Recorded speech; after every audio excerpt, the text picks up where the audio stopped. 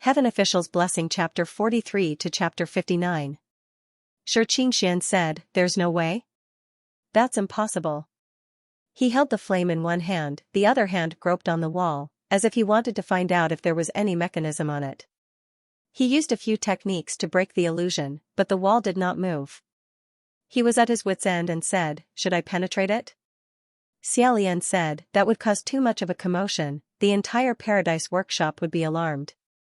Shi Qingxian placed his hand on the stone wall. He sent out a wave of spiritual energy. After a long while, he stopped. He said, "Even if I wanted to, I wouldn't be able to penetrate it.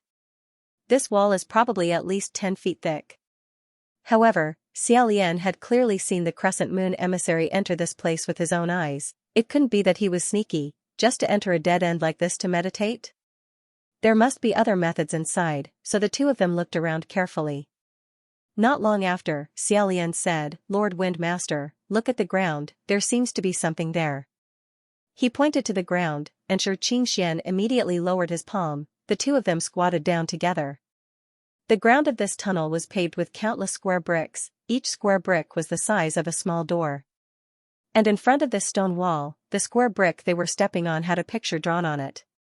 The picture was not big, it was a small person, throwing dice.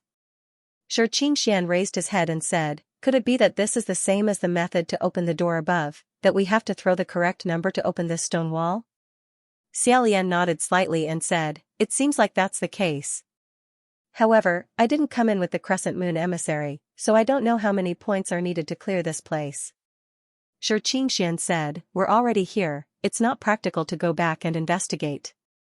Let's just randomly throw one to see." Xiaolian also agreed and said, "Lord Windmaster, you can try. I don't know how many times this luck I borrowed can last." Shi Qingxian did not decline. He took the dice and threw it on the ground, saying, "How is it?" He threw a 2 and a 5. The two of them waited for a moment, but the stone wall did not open. Xiaolian kept the dice and said, "As expected, it won't work." Shi Qingxian suddenly said, "Your Highness, look at your feet, the pattern has changed." Xiaolian immediately lowered his head. Sure enough, the pattern on the square brick on the ground was originally a small person playing dice. At this time, the color gradually faded, and gradually deepened, turning into another picture. It looked like a round, fat, black worm. Shi Qingxian said, "What is this thing?" Xiaolian guessed, "Earth dragon? Leeches? They look very similar. There are many of them in the fields. I've seen many of them." Shi Qingxian said, "What exactly did you do to see so many?" As soon as he finished speaking, he disappeared. Not only him, but Xiaolian had also disappeared. Just now, when they said the word toy, both of them felt the ground beneath their feet become empty. The next moment, they fell into a hole in the ground. It turned out that the stone wall was not a door at all. It was a real stone wall, and the square brick they were stepping on was the real door. After throwing the dice, the door suddenly opened and immediately closed. Xiaolian and Shi Qingxian fell from the air for a moment before landing heavily on the ground. Fortunately, the ground was extremely soft. Although two deep human-shaped pits were formed, the two of them did not feel much pain from the fall and were about to stand up immediately. Who knew that when they stood there, their heads would bump into each other, and both of them let out an "ah." Xiaolian covered his head with one hand and groped above with the other. He only touched the soil that was as soft and wet as the ground under his feet. There was no stone slab. The stone door had long since disappeared. When they fell just now, the palm flame in Shi Qingxian's hand extinguished. At this time, he reignited it and illuminated the surroundings. Only then did the two of them realize that they were actually in an earth path cave. This cave was circular, and the walls were all soil. It did not seem like there were any traces of artificial excavation. Shi Qingxian rubbed his forehead and said, "What is this place? Is it because I threw the wrong number that we were thrown here?" After pondering for a moment, Xiaolian said, "It's very possible. The stone door has already disappeared, which means that we are not given a chance to go back. Let's think of a way to get out first." The two of them discussed for a moment before moving forward along the cave. This cave was winding. If an adult wanted to stand up straight in this cave, it would be a little difficult. They could only walk with their waist bent or crawl in the cave.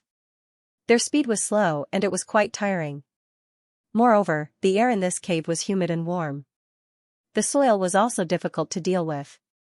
With every step they took, their feet would sink. Occasionally, they would even step on the corpses of some small animals and plants that were rotting in the soil. Xia Lian's expression did not change, but Shi Qingxian had goosebumps all over his body. The more Xia Lian walked, the more he felt that something was wrong. He said, "Wind Master, I'm afraid we have to hurry up. This place." Right at this moment, a series of strange rumbling noises rang out. The loud sound was heard, and the entire cave trembled slightly.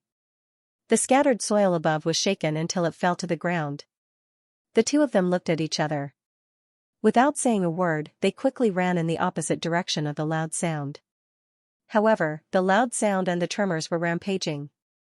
Their speed was much faster than theirs, and they kept getting closer. The two of them rolled and crawled in the winding cave, but they could not see the exit of the cave. There was not even a trace of light. Not only that, in the direction they were running, there was actually a loud sound and tremor that was similar to the one behind them. Both the front and back paths were blocked, so the two of them could only stop. Accompanied by the rumbling sound of a heavy and huge body being dragged through the soil, two giant worms wriggled and appeared in front of the two of them. These two giant worms were incomparably huge and bloated. Their bodies were purplish-black in color, and their skin was slightly transparent. The worm's body was segmented, and they had no eyes or feet. Their two heads were just two meat tips. If they were not two extremely long earth dragons, what else could they be? The stone door opened and actually threw them into the nest of an earth dragon monster. Xia Lian raised his hand to block in front of him. Rua Xia was ready to attack. Shi Qingxian, on the other hand, took out the Wind Master fan from somewhere. Unfortunately, he could not bring up a strong wind in this narrow underground. If he brought up a strong wind, he might even faint. Such a high-grade magic treasure would probably not be able to be of use. At this moment, Xia Lian remembered that the earth dragons were afraid of light and heat. He said, "Wind Master, please lend me some magic power to make the flame in my palm bigger." Shi Qingxian followed his words. His left hand hit him, and the flame in his right hand rose a few inches. Xia Lian also quickly lit up a bright flame in his palm. Sure enough, the two earth dragons felt the scorching heat and shrank back, putting a distance of 10 feet between them. Thus, the two of them used the power of the flame to continue to walk slowly while forcing the two earth dragons to maintain a distance from them, hoping to find an exit. However, the cave was narrow, and with the fire burning, not only were the two earth dragons afraid of the heat, after a long time, Xia Lian and Shi Qingxian were also sweating profusely, as if they were in an oven, and it was rather uncomfortable. Moreover, what was even more terrifying was that although Shi Qingxian tried his best to use magic power to support the flame in his palm seemed to be getting smaller and smaller. When the two earth dragons realized this, when they retreated, they were no longer able to avoid it. Xia Lian took a few more steps and felt that his breathing was slightly sluggish. He said, "Wind Master, I'm afraid this palm flame won't be able to last for long. Although the soil is moist and loose, it is still deep underground. Not long after, the airflow might be blocked, the fire will be extinguished, and people will also faint." Shi Qingxian clenched his teeth and said, "Then I can only use 1,000 miles shrinking." Although the two of them could not free their hands to draw the formation and the terrain was extremely unfavorable, there was no other way. Xia Lian said, "I'll find a flat area." Just at this moment, he felt that he was stepping on a piece of ground that was not so wet. It seemed to be a stone slab. Xia Lian's heart moved, and he immediately bent down to check. Sure enough, it was another stone door. This stone door also had a drawing of a small person throwing a die. Shi Qingxian also stepped on it and was overjoyed. He said, "Quick, quick, quick, quickly throw the die to open it." Xia Lian was about to throw it when he suddenly thought, "Don't let me throw an even more ridiculous number and open the door to an even scarier place." He handed the die to him and said, "You do it." Shi Qingxian did not say anything and grabbed it and threw it. Twirl. This time it was a 3 and a 4. Xia Lian immediately put away the die, and the two of them stood on the door. The palm flame in Shi Qingxuan's hand had already become smaller, and the two earth dragons were ready to move. Xia Lian carefully stared at the drawing on the door. It gradually faded, and gradually turned into another drawing. It was a forest, and a few strangely dressed little people seemed to be dancing around a person in the middle. At this time, an earth dragon seemed to finally be unable to hold back. Its mouth slightly opened, and dragging its heavy body, it rushed over. Fortunately, when it was only 3 feet away from the two of them, the stone door suddenly opened. This time, the two of them fell into a narrow hole. However, this time, the ground was hard, narrow, and dry. The two of them fell in pain and collided into each other. Xia Lian was used to enduring the pain and did not make a sound, but Shi Qingxian roared. Xia Lian's ears hurt from his shouting, and he was worried that something had happened to him. He said, "Wind Master, are you okay?" Shi Qingxuan's head was down, and his feet were up, and he said, "I don't know if I'm okay, I've never fallen like this before." "Your Highness the Crown Prince, working with you is really exciting." Hearing this, Xia Lian could not help but laugh. Only then did he realize that the two of them had fallen into a tree hole. He first stepped out of the hole with difficulty, and then handed his hand to Shi Qingxian, saying, "This is really hard on you." Shi Qingxian said, "You're welcome." He pulled Xia Lian's hand and crawled out of the tree hole.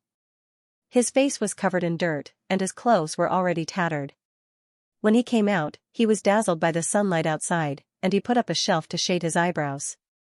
He said, "Where is this?" Xia Lian said, "As you can see, it's a deep mountain forest." He looked around, and then said, "I think this stone door is actually equivalent to a magic tool that specializes in casting the shrinking 1,000 miles technique. When different points are cast, they will be sent to different places. I don't know if the points we cast just now were correct." Shi Qingxuan's arms were bare, and he crossed his arms, and said seriously, "Casting the shrinking 1,000 miles technique once consumes a large amount of magic power. In order to prevent others from prying into his secrets, that Blood Rain Tanhua actually made such a stone door magic tool.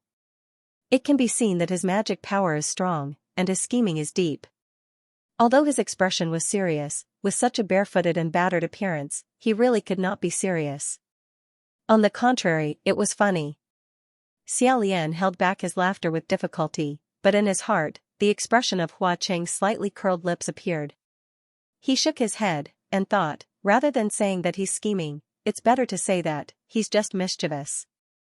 The two of them walked out of the tree hole, and just as they walked a few steps, a group of naked people suddenly jumped out from the bushes around them. They jumped around them, and as they jumped, they shouted, "Oh oh oh oh oh." The two of them were extremely shocked. Shi Qingxian said, "What is it this time?" Xia Lian raised his hand and said, "Don't be nervous, don't be nervous. Let's take a look first." He took a closer look. This group of people were not really naked, they were only wearing animal skins and leaves, looking like they ate raw meat and drank blood. They held tree branch spears in their hands, and the spearheads were pierced with sharp stones. They smiled at the two of them, and their mouths were full of sharp teeth, all of which were jagged teeth. Without saying a word, the two of them broke into a run. Shi Qingxian said as he ran, "My brother used to tell me. In the deep mountains in the south, there are many savages who eat people for a living. He told me not to come to this kind of place alone. Could it be that what we're meeting now is one of them?" Xia Lian was already familiar with escaping, his posture and demeanor were much calmer than Shi Qingxuan's. He said calmly, "And, it's very possible.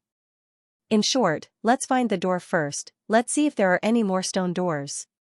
The group of savages shouted behind them and chased relentlessly. Originally, Xia Lian and Shi Qingxian could only escape and could not fight back. This was because the heavens had heavenly rules. If the god priests descended to the mortal world, they were not allowed to use their magic power to suppress mortals. This rule was to prevent the god priests from bullying others and using their power to cause trouble. However, from time to time, they would throw some sharp stones and branches at the two of them. Suddenly, a branch brushed past Shi Qingxuan's cheek. This time, he was really unlucky. Shi Qingxian touched his face and touched an extremely faint trace of blood. He was furious on the spot. He snorted and stopped in his tracks. He turned around and said, "You bunch of mountain savages who have never seen the world, not only did you not submit when you saw me, the Wind Master, you actually dared to mess up my appearance. How preposterous." After he finished shouting, he suddenly shook out the Wind Master's fan and opened it. With a whoosh, the group of savages immediately flew up from the ground and were found several feet away. They hung on the tree and cried out loudly. The two of them were finally able to stop and gasp for breath. While gasping for breath, Xiao Lian's thought appeared again, being a god priest is really hard. Humans, ghosts, gods, no one has it easier than anyone else. Shi Qingxian spat out a breath of resentment and said to Xiao Lian, "Your Highness, you saw it. They asked for it. It's not that I'm relying on the law to bully others." Xiao Lian said, "That's right, I saw it." Shi Qingxian touched his face again and muttered a few words like "even my brother doesn't dare." He turned around and said, "Let's go find the stone door." Xiao Lian silently nodded. He saw Shi Qingxian straighten his clothes and tidy his hair. He really had a natural and unrestrained appearance. Unfortunately, he was wearing a tattered purple muslin robe. This natural and unrestrained appearance was inevitably mixed with a very strange flavor. It was truly unforgettable. Xiao Lian couldn't help but sigh in his heart. Thinking back to when he first met the Wind Master at Banyu Pass, he thought that this person was definitely an unfathomable person. If he wasn't a peerless demon, then he was an expert of a generation. Who knew that only after they became familiar with each other did he realize that this was his illusion? The two of them wandered aimlessly in the forest for a few rounds. Finally, they found a stone door beside another tree hole. This time, Shi Qingxian refused to throw the dice again. He scratched his head and said, "I don't know what's going on. In the past, even if my luck wasn't good every time, it wasn't bad every time. But today, my luck seems to be bad. I've lost 2 dice. One was when I arrived at the Earth Dragon Cave, and the other was when I encountered the Savage Spirit. I don't know what I'll encounter next time." Xiao Lian coughed lightly and said apologetically, "Maybe it's because I'm next to you that I brought bad luck to you." Shi Qingxian said, "What are you talking about? How can this Wind Master's luck be brought down by others? But it's better if you do it. Maybe that San Lang of yours still has some luck left." For some reason, when Xiao Lian heard the word "San Lang of yours," he felt a little embarrassed. He wanted to explain something, but when he thought about it again, what was there to explain? If he had to explain, it would be weird. So he didn't say much. He picked up the dice and gently rolled it. 2 sixes. Holding his breath for a moment, Xiao Lian paid attention to the changes in the pattern on the stone door so that he could be mentally prepared for what he was going to encounter next. But this time, the pattern didn't change at all. The stone door creaked open. Behind the door, there was another pitch-black stone staircase that led deep into the ground. It was giving off cold air. The two of them looked at each other and thought, could it be that after making such a big fuss, we've circled back to the same place? Even if they circled back to the same place, it was still better than encountering more strange dangers. They had already had enough. Thus, the two of them decisively walked down the stone steps. The stone door closed heavily behind them. When they reached out to push it, they touched a smooth stone wall. Xiao Lian said, "We can only continue walking down." Shi Qingxian also said, "Sigh, alright, let's take a breather for a moment and continue playing with that hateful blood rain Tanhua." Once again, the two of them walked along the square underground stone path. Unexpectedly, after walking more than 200 steps, Xiao Lian gradually became aware of something and said, "Good news, Wind Master, this isn't the first time we've walked through that tunnel. Although it looks very similar." Shi Qingxian also noticed, "That's right. At that time, we encountered a stone wall after walking 200 steps. But now, we haven't encountered it." Xiao Lian said softly, "It seems that this time, we went the right way." As soon as he said that, the two of them stopped at the same time. In the darkness in front of them, there was a smell of blood. Accompanying it was the sound of a man's heavy breathing. The two of them didn't move and didn't say a word. There was no light or fire, but the other party had already sensed their arrival. Because after they stopped walking, a cold sentence was thrown over from the other side. A man said in a deep voice, "No comment." Xia Lian did not expect him to suddenly light a fire, there was no time to stop him. The fire was extremely bright, it reflected the figure of a man in black. The man in black lowered his head and leaned against the stone wall at the end of the road. His face was as pale as paper, and his black hair was messy. However, the eyes in his messy hair were deep and spirited, like two burning icicles. Although he was sitting cross-legged, there was a strong smell of blood in the air, but it meant that he was seriously injured, he was obviously imprisoned here. When he said no comment just now, it was he probably treated them as people who had come to interrogate him. Shi Qingxian saw the man's face clearly and said, "It's you." The man did not seem to have expected someone to come, he paused for a moment, it was as if he wanted to say "it's you," but in the end, he held back. Xia Lian put away Ruo Xia, who was secretly accumulating power, he said, "So the two of you know each other?" After a few twists and turns, he finally found the person here. Shi Qingxian revealed a gratified expression and was about to answer, who knew that the man said firmly, "I don't know you." Shi Qingxian was furious when he heard this. He pointed at him with his folding fan and said, "Is knowing me something shameful? Brother Ming, you're really not nice to say that. I'm your best friend." The man flatly refused, "I don't have a friend who runs around dressed like this." Shi Qingxian was still wearing that tattered purple muslin robe. It was really unsightly. Xia Lian wanted to laugh when he heard this, he thought that there would really be people who would use someone's best friend to define themselves, this was probably Shi Qingxuan's characteristic. On second thought, Brother Ming? He vaguely remembered that among the 5 teachers, that Geomaster's name was Ming Yi, so Xia Lian said, "Could it be that this is Lord Geomaster?" Shi Qingxian said, "It's him. You've seen him before." Xia Lian sized up Ming Yi and said, "Have I seen him before?" He did not seem to remember such a person. Shi Qingxian said, "Yes." However, Ming Yi said, "I've never seen him before." Shi Qingxian chuckled, "I've clearly seen him before. Did you forget so quickly at Banyu Pass last time?" Seeing Ming Yi's pale face turn ashen, Xia Lian finally remembered. The last time they met at the Banyu Pass, wasn't there a girl in black by Shi Qingxuan's side? At that time, Hua Qing told him that this person was not a naval master, but was definitely one of the 5 masters of wind, water, rain, earth and thunder. Sure enough, Shi Qingxian was not only keen on transforming into a female appearance, but he was also keen on dragging others to transform into a female appearance with him. It was no wonder that the black-clothed girl's expression was so terrible, as if she was disgusted. Recalling that before entering the ghost city this time, Shi Qingxian had also instigated him in every possible way to have fun together, Xia Lian thought to himself, "What a close shave, what a close shave." Fortunately, I managed to control myself. He said, "Lord Geomaster, were you the one who sent the fire dragon's cry for help?" Ming Yi said, "It's me." He had found the right person. Xia Lian nodded his head and said, "I'm afraid that Lord Geomaster's injuries are not light. Let's leave quickly. We can talk later." Shi Qingxian did not say a word.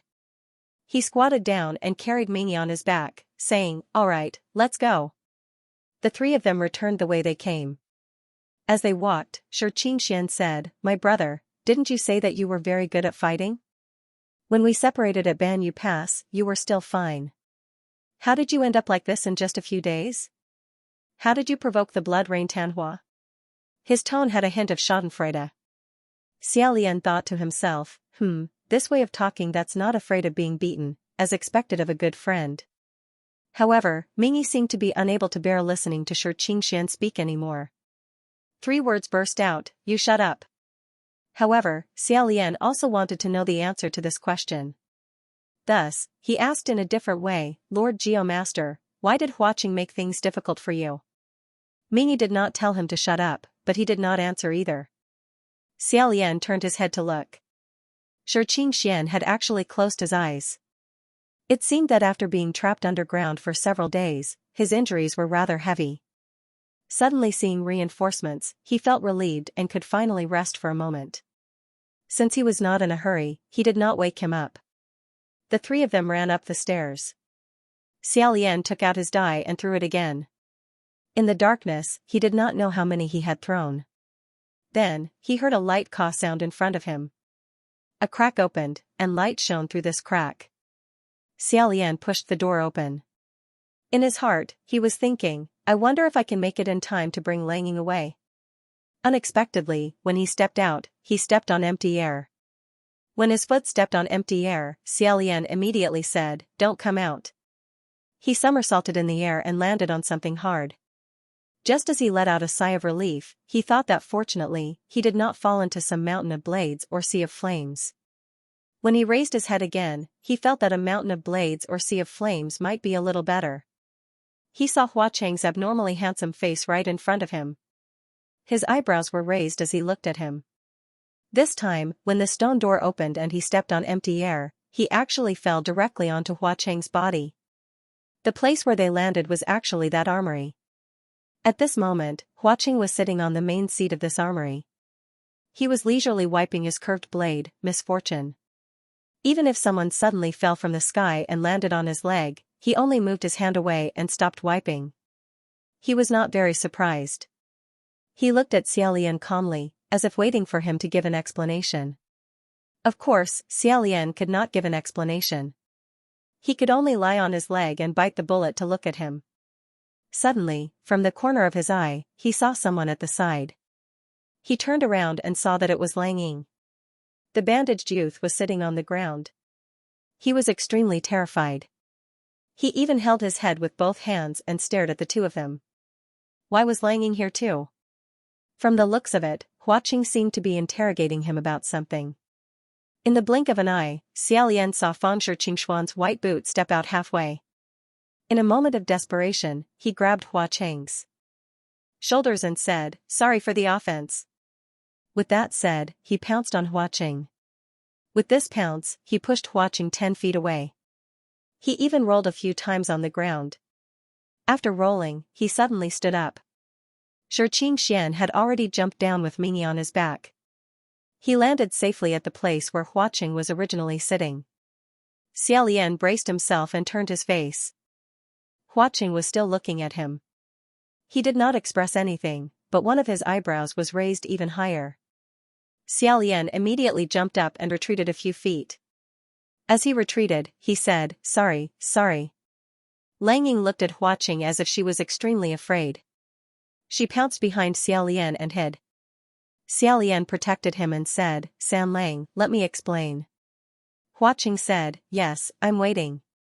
Shi Qingxian said, wait, it's the opposite, right?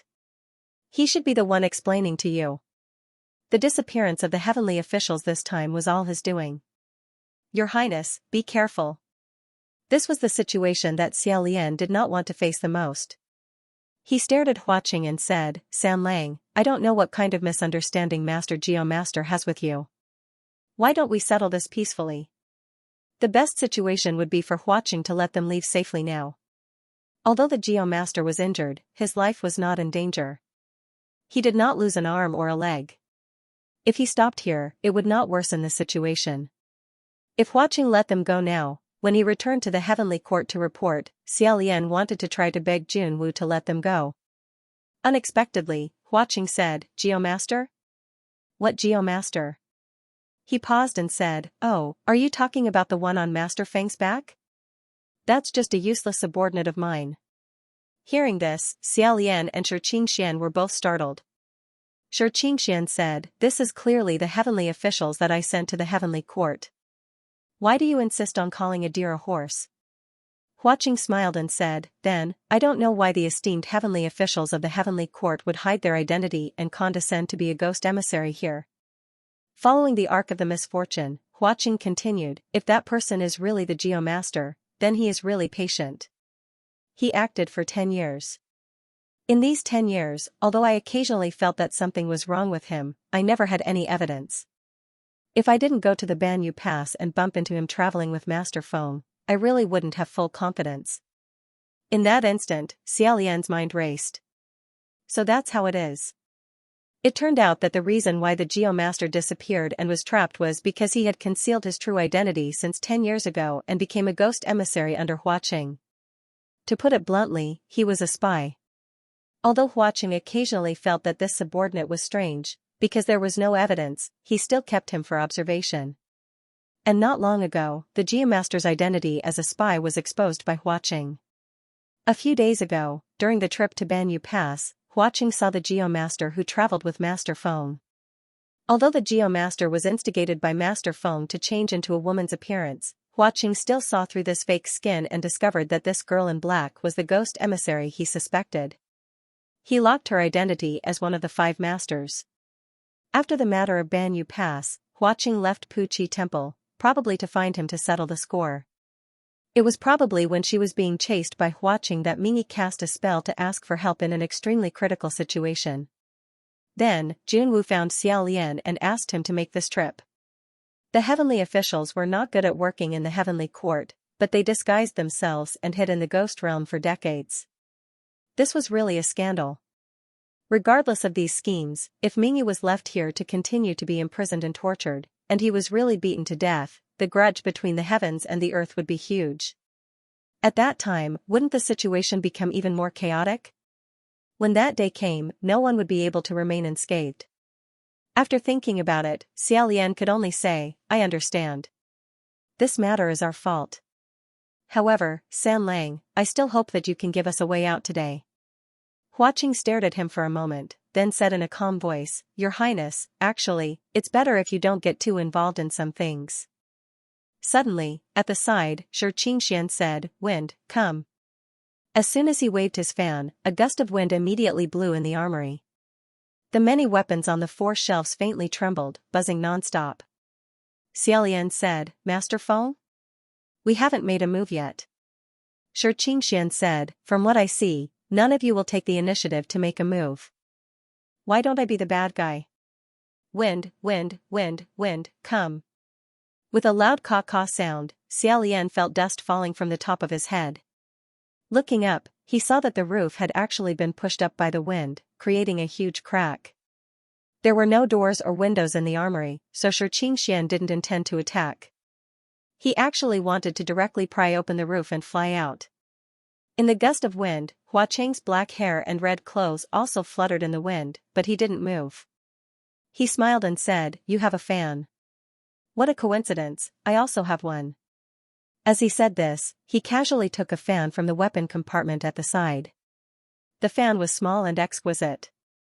The fan's ribs and surface were all made of pure gold. The color was beautiful and quiet. Hua Qing spun it a few times in his hand, then unfolded it. He smiled without saying a word, and amidst his murderous aura, there was an inexplicable elegance. With a flip of his hand, a strong gust of wind carrying several specks of silver light attacked. The 3 of them dodged, only to hear a dong-dong sound like a storm.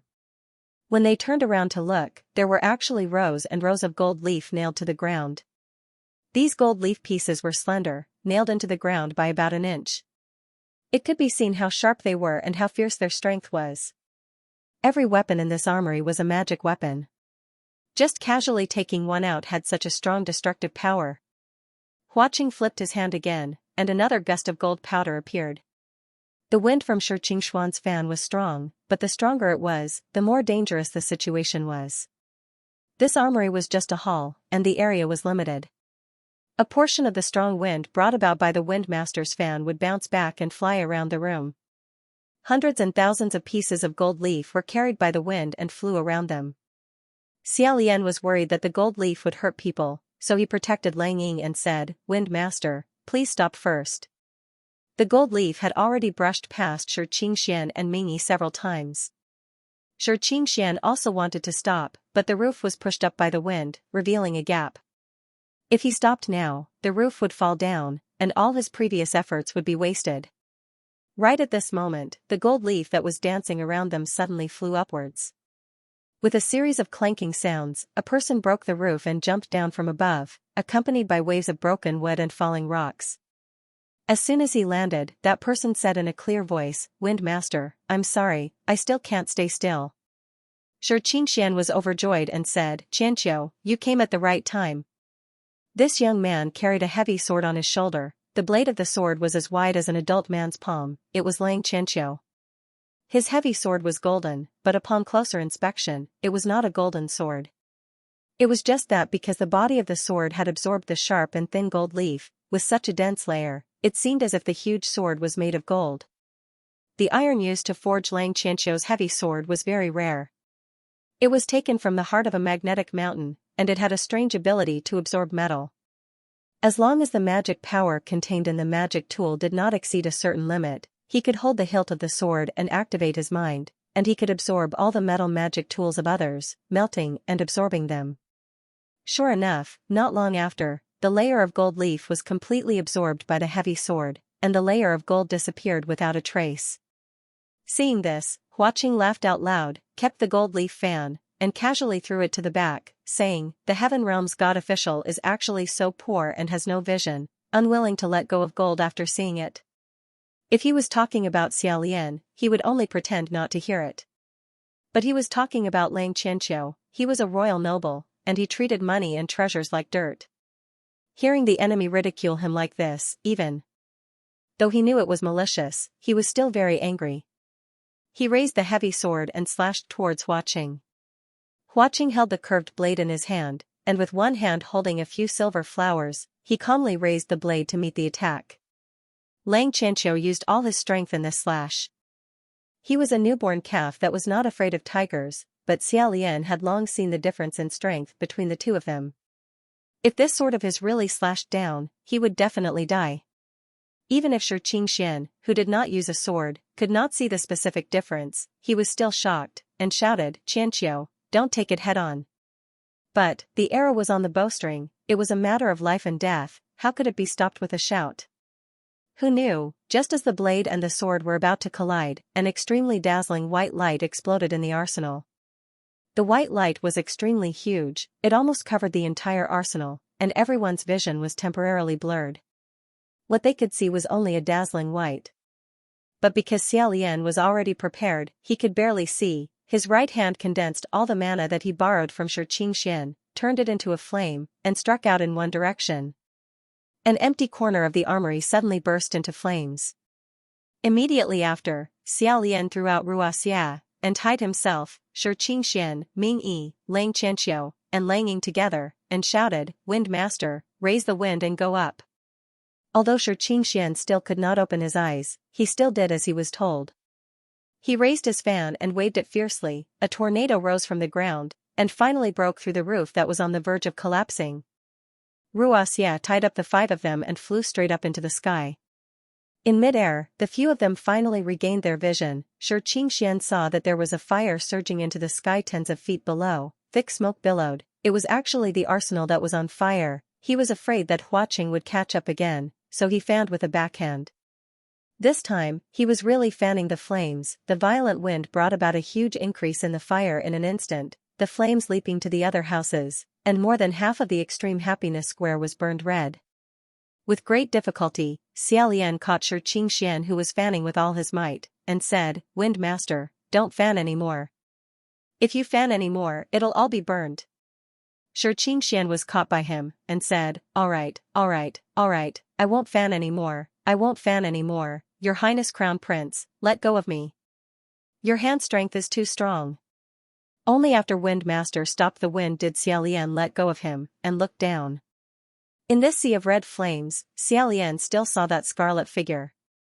He flew too high, so he couldn't see clearly, but his intuition told him that at this very moment, Huaqing was standing there, looking up at him. He did not chase after them, nor did he go to extinguish the flames, he just stood there, letting the raging flames wreak havoc. On the streets of the Ghost Market outside of the Extreme Happiness Square, screams rang out everywhere, and the ghosts fled. Xia Lian found it difficult to breathe.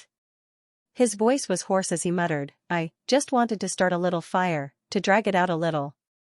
How did it become like this?" He recalled that not long ago, Huaqing had leaned against the door of the armory and half-jokingly said that he would give him the armory and all the weapons inside. But now, they had all fallen into a sea of fire. It was true that many magic treasures were not afraid of fire, but there were also many magic treasures that were born with a taboo that couldn't be touched by fire. In this way, they would probably be burned to ashes. Moreover, he never expected that the fire would burn so fiercely that it even burned the entire Bliss Square. Even if Huaqing didn't consider this place to be his home, it was still his residence. Seeing him break down like this, Shi Qingxian also felt embarrassed and said, Sorry, Your Highness. I didn't think too much about it, I just wanted to run away quickly. This matter was my fault. Originally, it was just a small fire. If Blood Rain Tanhua comes looking for you to compensate him next time, you can just blame it on me. Don't worry. I'll pay for it. There's nothing to be afraid of except not having money. How was this a matter of money? Xia Lian closed his eyes, unable to say a word. Shi Qingxian patted his shoulder and suddenly felt that his hand was wet. There was also an abnormally pungent smell of blood. Turning his head to look, he turned pale with fright. Your Highness, what happened to your hand? Xia Lian's right hand was actually covered in blood. His entire arm was soaked in this blood. That trembling could no longer be described as slightly. However, his hands were still firmly holding on to that white silk, preventing everyone from being blown away by the strong wind. Shi Qingxian said, What's going on with you? Xia Lian came back to his senses and reluctantly regained his composure. He shook his head and said, It's nothing. Just a small injury. I'll be fine once I go up. Shi Qingxian remembered and said, That white light just now was you? Your Highness, you separated the two of them? Xia Lian said, I'm a sword user after all. Shi Qingxian guessed correctly. Just now, just before Hua Qing and Lang Qianqiu's sword and knife were about to collide, Xia Lian's body flashed forward. He casually took a sword from the weapon rack at the side and inserted it into the space between the sword and knife. He made a total of 2 moves. The first move was to knock Lang Qianqiu's heavy sword back. The second move was to block the curved blade Misfortune. The strength of these 2 moves was not only strong, but they were also controlled to an extremely subtle degree. Therefore, although the sword and knife were blocked by Xia Lian, they did not rebound back to the attacker. This was because Xia Lian, who was sandwiched in the middle, had already used that sword and one of his arms to completely withstand these 2 attacks. Lang Qianqiu's heavy sword was still alright, but Hua Qing's blade wind was truly unstoppable. Since the sword that Xia Lian casually pulled out was stored in the arsenal by Hua Qing, it was naturally a treasured blade. Therefore, when the 2 weapons collided, a huge burst of white light burst out. After these 2 moves, the first hit against Lang Qianqiu's heavy sword caused cracks to appear on Xia Lian's sword. The second hit against the curved blade Misfortune, it was directly smashed into pieces. All of these movements were completed in the time it takes for a spark to fly off a flint. It was so fast that it could not be seen by the naked eye. When Shi Qingxian saw the miserable state of his right hand, he felt that this arm was probably already badly mutilated. He said, Your Highness the Crown Prince, you are too fierce. You actually dared to use one hand to receive these 2 attacks. The Corolla martial god held a sword in one hand and a flower in the other. He originally only remembered to hold the flower, but he forgot that Xia Lian ascended because he held a sword. Thinking back to the close call just now, Shi Qingxian said with lingering fear, Fortunately, Your Highness the Crown Prince came twice. Otherwise, I don't know how many pieces Qianqiu would have been cut by the Blood Rain Tanhua. The strange thing was that although Lang Qianqiu looked fine, he was in a daze, as if his soul had flown away. Shi Qingxian said, Qianqiu? Qianqiu? What's wrong with you? Wake up? What's going on? Your eyes were blinded by that light and you still haven't recovered. The group of people rode this gust of wind and finally flew up to the immortal capital. They rushed through the Ascension Gate and headed straight for the Divine Martial Palace. Lang Ying couldn't enter the palace and was placed in a side hall by Xia Lian. At the moment, no one was on duty, so he shouted inside the spirit communication array, May I ask which immortal guest is here? I'll have to trouble everyone to hurry to the Divine Martial Palace. The situation is urgent, a heavenly official here is injured. As he shouted, Shi Qingxian snapped his fingers and finally changed back to his white Taoist robe. With a wave of his hand, he scattered 100,000 merit points and said, It's 2 heavenly officials. Xia Lian hurriedly said, Lord Windmaster, don't be agitated. Speak properly and don't scatter merit points. Everyone will naturally come when they hear it. However, Shi Qingxian said, No, Your Highness the Crown Prince, you have to know that scattering merit points is 100 times faster than speaking properly. Not long after, a voice sounded from afar, "Who's injured?" When that voice said who, it was still far away, but when it said the last word, the person had already appeared. It was Feng Xian. He entered the palace, looked at Xia Lian, then looked at Lang Qianqiu, and his expression froze. Xia Lian said, "I'm fine. Lord Earthmaster's injuries aren't light." After a moment of silence, Feng Xian asked, "What's wrong with your right hand?" At this time, another voice said, "So what if I'm injured? There are so many heavenly officials in the heavenly court, which time didn't they get injured?" This voice was extremely refined and gentle, but the words weren't very pleasant to listen to. Naturally, it was Mu Qing. When he entered the divine martial palace, he first looked at Xia Lian, then looked at Lang Qianqiu. However, his expression was completely different from Feng Xian's. He slightly raised his eyebrows, as if he wanted to watch a good show. Seeing that Feng Xian had gone to look at Xia Lian's arm, he bent over to look at Ming Yi and said, "This is Lord Earthmaster?" During this time, many other heavenly officials arrived one after another. Earthmaster Ming Yi had always been elusive. Most of the people present were seeing him for the first time, so they couldn't help but stare intensely. Everyone was confused and didn't know why they were suddenly summoned here. However, since they received Master Wen's merit points, they couldn't help but come and take a look. Xia Lian said to Feng Xian, "Many thanks. However, it's no problem, it'll be fine if I leave it." Feng Xian also didn't say much and said, "Take care of yourself." Xia Lian once again gave his thanks in a low voice. When he turned around, he saw Lang Qianqiu staring at him in a daze. He asked, "Your Highness Tai Hua, what's wrong?" Feng Xian also noticed that Lang Qianqiu's expression wasn't right. He said, "Is your Highness Tai Hua also injured somewhere?"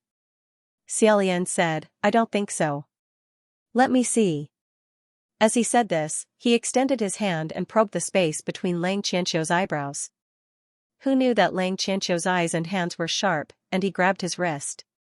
Although Lang Qianqiu's expression was still somewhat hesitant, as if he had discovered something, but he couldn't confirm it, there was already a flame burning in his eyes. Xia Lian felt a wave of anger tremble from Lang Qianqiu's arm to his own. This time, the surrounding heavenly officials all felt that the situation was abnormal, and they started whispering to each other. Shi Qingxian and Mu Qing both stood up. Feng Xian said, "Your Highness Tai Hua, what are you doing?" Lang Qianqiu finally opened his mouth.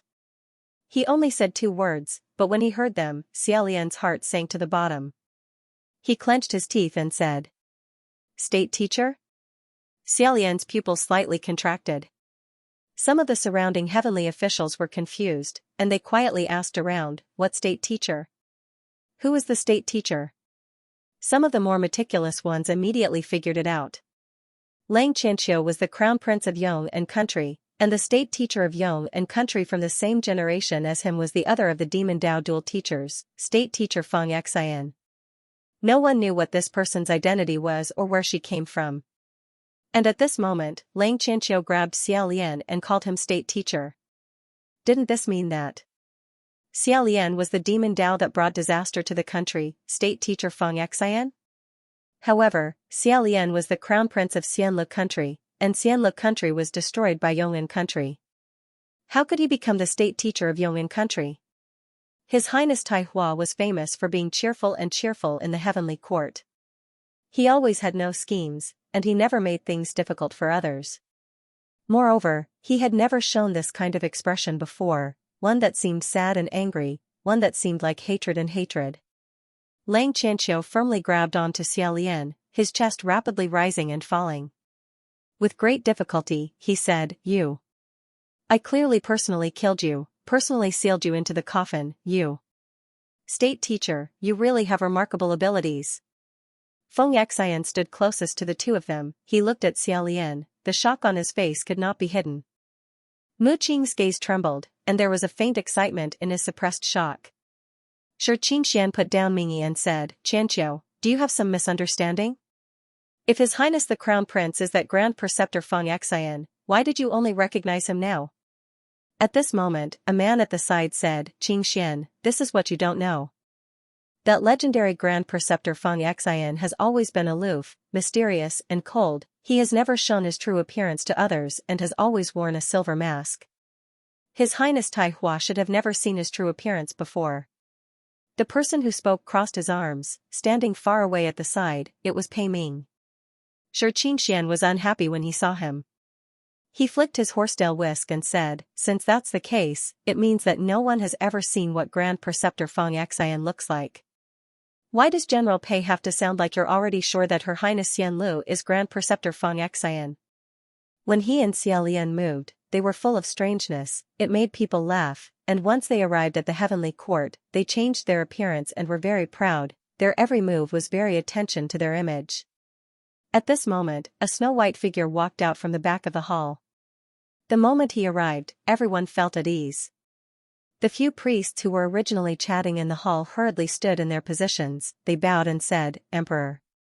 Junwu raised his hand slightly, and everyone straightened their backs again. Junwu walked by himself and brushed past Xia Lian. He patted his right arm. Just now, blood was still dripping down Xia Lian's sleeve, but after this pat, it immediately stopped. After examining Mingyi for a moment, Junwu said, "It's not a big deal. Settle down the Earth Master first." Thus, 4 medicine gods came up to help Mingyi up and brought her away. Shi Qingxian seemed to want to follow them down to take a look, but when he saw the situation in the Divine Martial Palace, he was still worried and did not leave. Junwu returned to the throne with his hands behind his back and said, "Tell me, what's wrong? Why is Tai Hua not letting go of Shanla? And why is Shanla lowering her head?" Lang Qianqiu once again glanced at Xia Lian. Seeing that he still hadn't uttered a single word, and now that they were surrounded by heavenly officials on all sides, he wasn't afraid that Xia Lian would escape. Lang Qianqiu loosened his grip and turned towards Junwu. Bowing, he said, "Di Jun, several hundred years ago, this person changed her name to Feng Xian. She killed my family and brought disaster to my country. I want to have a decisive battle with him. Emperor, please be my witness today." In the Divine Martial Palace, even those who hadn't heard of State Preceptor Feng Xin hurriedly went to investigate. He wouldn't have known if he hadn't checked, but the moment he did, he was shocked. Coincidentally, Ling Wen answered everyone's question. State Preceptor Feng Xian is Yong'an Kingdom's Crown Prince Lang Qianqiu's benefactor and teacher. The reason why he was listed as one of the Demon Dao Duel Masters is because of the famous deed of massacring the Yong'an imperial family during the Gilded Banquet. Shi Qingxian asked, "What is the Gilded Banquet?" Ling Wen said, "Esteemed Wind Master, this Gilded Banquet was originally a kind of banquet that was popular among Shanla's aristocrats. Because the wine utensils, food utensils, and musical instruments used at the banquet were all made of extremely exquisite gold, it was incomparably luxurious, hence the name. After Yong'an Kingdom was founded, it was announced to the world at first. They vowed in all sincerity that they would put an end to the extravagant atmosphere of the previous dynasty, that they would never make the same mistake again, and that they would wholeheartedly share the worries and difficulties of the people. However, after a few decades, they had learned everything, but it was still the same old thing." Ling Wen continued, "On the night of Yong'an Crown Prince's 17th birthday, a gilded banquet was held in the imperial palace. And State Preceptor Feng Xian, it was during this gilded banquet that she wielded a sword and killed all the members of the Yong'an royal family present. The golden cup was overturned, blood red like wine. Only Yong'an Crown Prince Lang Qianqiu, who arrived late, managed to escape, but he was also almost silenced. This shocking change was undoubtedly a heavy blow to Yong'an royal family. If it wasn't for Lang Qianqiu's consistent popularity and his efforts, chaos would definitely have broken out. After stabilizing the situation with great difficulty, the Yong'an royal family summoned all the eccentric people in the world to pursue and kill the fleeing murderer. In the end, they finally captured him. Lang Qianqiu personally killed the demonic State Preceptor Feng Xian and sealed her corpse into a 3-layered coffin, burying her into the earth. However, the Yong'an royal family's vitality was still greatly damaged. From then on, it was inevitable that they would gradually decline and be replaced by the next dynasty. Lang Qianqiu unwaveringly stared at Xia Lian and said, "Why did you do that? I never understood. You said that you couldn't bear to see us sitting in this position, but I never believed it. I also didn't feel that you wanted to usurp the throne. Now I finally know why." All the heavenly officials were flabbergasted, muttering one after another. This is revenge. Isn't it revenge? Xianlu country was destroyed, so he wants to destroy Yong'an country as well. The people of Yong'an killed his father and mother, so he also wants to kill the Yong'an crown prince's father and mother, a tooth for a tooth, an eye for an eye. But it wasn't Lang Qianqiu's generation that destroyed Xianlu country. His anger is too unreasonable. I thought that the laughingstock of the three realms was born stupid, but it turns out that he's a ruthless character. He ran to an enemy country to become the state preceptor, stirring up trouble in the dark, and slaughtering the entire royal family in one move. Amazing. Xia Lian sensed Junwu's gaze and closed his eyes. In a flash, he heard Junwu say, "Tai Hua, what basis do you have for believing that Xianlu country is Feng Xian?" Lang Qianqiu said, "The person who taught me swordsmanship is the state preceptor Feng Xian. How could I not recognize him when he made his move?" The undercurrent surged even more. Stirring up trouble is fine, but why did he go so far as to teach the enemy country's crown prince swordsmanship? No wonder I haven't seen him touch a sword after his third ascension. He's afraid of exposing himself. Lang Qianqiu said, "This time, I went to the ghost city and fought with Blood Rain Tanhua." Hearing him mention the ghost market and the city of flowers, quite a few of the heavenly officials shivered again. Lang Qianqiu continued, "When I was 12 years old, I went out on a trip and was captured by a group of thieves. Those thieves grabbed me and fled to the streets. Some imperial bodyguards chased after them and fought with all their might. After fighting for a while, a street performer with a bloody nose and a swollen face suddenly stretched out a tree branch and used it to repel 2 swords, saving me. That group of thieves and the imperial guards fought until both sides suffered heavy injuries. That street performer escaped with me and sent me back to the imperial palace. Out of gratitude, my imperial father and imperial mother cordially invited him to stay. They discovered that he was very capable and even invited him to become the state preceptor, teaching me swordsmanship for 5 years. I couldn't be more familiar with his sword moves, so how could I mistake it?"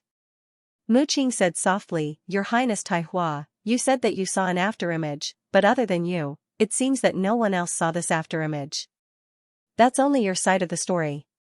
His words at this moment seemed to be defending Xia Lian, but in reality, it was rather subtle. Because he was certain that it was already a done deal. The more he doubted it, the more Lang Qianqiu would try to prove it, and it wouldn't help Xia Lian's situation at all. As expected, Lang Qianqiu said, "All right. Can I trouble you to bring the sword over?" Many martial gods in the hall carried swords with them. Hearing his shout, someone immediately unsheathed his sword and threw it over. Lang Qianqiu held the sword and placed it in front of Xia Lian, saying, "For you. Let's have a match now. Don't hide anything and fight with all your might. Let's see if our swordsmanship is the same, let's see if I was taught by you." Everyone felt that he was being too reckless by wanting to compete in the divine martial hall.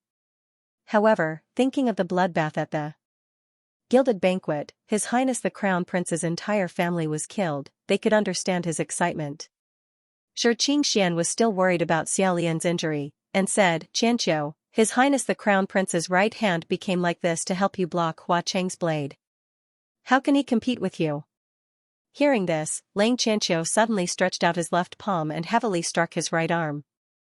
With a cracking sound, his right arm instantly burst into a mist of blood. It became dripping with blood and drooped down softly. There was no need to check to know that this injury was definitely serious. All the god officials were shocked. Xia Lian was also stunned, and he raised his eyes to say, "What are you doing?" Lang Qianqiu said, "Wind Master is right. You did injure an arm to save me just now, and I'm returning your arm now. However, saving me is saving me, and killing my entire family is also a fact. I know that you can use the sword with both hands, and your swordsmanship has reached the acme of perfection. Let's compete with our left hands. If you're a man, then pick up the sword." Xia Lian looked at the sword, and then looked at him. In the end, he slowly shook his head and said, "I swore many years ago that I would never use the sword to kill again." Hearing this, Lang Qianqiu remembered that when he rushed to the scene that night, he just happened to see the black-robed man pulling the sword out of his father and mother's body. His eyes instantly turned frighteningly red, and the left hand that was holding the sword let out a rattling sound. Shi Qingxian flung a horsetail whisk in, sweeping up that sword and suppressing it. He said, I'm afraid there's some misunderstanding in between. Since that state preceptor Feng Xian has always been wearing a mask, maybe someone impersonated him to harm people? What do you think, Di Jun? Everyone turned to look at the jade seat above. Junwu said, Xian Lu. Xiao Lian bowed and said, yes. Junwu said, what Tai Hua said, do you admit it? Xiao Lian said, I do. This word admit was cold and completely different from his usual tone. When Feng Xian, Mu Qing, and Shi Qingxian heard it, their expressions all changed. Junwu nodded and said, the state preceptor Feng Xian who bathed the gilded banquet in blood, was it you? After a moment of silence, Xiao Lian suddenly raised his head and said, that's right. It was me. With this sonorous sentence, there was no more room for negotiation. Lang Qianqiu said, you admit it. That's good. It was said long ago that in the heavenly court, there were countless heavenly officials whose hands were stained with the blood of mortals. But to be honest, there really weren't many who were like this because of these old blood debts. It was probably because those mortals didn't have a worthy descendant like Lang Qianqiu who could fly to the sky and hold the murderer accountable with the dignity of a heavenly official. Previously, Pei Su had General Pei's protection, but in the end, he couldn't escape being exiled to the mortal world. Xiao Lian, on the other hand, didn't have any backing. Now, it probably depended on whether Junwu still remembered their old friendship and whether he had the heart to protect him. However, the heavenly officials still couldn't figure out what Junwu's attitude towards Xiao Lian was. When the Xianlu crown prince first ascended, he naturally favored Xiao Lian a lot. However, during the second ascension, the two of them fought, and Xiao Lian had to stab Junwu a few times before he was subdued. During the third ascension, the two of them got along rather peacefully, as if they had forgotten about the previous incident. Junwu even gave Xiao Lian the approval to build a new monastery in the best location in the immortal capital, which was really hard to understand. Therefore, several pairs of ears perked up, waiting to hear how the person above would deal with it. Who knew, without waiting for Junwu to deal with it, Xiao Lian would speak first. He said, Xianlu has a presumptuous request. Junwu said, speak. Xiao Lian said, I asked Di Jun to remove my immortal record and demote me to the mortal world. Some of the heavenly officials were startled, but on the contrary, they felt admiration. After all, no one wanted to be demoted. How difficult was ascending?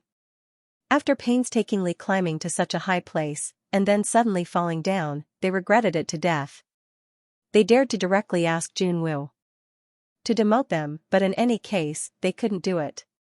But there were also some heavenly officials who didn't care.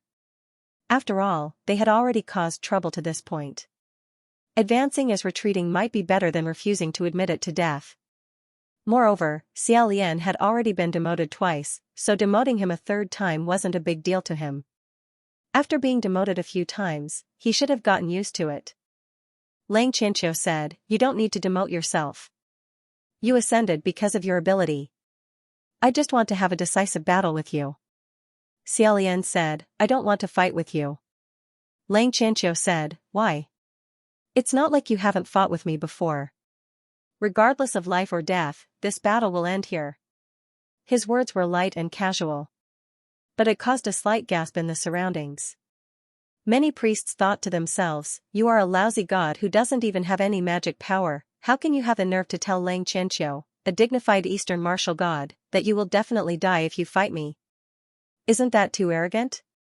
He made it sound as if he was demoted so that Lang Qianqiu would not lower himself to his level. He was really bragging.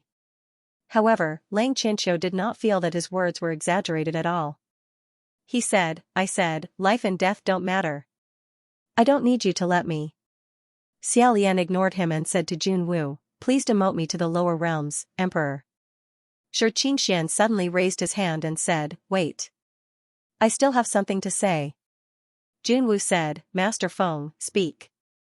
Shi Qingxian said, everyone seems to think that His Highness Xianlu changed his name for revenge, to wash the Yong'an royal family in blood. But if he wants revenge, why did he let His Highness Tai Hua, the Crown Prince of Yong'an, go? Logically speaking, shouldn't the person an avenger wants to kill the most be this Crown Prince?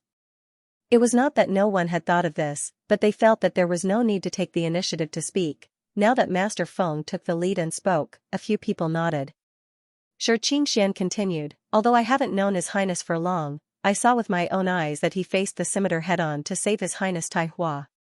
Qianqiu, if he hates your Yonglan royal family, why would he take the risk to block the knife for you?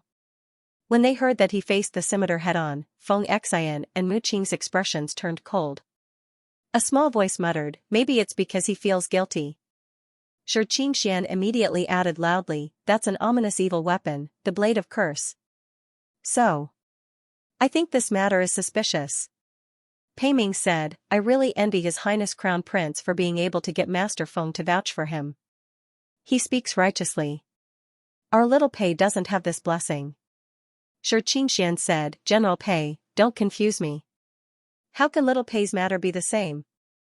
I saw his evil deeds with my own eyes, I also heard him admit it with my own ears. Pei Ming said, isn't it the same today? His Highness Tai Hua saw his evil deeds with his own eyes and heard His Highness Xian Lu admit it with his own ears. What's the difference? Shi Qingxian was furious.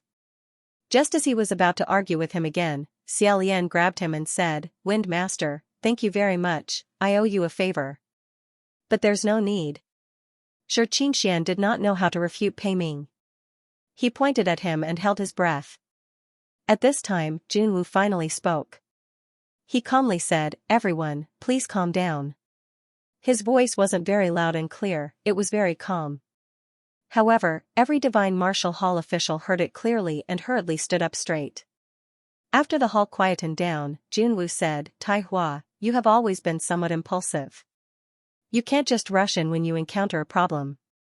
You have to listen calmly and figure out the ins and outs before making a decision. Lang Qianqiu lowered his head and accepted the lesson. Junwu continued, Xian Lu isn't willing to reveal everything, so it's useless to plead for self-abasement. First, put him under house arrest in Xian Lu Palace. Afterwards, I will personally interrogate him.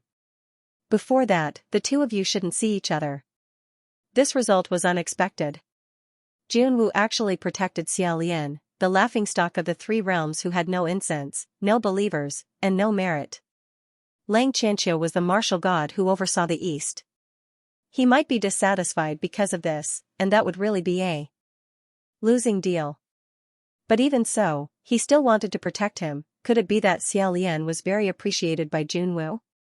Many of the divine martial officials saw the signs and secretly decided not to mention the words Three Realms Laughingstock in any public occasions in the future.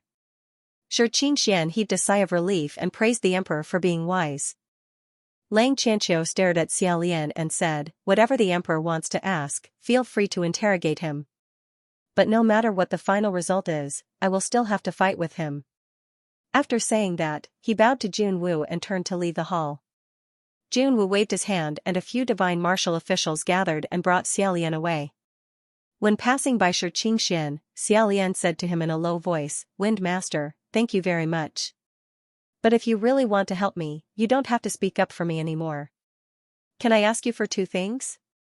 Shi Qingxian was quite embarrassed because he fanned the flames and burned the Extreme Happiness Workshop. Now, he wished that Xia Lian could get rid of him for 100 things. He said, say it.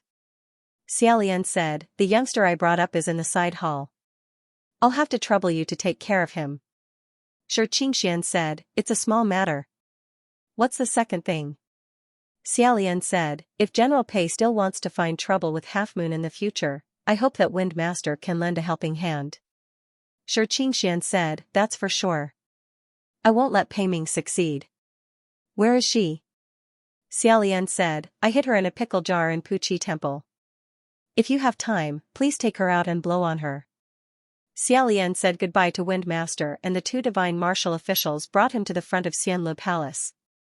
They respectfully said, Your Highness the Crown Prince, please. Xia Lian nodded and said, thank you. He lifted his foot and stepped in, closing the door behind him. Xia Lian looked around. Sure enough, not only the appearance, but even the facilities inside the hall were exactly the same as his previous Xianlu Palace. The last time he passed by this place, he didn't come in. He didn't expect that the first time he came in, he would be grounded. This wasn't a good omen. These past few days of ups and downs had made him very tired. Xia Lian fell asleep. In his dreams, he dreamed of many things. He seemed to be meditating with his eyes closed. When he opened his eyes, he found himself sitting upright in front of a desk. His black robe was layered on the ground, and his face seemed to be wearing an ice-cold and heavy mask. Looking down, a youngster lying on the desk came into view. That youngster was 14 or 15 years old. His clothes were luxurious, and his body was full of vitality. He was sleeping soundly. He shook his head and walked over. Slightly bending over, he knocked on the desk with his knuckles and said, "Your Highness the Crown Prince." He didn't know if it was because of the layer of ice-cold mask, but even his voice was a bit colder. That youngster finally woke up. When he raised his eyes and saw him, he was so frightened that he jumped up and sat up straight. "Your Highness the State Preceptor," he said, "you fell asleep again. As punishment, copy the Tao Te Ching 10 times. The Crown Prince was shocked. "No need, Master. How about you punish me by running 10 laps around the Imperial City?" He said, 20 times. "Copy it now. Write your words well." The Crown Prince seemed to be a little afraid of him. He sat up obediently and began to copy. He then sat back down and continued to meditate quietly. In fact, everyone in the Imperial Palace was a little afraid of him. This was caused by the sense of alienation and oppression that he deliberately created. But perhaps because this Crown Prince was too young, his reverence for him didn't last long. After copying for a while, he said again, "Master." He put down the book and said, "What?" The Crown Prince said, "I've learned the sword techniques that you taught me last time. Is it time to teach me new sword techniques?" He said, "Yes." "What do you want to learn?" The Crown Prince said, "I want to learn the move that you used to save me." He thought for a while and said, "That move? No need." The Crown Prince said, "Why?" He said, "That move isn't practical.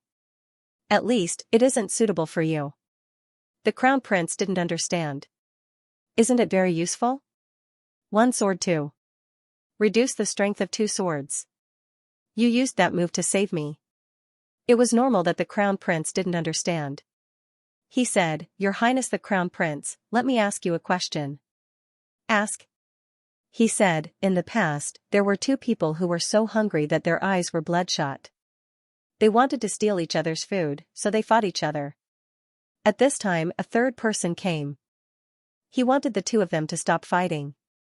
Do you think it's useful to persuade them at this time?" "It's useless. They want food, right?" "Yes. Because the root of the problem hasn't been solved, no one will listen to your persuasion. So, if the 3rd person wants them to stop fighting, there's only one way, and that is to give them what they want. Open your pockets and give them your own food." The Crown Prince seemed to understand. He said, "The principle is the same. You have to know that once the sword is drawn, someone will definitely be injured. Once the power is released, something must take it. So, you said that I reduced the strength of the 2 swords. It's wrong. I didn't reduce it, I just took their attack. It's a very stupid move to stop a fight and take the injury. If there's no other choice, I won't use it. You're the Crown Prince, there's no need to learn that." The Crown Prince continued to copy the scripture, but after a while, he was still thinking. He said, "Do you have any other questions?" After hesitating for a moment, the Crown Prince said, "A little. Master, if the 3rd person doesn't have enough food, what should we do?" The Crown Prince said, "If the 2 of them have food, but want more, and because of greed, they fight even more fiercely, asking for food from him, what should we do?" He said, "What do you think?" The Crown Prince thought for a moment and said, "I don't know. Maybe, we shouldn't have interfered from the beginning." The main hall was golden. Everything was golden, but at this moment, it had turned red. Every golden banquet table had a person lying on it. A sword slit the throat, and it was a miserable death. His hand holding the sword couldn't help but tremble. The handsome monarch was covered in blood, his eyes were bright red, and he was in pain and hatred. On his legs was the Empress's corpse. He held the sword and walked over step by step. The monarch raised his head and saw him. He was shocked. "Imperial Preceptor? You?" He thrust his sword forward in a merciless manner. At the same time, he sensed something and suddenly turned his head. The young crown prince was standing in the middle of the guards' corpses at the door. The young boy's eyes were blank, as if he was doubting whether what he saw was reality or a dream. He took a step forward and almost tripped on the doorstep. He was in a daze. He pulled out the sword, and blood splattered on his black clothes. The crown prince didn't trip on the doorstep, but he tripped on the corpses on the ground. He threw himself on the monarch and was finally able to call out, "Father! Mother!" But the monarch couldn't speak anymore. The crown prince couldn't wake him up. He suddenly raised his head and rushed over, his eyes wide open. "Master! What are you doing? What did you do?" "Imperial Preceptor." After a long time, he finally heard his own dull voice, "You deserve it." Xia Lian didn't sleep well and woke up with a roll. He rubbed his eyes drowsily and found that he didn't sleep for long. Moreover, he had a bad dream. Fortunately, something in his chest woke him up. After sitting for a while, he took out something from his chest and opened his hand. There were 2 dice in his palm. They were the 2 he brought out from the blissful workshop. A fiery red image appeared in his mind. The image was blurry, but a figure in red was very clear, staring at him in the sea of fire. Xia Lian sighed and thought, I don't know how much of San Lang's blissful workshop is left. If I get demoted again this time, I don't know if I can afford it even if I sell everything I have. It'll be decades or centuries. At worst, I'll just lose my life to him. After looking at them for a while, Xia Lian put his palms together and shook the 2 dice in his hands for a while before throwing them on the ground. The dice rolled a few times, and then came to a stop. As expected, the luck that Hua Qing lent him had been used up. This time, he wanted to roll another 2 sixes, but when the die landed, it turned out to be 2 ones. Xia Lian couldn't help but laugh and shake his head. Suddenly, he heard footsteps behind him. He stopped moving and put away the smile on his face along with the 2 dice. The footsteps weren't Junwu's. Junwu's footsteps were steady and unhurried. Although Hua Qing's footsteps were a bit careless and sloppy, the aura of confidence in these 2 people's footsteps was completely the same. The sound of these footsteps was a bit light. Xia Lian turned around and was startled. It's you. The person who came was dressed in black. His face was fair, his lips were thin, and his expression was also indifferent. He looked incomparably cold. He was clearly a martial god, but he looked like a civil official. If it wasn't Mu Qing, who else could it be? He saw Xia Lian's surprised expression and raised his eyebrows. Who did you think it was? Feng Xian? Without waiting for an answer, he lifted the hem of his black robe and stepped over the threshold. Feng Xian? He probably won't come. Xia Lian asked, what are you doing here? Mu Qing replied, Dijun only restricted your footsteps and didn't let His Highness Tai Hua come. He didn't say I couldn't come.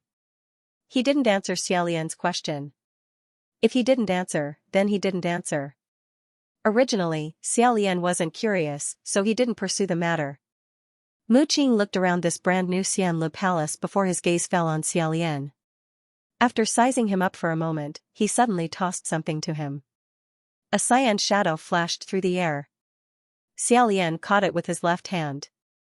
When he grasped it, he saw that it was actually a small celadone bottle. It was a medicine bottle. Mu Qing indifferently said, your right hand is always dripping with blood. It looks pretty ugly. Xia Lian held the medicine bottle without moving. Instead, he looked at him. Ever since he ascended for the 3rd time, Mu Qing's treatment towards him could only be described with one word, sarcastic.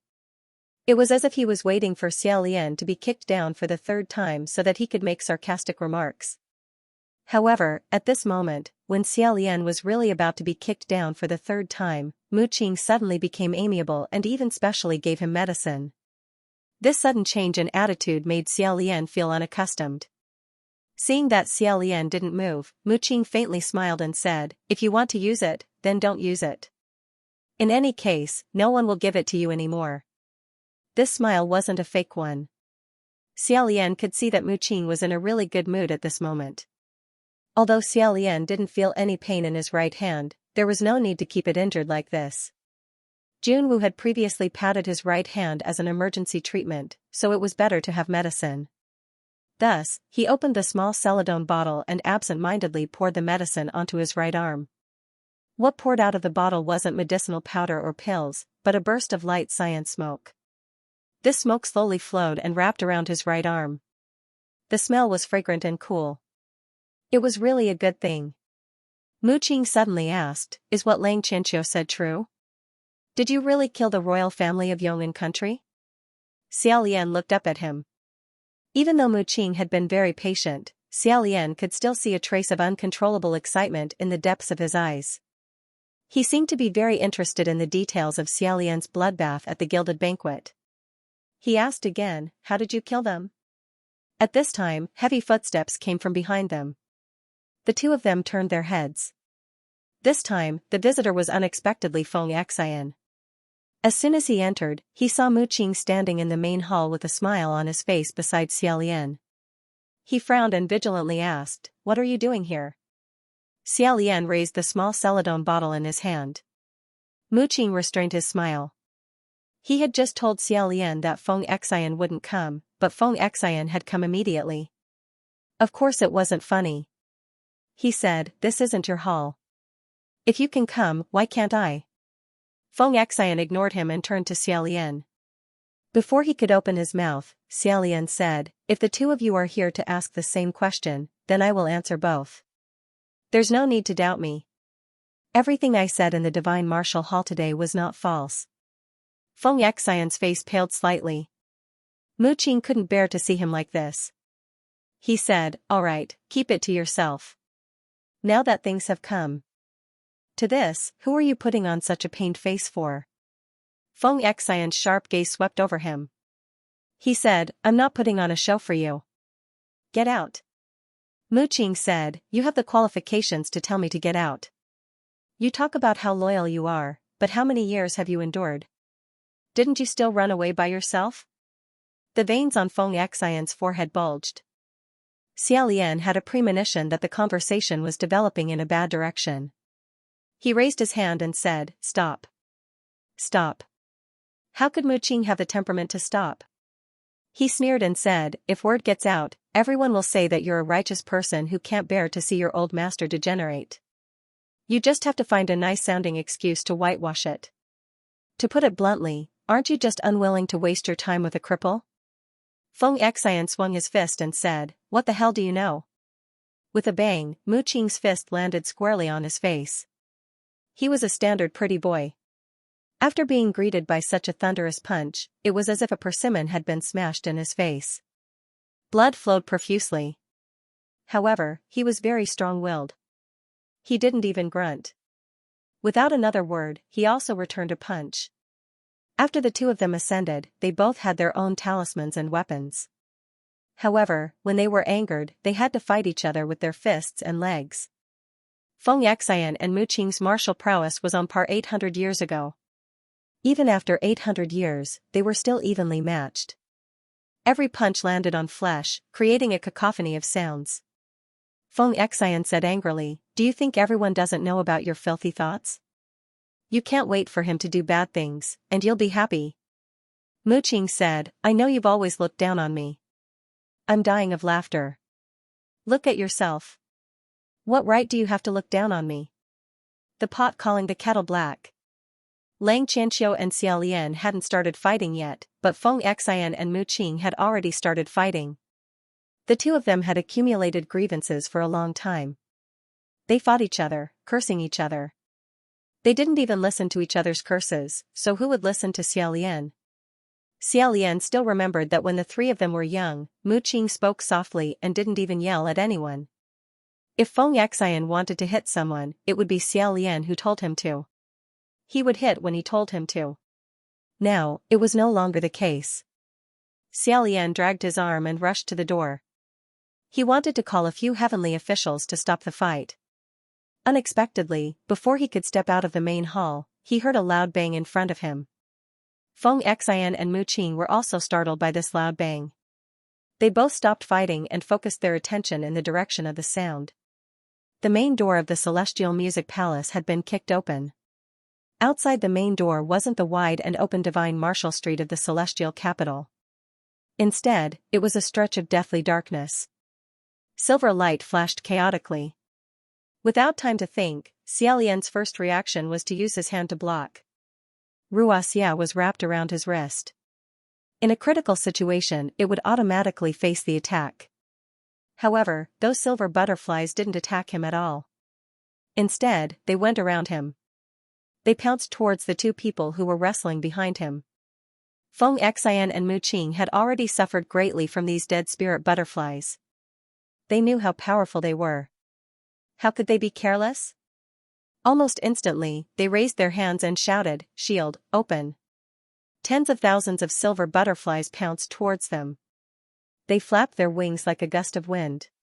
In front of the two of them, they were blocked by an invisible wall. Like a torrential rain, they hit each other.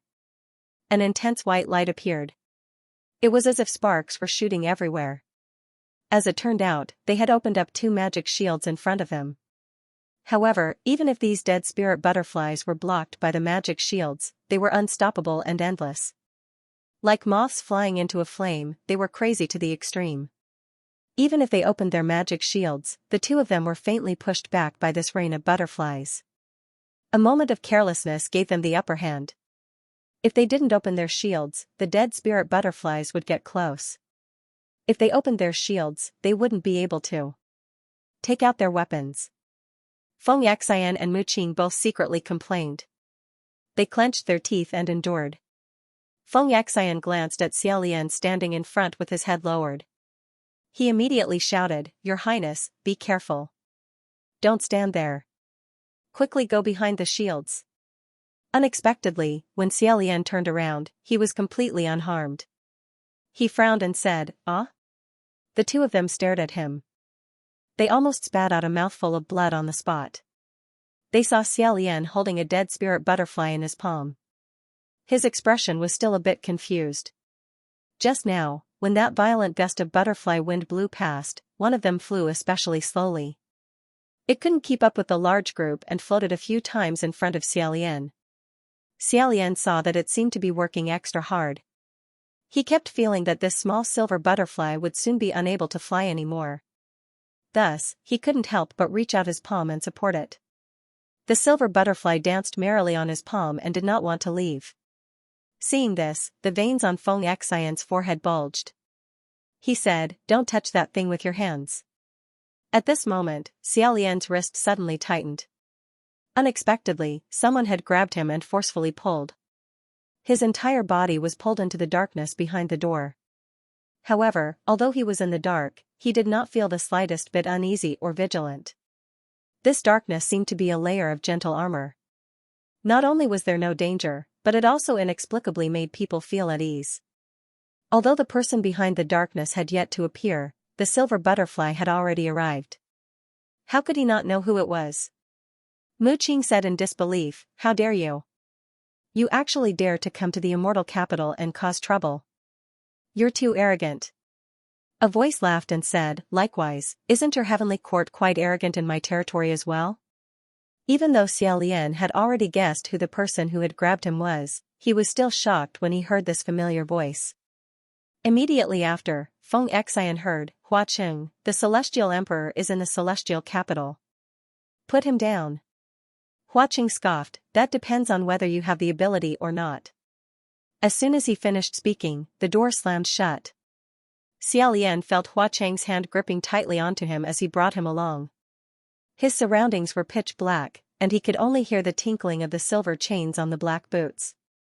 The ground beneath his feet was uneven. Indeed, this wasn't the broad and bright main street of the immortal capital.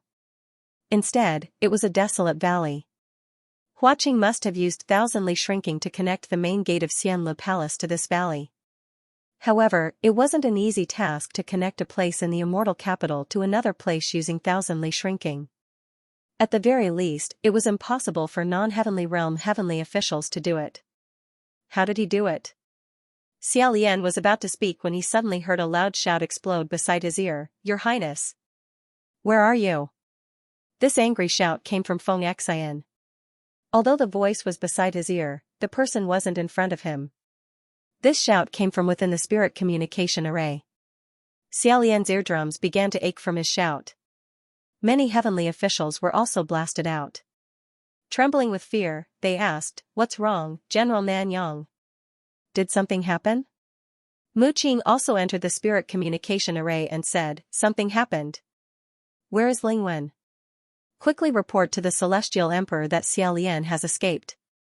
He usually spoke in a gentle and refined manner, but at this moment, there was a trace of fluster and exasperation in his voice. Ling Wen said, "What?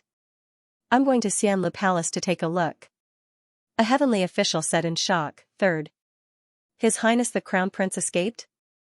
Wasn't he grounded in Xianlu Palace?" Shi Qingxian also entered the spirit communication array and said, "Just now, I clearly saw a large group of little martial gods from the Central Celestial Court watching outside Xianlu Palace. One can only enter but not leave, so how could he have escaped?" Feng Xian said again, "He didn't escape, he was kidnapped by someone." "Your Highness, can you still hear what we're saying? Where are you right now?" When they heard that he was kidnapped, everyone was even more shocked. This is the immortal capital, who is so arrogant. For a moment, everyone wanted to speak loudly, and everyone wanted an answer. The matter between Imperial Preceptor Feng Xian and Lang Qianqiu hadn't been cleared up yet. Lang Qianqiu had grounded Xia Lian's feet, yet he was gone. Wasn't this creating more trouble for no reason and stirring up more gossip?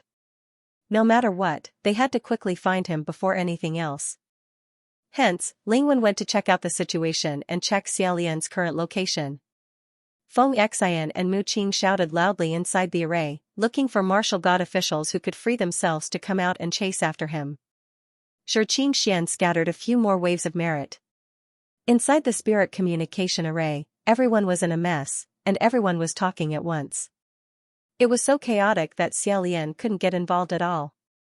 He took a deep breath and was about to shout to ask everyone to calm down when Hua Qing suddenly turned around and stretched out 2 fingers. That ice-cold finger gently placed on his temple. Hua Qing laughed and said, "Haha, long time no see, how are you, everyone?" His 2 fingers gently touched, and through Xia Lian, he touched the spirit communication array of the Celestial Court.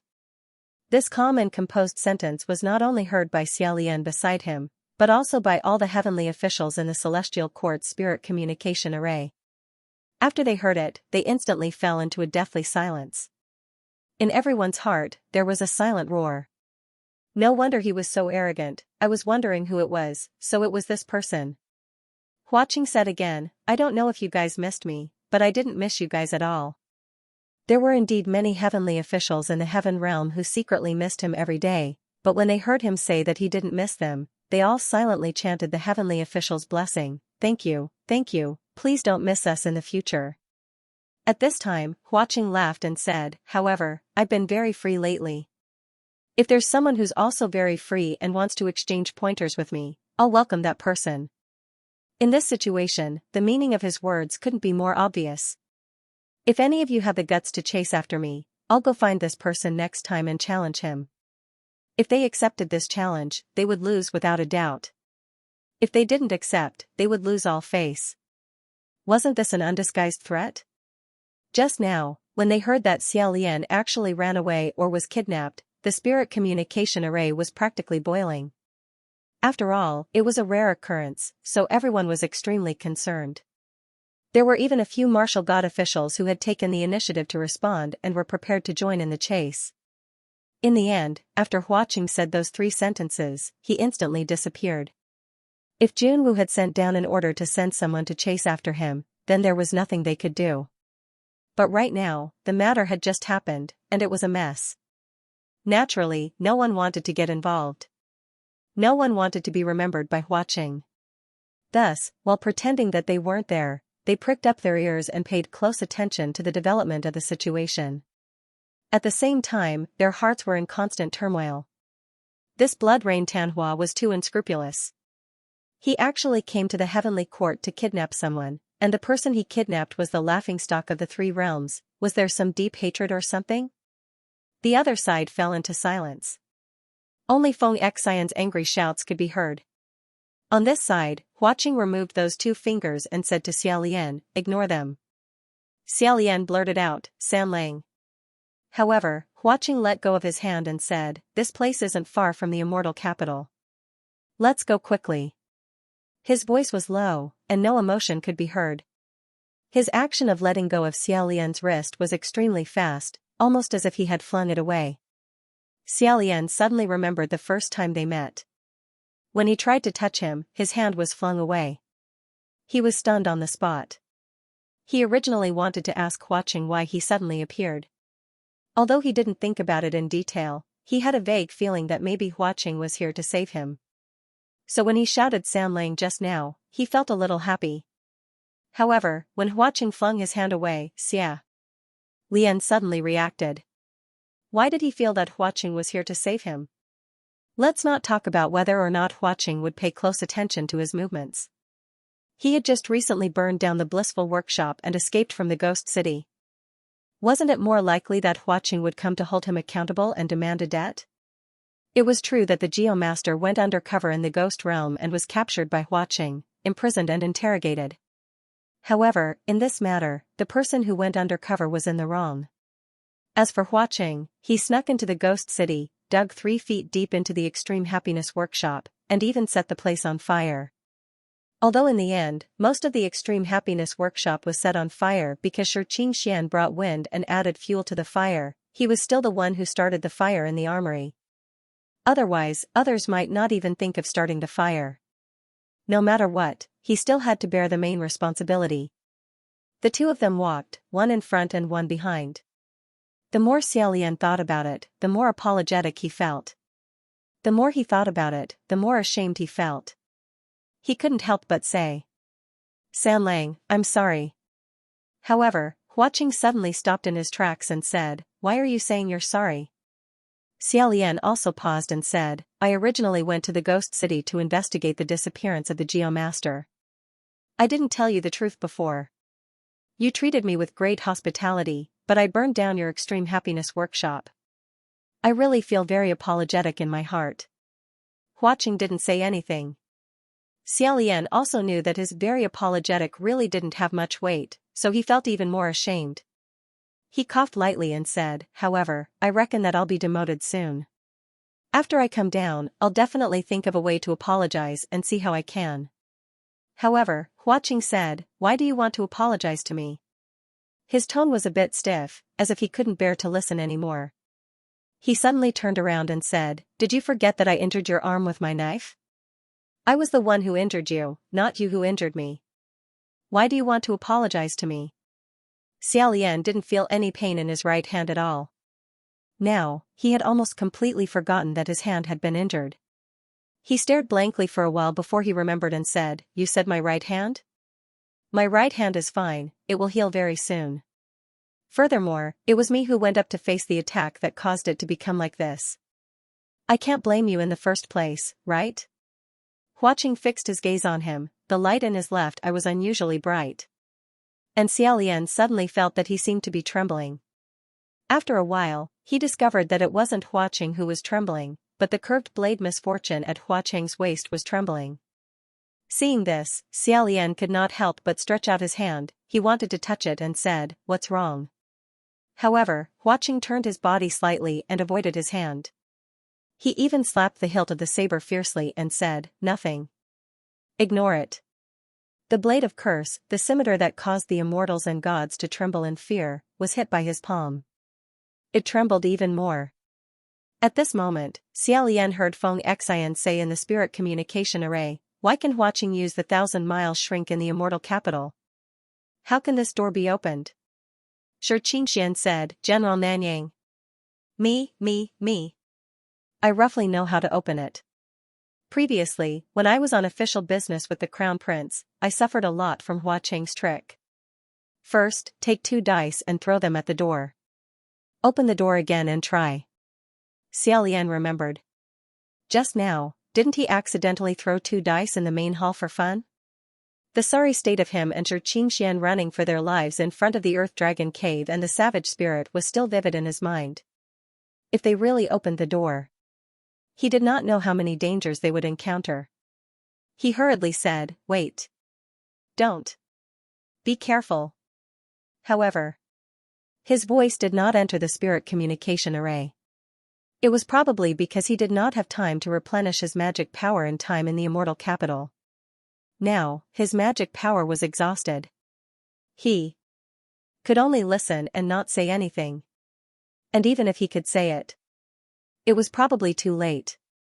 Feng Xian seemed to have done as Shi Qingxian said without saying a word.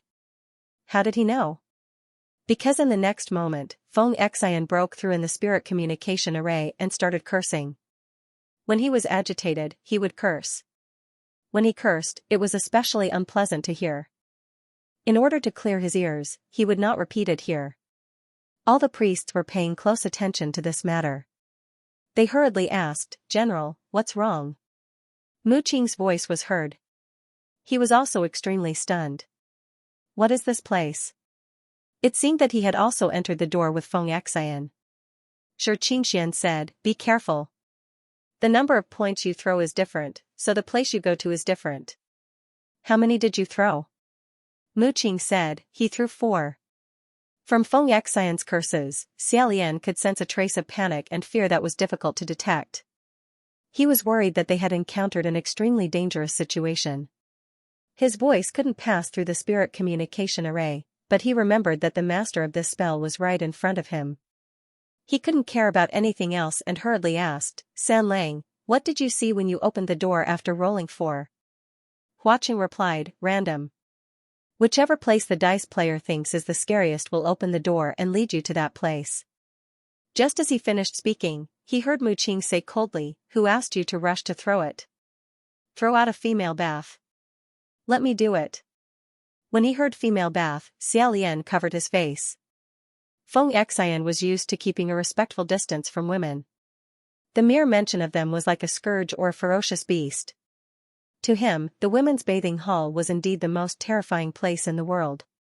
It was more unfathomable than any tiger's den or dragon's pool. Hearing that Mu Qing had successfully snatched the dice, Xia Lian let out a sigh of relief. However, not even a moment later, the two of them once again angrily shouted. Shi Qingxian broke down and said, "Generals, what did you see this time?" However, there was no response from the other side. Only a strange gudong-gudong sound could be heard, as if the two of them had sunk into the water. Everyone held their breaths in rapt attention. After a long time, Feng Xian suddenly spat out a few mouthfuls, as if he had broken through the water's surface and was spitting something out. He loudly shouted, "Black marsh giant crocodiles!" It turned out that the two of them had just escaped from the steaming hot women's bathing hall when Mu Qing threw the dice and stepped into the maze of swamps. In an instant, the swamp was up to their waists. After they managed to rush out, they were surrounded by dozens of incomparably long crocodile spirits. These crocodile spirits were more than 4 meters long. They ate humans all year round and had already grown human hands and legs. When they moved, the scene was suffocating, making the two of them feel extremely disgusted. Half of their bodies were stuck in the swamp, and their bodies were covered in black mud as they madly attacked the crocodiles. Feng Xian couldn't bear it anymore and said, "Let me do it. Give me the dice." "You didn't throw it right either." However, Mu Qing was never willing to admit defeat. He blasted out a ray of white light and said, "Crocodiles are good. How can crocodiles be as indecent as the women's bathing hall? Who knows what else you will throw? Give it to me." Feng Xian said angrily, "Damn it, didn't I already give it to you just now? Where are the dice?" The two of them had completely forgotten that their consciousness was still connected to the spirit communication formation. They both despised each other for having bad luck and started to fight each other again. Who knew where they had thrown the dice? The god officials listened to them scolding each other in the spirit communication formation. They didn't mind the commotion getting bigger. Splendid, splendid, too splendid. The two generals finally shed all pretenses of cordiality and couldn't hold back their laughter anymore. Some of them even started to pound on their thrones in their own shrines, wishing that they could personally come to the scene and cheer. Although Feng Xian and Mu Qing's luck didn't seem to be too good, they were both respected martial gods. At most, these wild monsters would only give them a bit of trouble, making it impossible for them to chase after them. Thus, they couldn't be considered a major crisis. Xia Lian could only hope that they would give up sooner and be free from this predicament. At the same time, he was slightly glad that he had thrown the dice just now. He hadn't thrown any monsters, and he had thrown them out of Hua Cheng's sight. As he walked, he said, I threw a 2 on the dice just now. Does that mean that as long as I throw 2, I will be able to see you? As soon as he finished speaking, he immediately realized that this question sounded a bit strange. It sounded as if he really wanted to see Hua Cheng, which made him feel slightly uncomfortable. However, Hua Cheng said, no. Xia Lian felt a bit embarrassed. Scratching his cheek, he said, oh, so it wasn't. Then I made a mistake. Hua Cheng walked in front of him and said, if you want to see me, no matter how many dice you throw, you will still be able to see me. Hearing this, Xia Lian's throat moved. He even forgot what he wanted to say. He didn't have the time to carefully ponder over the meaning of these words when he suddenly heard a deep voice from within the spirit communication array, I'll do it. After this person said this, not long after, a dazzling white light streaked across the horizon. An earth-shattering sound of metal and stone cracking rang out. Hua Cheng and Xia Lian's path forward was blocked. When that white light gradually cooled down and faded away, Xia Lian finally saw clearly that the thing that had flown in from beyond the heavens and blocked in front of them was a sword. This sword was slender and slender. It was inserted into the ground at an angle, and the body of the sword was still trembling. The sword looked as if it had been forged from black jade. It was deep and awe-inspiring, and its surface was as smooth as a mirror. If someone were to approach it, they would be able to clearly see their own reflection on the blade of the sword. Only at the heart of the sword was a thin silvery white line that ran through most of the sword's body. The name of this sword was Maiden Heart. A figure landed in front of this sword and said, this is your sword. After the death of the state preceptor Maiden Heart, her sword was kept by the crown prince of Yong'an country. The one who had thrown out this Maiden Heart sword and blocked their path was Lang Qianqiu. It looked like Feng Xian and Mu Qing had failed, but Lang Qianqiu had successfully rolled the correct number. He really didn't know whether this was his fortune or Xia Lian's misfortune. The only thing that could be said was that although both of them were crown princes, Lang Qianqiu's luck had always been much better than Xia Lian's. Hua Cheng stood with his hands clasped behind his back.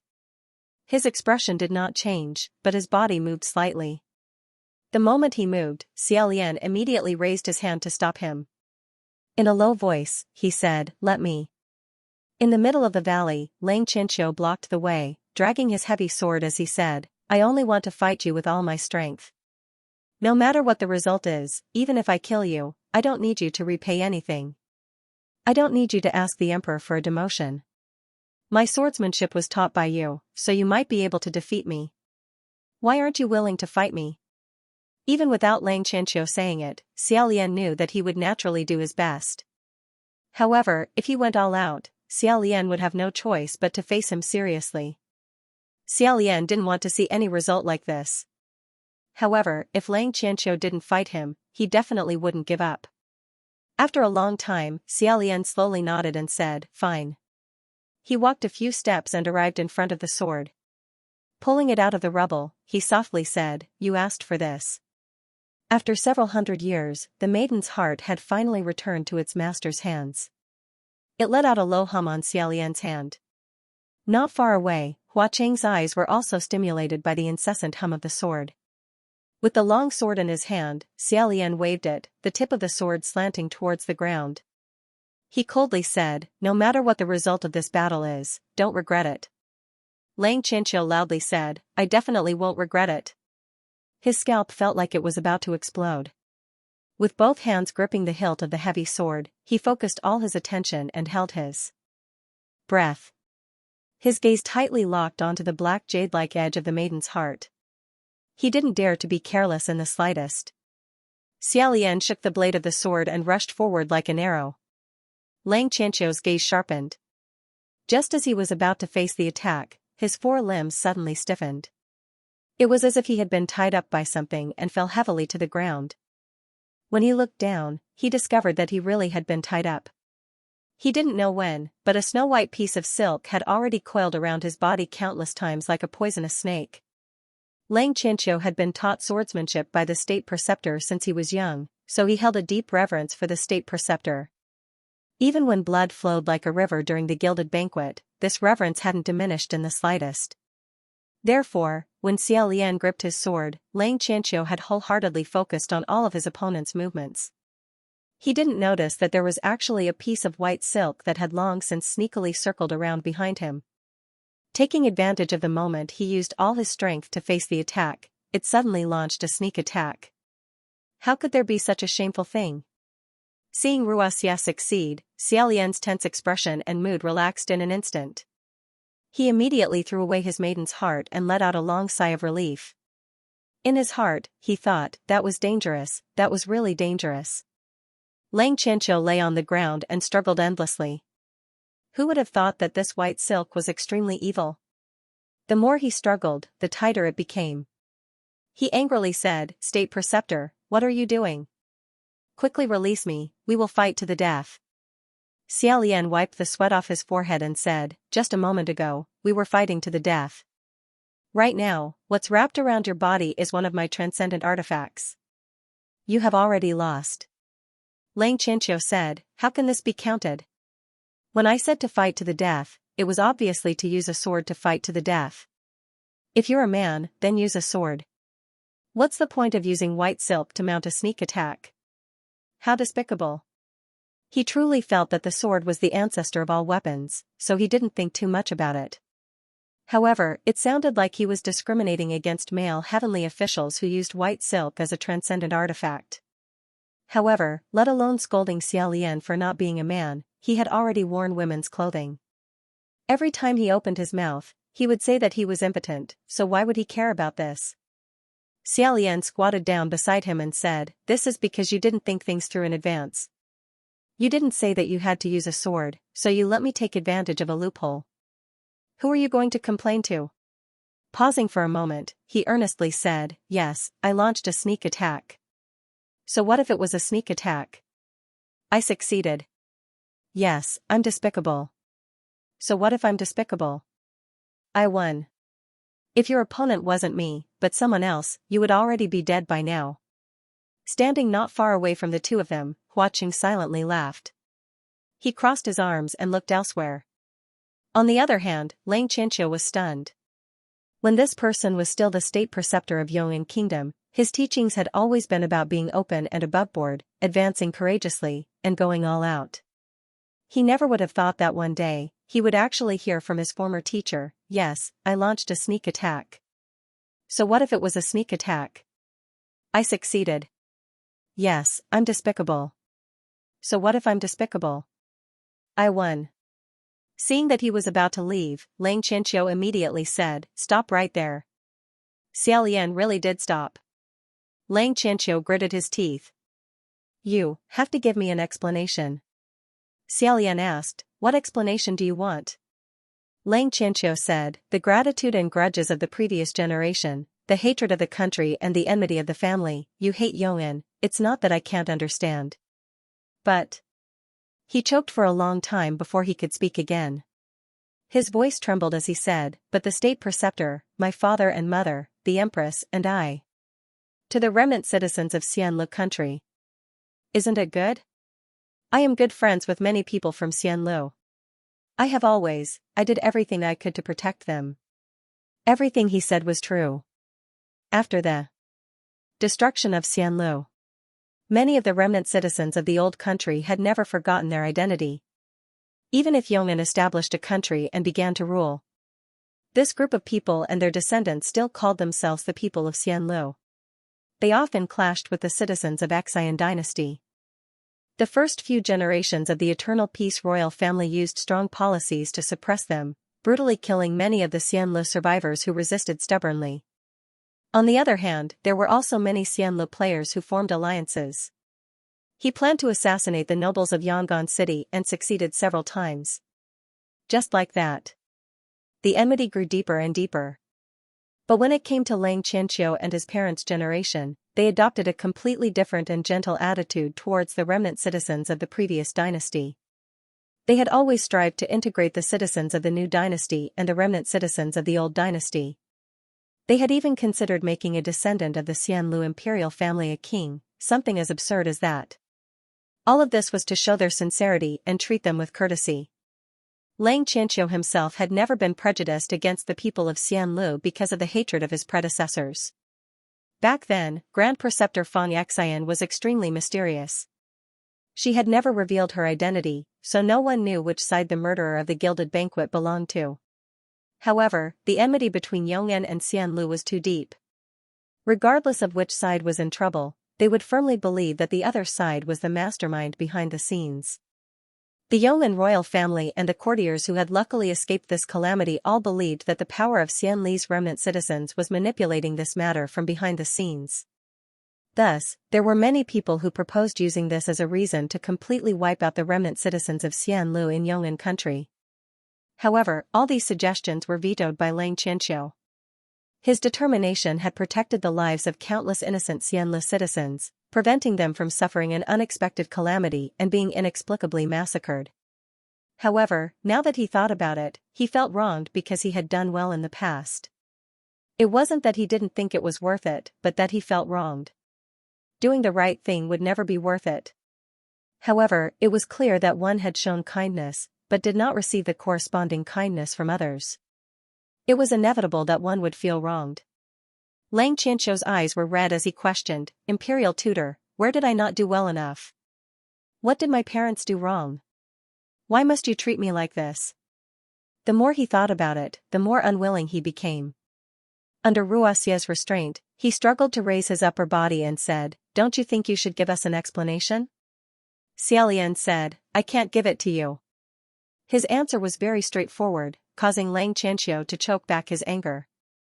"Imperial Preceptor, you've changed a lot. You weren't like this before."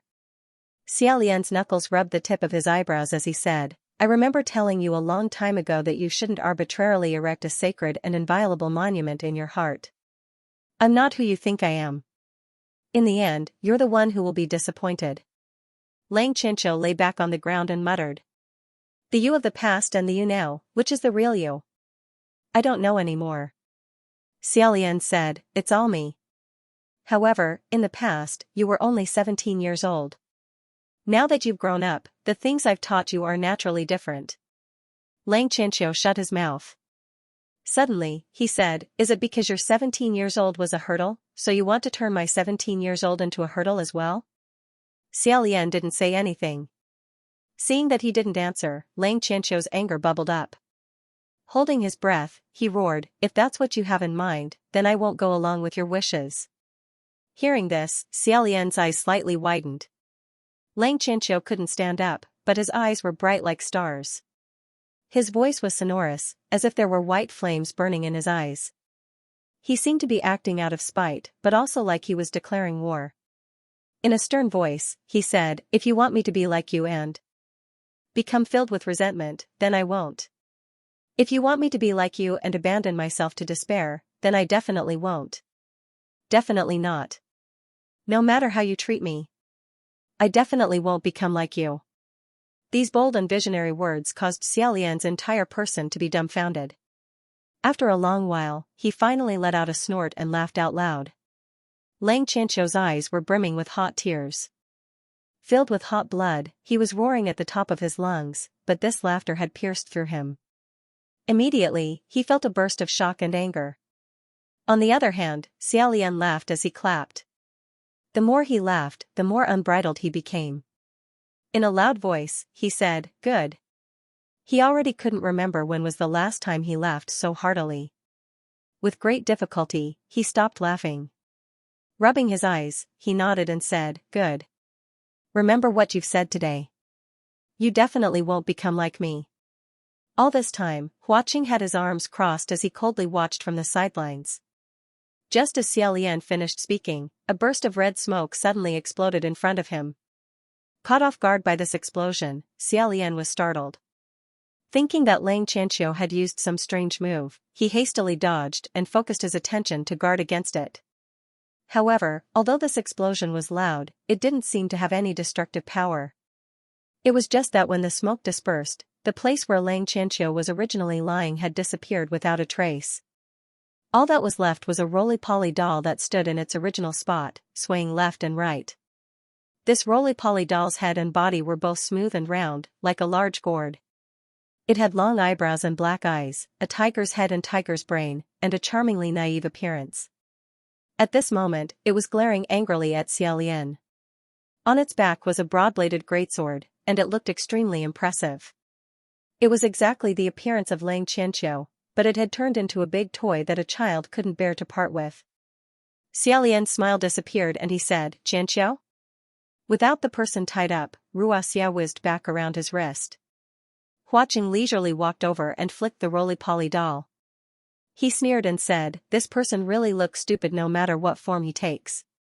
Xia Lian lifted the roly-poly doll up. He didn't know whether to laugh or cry as he said, This. San Lang, is this Qianqiu? How did he become like this? Don't play with him anymore. Hurry up and change him back." However, Hua Qing said, "No need. Take him with you." Xia Lian asked, "Go where?" At this time, the two of them had already arrived in front of a narrow cave. Hua Qing didn't answer. He tossed out a die and it landed on Xia Lian's palm.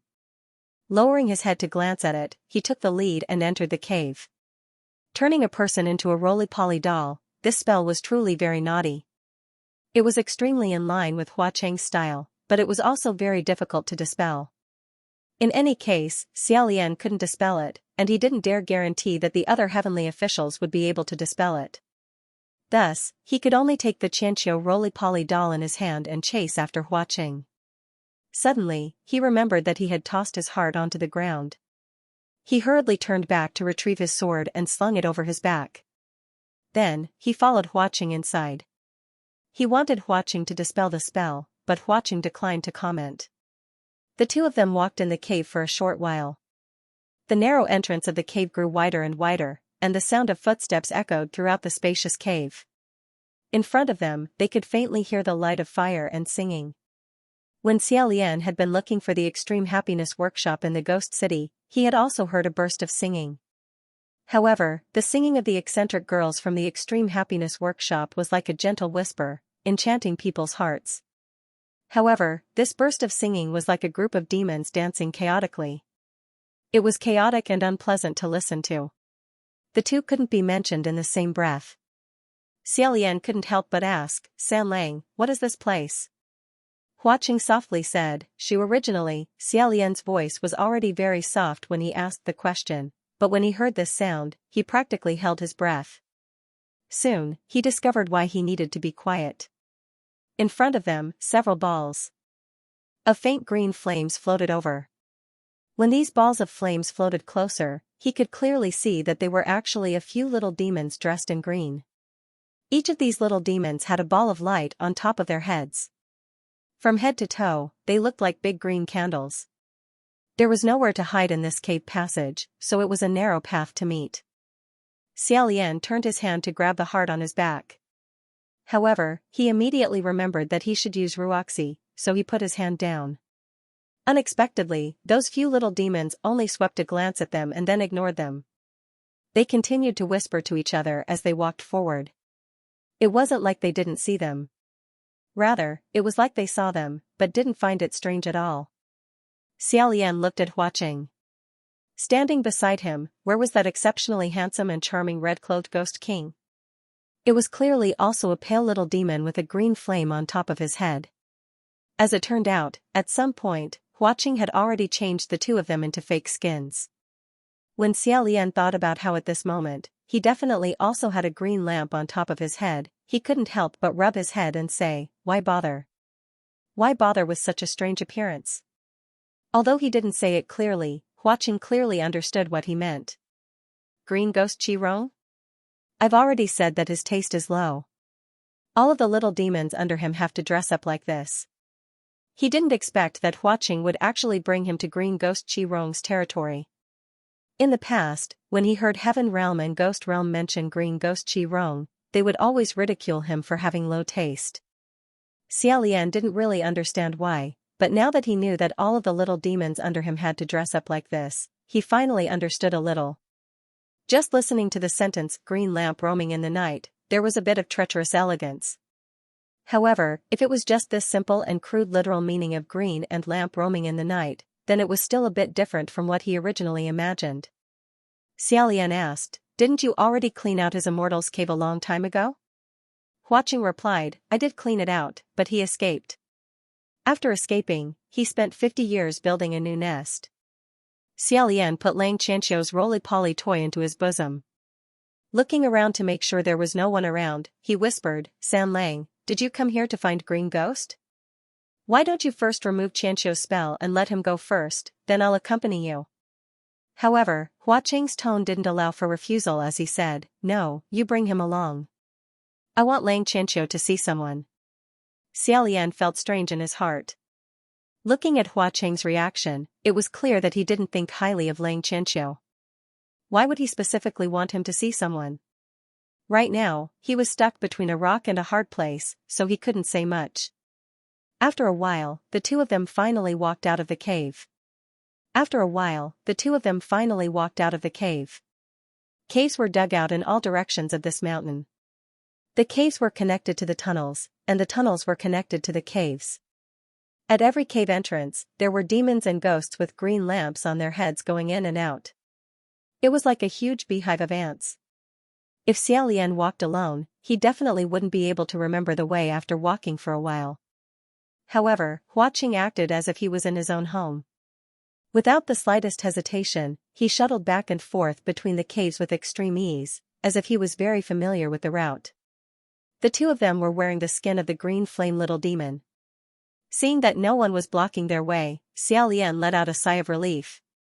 Huaqing thought he was sighing and asked, "What's wrong?" Xiaolian replied, "Nothing. I thought you would break into the mountain from the front. I didn't expect you to sneak in. I'm not too good at fighting, so I'm relieved." When he said not too good at fighting, he was speaking from the bottom of his heart. Although fighting was good, dealing with the aftermath wasn't good. When Huaqing heard this, he seemed to smile. Then, he said, "Last time, I broke into the mountain from the front, but Qi Rong ran away when he heard the news. This time I want to find him personally. Naturally, I can't let him find out." Xiaolian thought to himself, could it be that the person San Lang wants Qianqiu to see is Green Ghost? What's the relationship between these two? Sigh, I don't know what he wants to do. In short, I'll accompany him on this trip first. Then, I'll slowly ask him to remove the curse on Qianqiu's body. Because he still remembered that he had burned down Huaqing's blissful square, it was inevitable that he would feel guilty.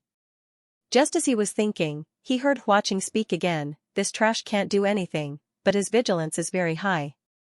The little demons can't get close to him, and it's not easy to disguise as his trusted aides. If you want to get close to him, there's only one way." At this moment, 4 little demons walked over, talking and laughing. Huaqing slowed down his pace, and Xiaolian followed suit. Behind these 4 little demons in green, they were actually dragging a group of living people with ropes. In this group of living people, some were dressed in rags, while others were dressed in luxurious clothing. From the looks of it, they were all young men and women under the age of 30. There was also a child who was tightly holding on to the corner of a young man's clothes. They were probably a pair of father and son that had been captured. Both of their hands were tied, and as they walked in this devil's den, they all had frightened expressions on their faces. Huaqing brushed past them, then turned around without leaving a trace, and followed at the back of this group. He only lightly nudged Xiaolian with his elbow, and Xiaolian maintained the same movement as him. When he looked at Huaqing again, he had actually changed his appearance in an instant. This time, he was a young man with delicate features, and he was probably about the same type. This group of people made many turns, making their way through the cave. The few little demons in front of them seemed to be very satisfied with their task, and they always remembered to display their authority. They often ordered the group behind them, saying, "Behave yourselves, don't cry. Cry until your faces are full of snot and tears, and if you spoil our noble's appetite, we'll teach you what it means to live a life worse than death." Among the so-called 4 great pests in the world of spirits and souls, the other 3 had never been heard of eating humans. Only green demon Qi Rong could not bear to eat humans, so it was no wonder that he was ridiculed by his colleagues and enemies at the same time as not presentable and unable to broaden their horizons. Just now, Huaqing said that there was only one way to get close to Green Demon Qi Rong without him noticing. It seemed like he had to blend in with the food ingredients. As Xiaolian walked, he reached out to grab Huaqing's hand. This was the first time he did so, and he felt Huaqing stiffen, as if he wanted to pull his hand back. It wasn't that Xiaolian didn't notice, but in this situation, he didn't have time to think too much. He tightly grasped Huaqing's hand, and lightly wrote a word on his palm, save. Since he had seen it, then this group of people had to be saved. This was the action Xiaolian wanted to take after telling him. After writing this word, Huaqing gently closed his fingers and held his palm. A moment later, the group exited the tunnel and entered an extremely large cave. As soon as they entered the cave, a dark mass of things came into view. Xiaolian squinted his eyes, but before he could see clearly, he felt Huaqing grab his wrist and write a few words on the back of his hand, "Be careful of the top of your head. Don't touch." At first, Xiaolian thought that there were a lot of rags hanging from the ceiling of the cave. Who knew that when he took a closer look, his pupils would suddenly shrink? What kind of rags were those? It was clearly a large mass of densely packed people. Their feet were facing up, and their heads were facing down as they hung in midair. A forest of hanging corpses. However, although there was a forest of hanging corpses, there wasn't a rain of blood. This was because these were all dried corpses, and they had long since stopped bleeding. The expressions of the dried corpses were extremely painful. Their mouths were wide open, and there was a layer of snow-like crystals on their faces and bodies. That was salt. In the deepest part of the cave, brightly lit, there was a huge chair, a long table, and golden cups and jade cups. The place was magnificent and majestic. It didn't seem like a deep mountain cave, but rather like a banquet hall in an imperial palace. A little distance away from the long table, there was a huge iron pot. It was big enough for dozens of people to swim in it. The red boiling water bubbled in the pot, and if anyone were to accidentally fall in, they would be scalded to a crisp in an instant. The four little ghosts herded a group of people towards the pot. When some people saw this, they were so scared that they knelt on the ground and didn't dare to get up. In the midst of beating, cursing, and pulling, Xiaolian suddenly felt Huaqing's arm stiffen beside him, causing him to stop in his tracks. He turned his head to look, and saw that although Huaqing still had the face of a handsome youth, his eyes were already burning with a monstrous fury.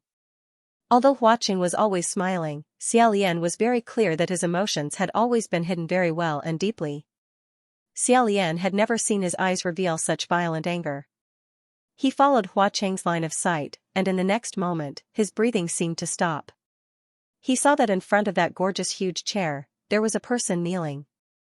At first glance, it was a person, but when he looked again, he knew that it was actually a stone statue that was the same size as a real person. This stone statue was extremely peculiar. It was carved into a kneeling position with its back facing him, and its head hung down in dejection. With a glance, it was a vivid portrayal of the word stray dog. It was obvious that the sole purpose of carving such a stone statue was to humiliate this person. Logically speaking, people wouldn't know what their own back looked like. However, Xiaolian was different. He couldn't be more familiar with his own back. That year, after Xianlu was destroyed, people burned his 8,000 Crown Prince palace in order to vent their anger. They toppled all the Crown Prince statues. They stole the sword hilt gems. They scraped the gold off their clothes. But they still couldn't vent their anger. Thus, someone gradually came up with a new trick. That was to create these kneeling stone statues. They made the Crown Prince, who they had originally worshipped, into a kneeling position and put him in a place with many people. They advocated that when they walked over, they could get rid of bad luck by spitting at the wooden statue or whipping it twice. Or they took it one step further. They directly made it into a kneeling position to replace the doorsill. For thousands of people to step on it. In the 10 or 20 years after Xianlu was destroyed, many towns and villages could see these stone statues. How could Xiaolian not be familiar with what his back looked like after kneeling? At this moment, a young man's voice said, "Pei Su, this little dog, is holding on to Pei Zhongma's dog leg. Does he really think he's worth something? Right now, he's just an exiled wild dog. He dares to ruin my business. I'll teach him that even if he's dried up, no one will dare to collect his corpse. Before the person arrived, the scolding came first. Xiao Lian looked over. An elegant figure in a green robe walked in. For some reason, Xiao Lian couldn't help but look at the top of his head. He saw that he was wearing a mask and there was no light above his head. He felt slightly disappointed. A group of little ghosts in green surrounded this man in green, like a circle of candles surrounding a person in the middle. Presumably, this was one of the 4 great scourges of the ghost world, Green Ghost Qi Rong. From the first time Nan Feng mentioned Qi Rong's name, Xiao Lian had a trace of interest. He wondered if this Qi Rong was the Qi Rong he knew. However, because of the conventional belief that demons and ghosts would hide their real names and hide their past lives, he felt that it might not be the same person. It was just a fake name. However, now it seemed that he was 80 to 90% sure. Because, if it wasn't the Qi Rong he knew, how could there be another Qi Rong who was so obsessed with the kneeling crown prince statue? The moment he opened his mouth, why would his voice sound familiar? That group of green-clothed imps surrounded Qi Rong and loudly called him king.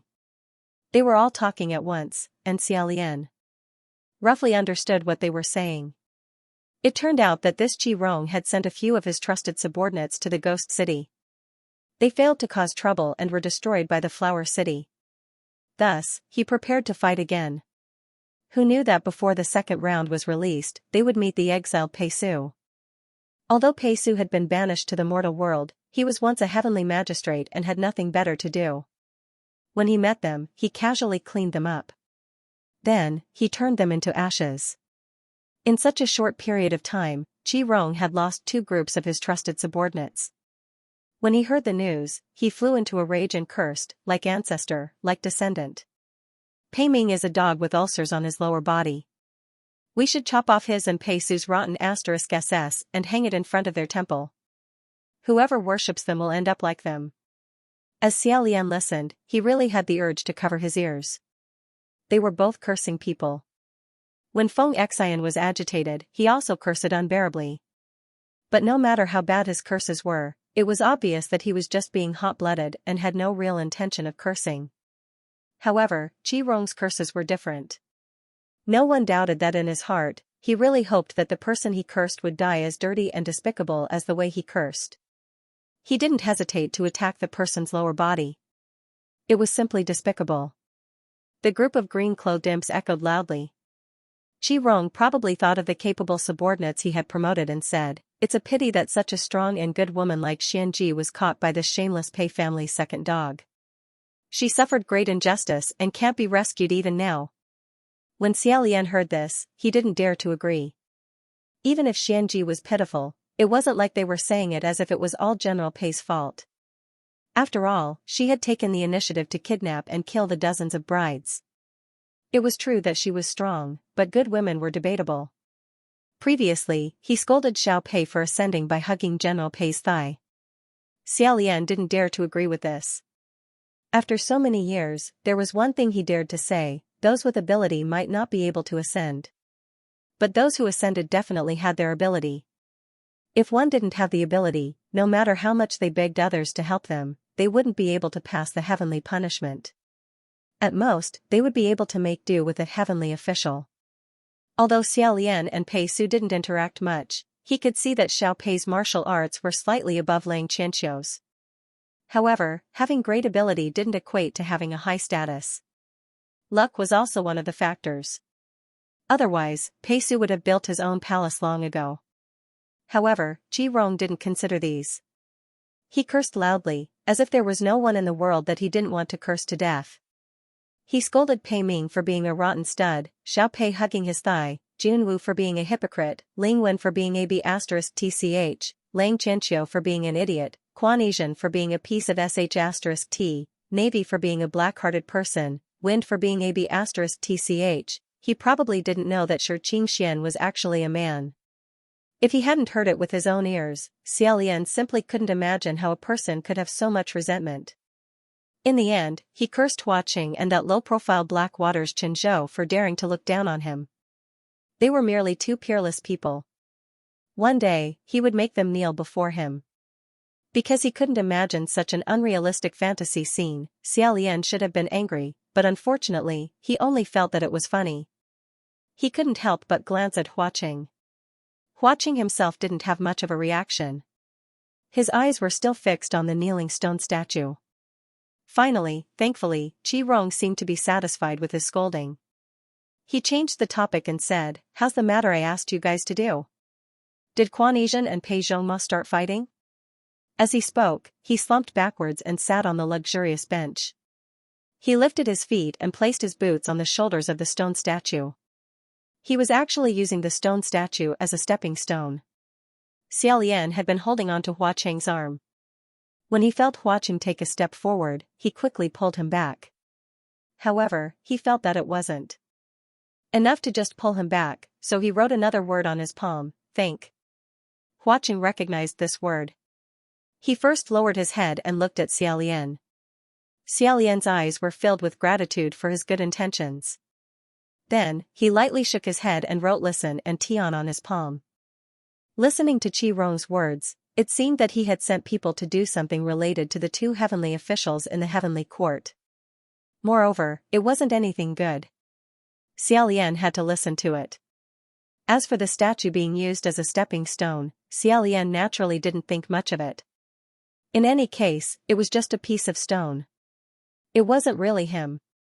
Although he only wrote 3 short words, when their eyes met, Xia Lian knew that Hua Qing understood what he meant. Hua Qing slowly clenched his hands and turned his head. His expression couldn't be seen.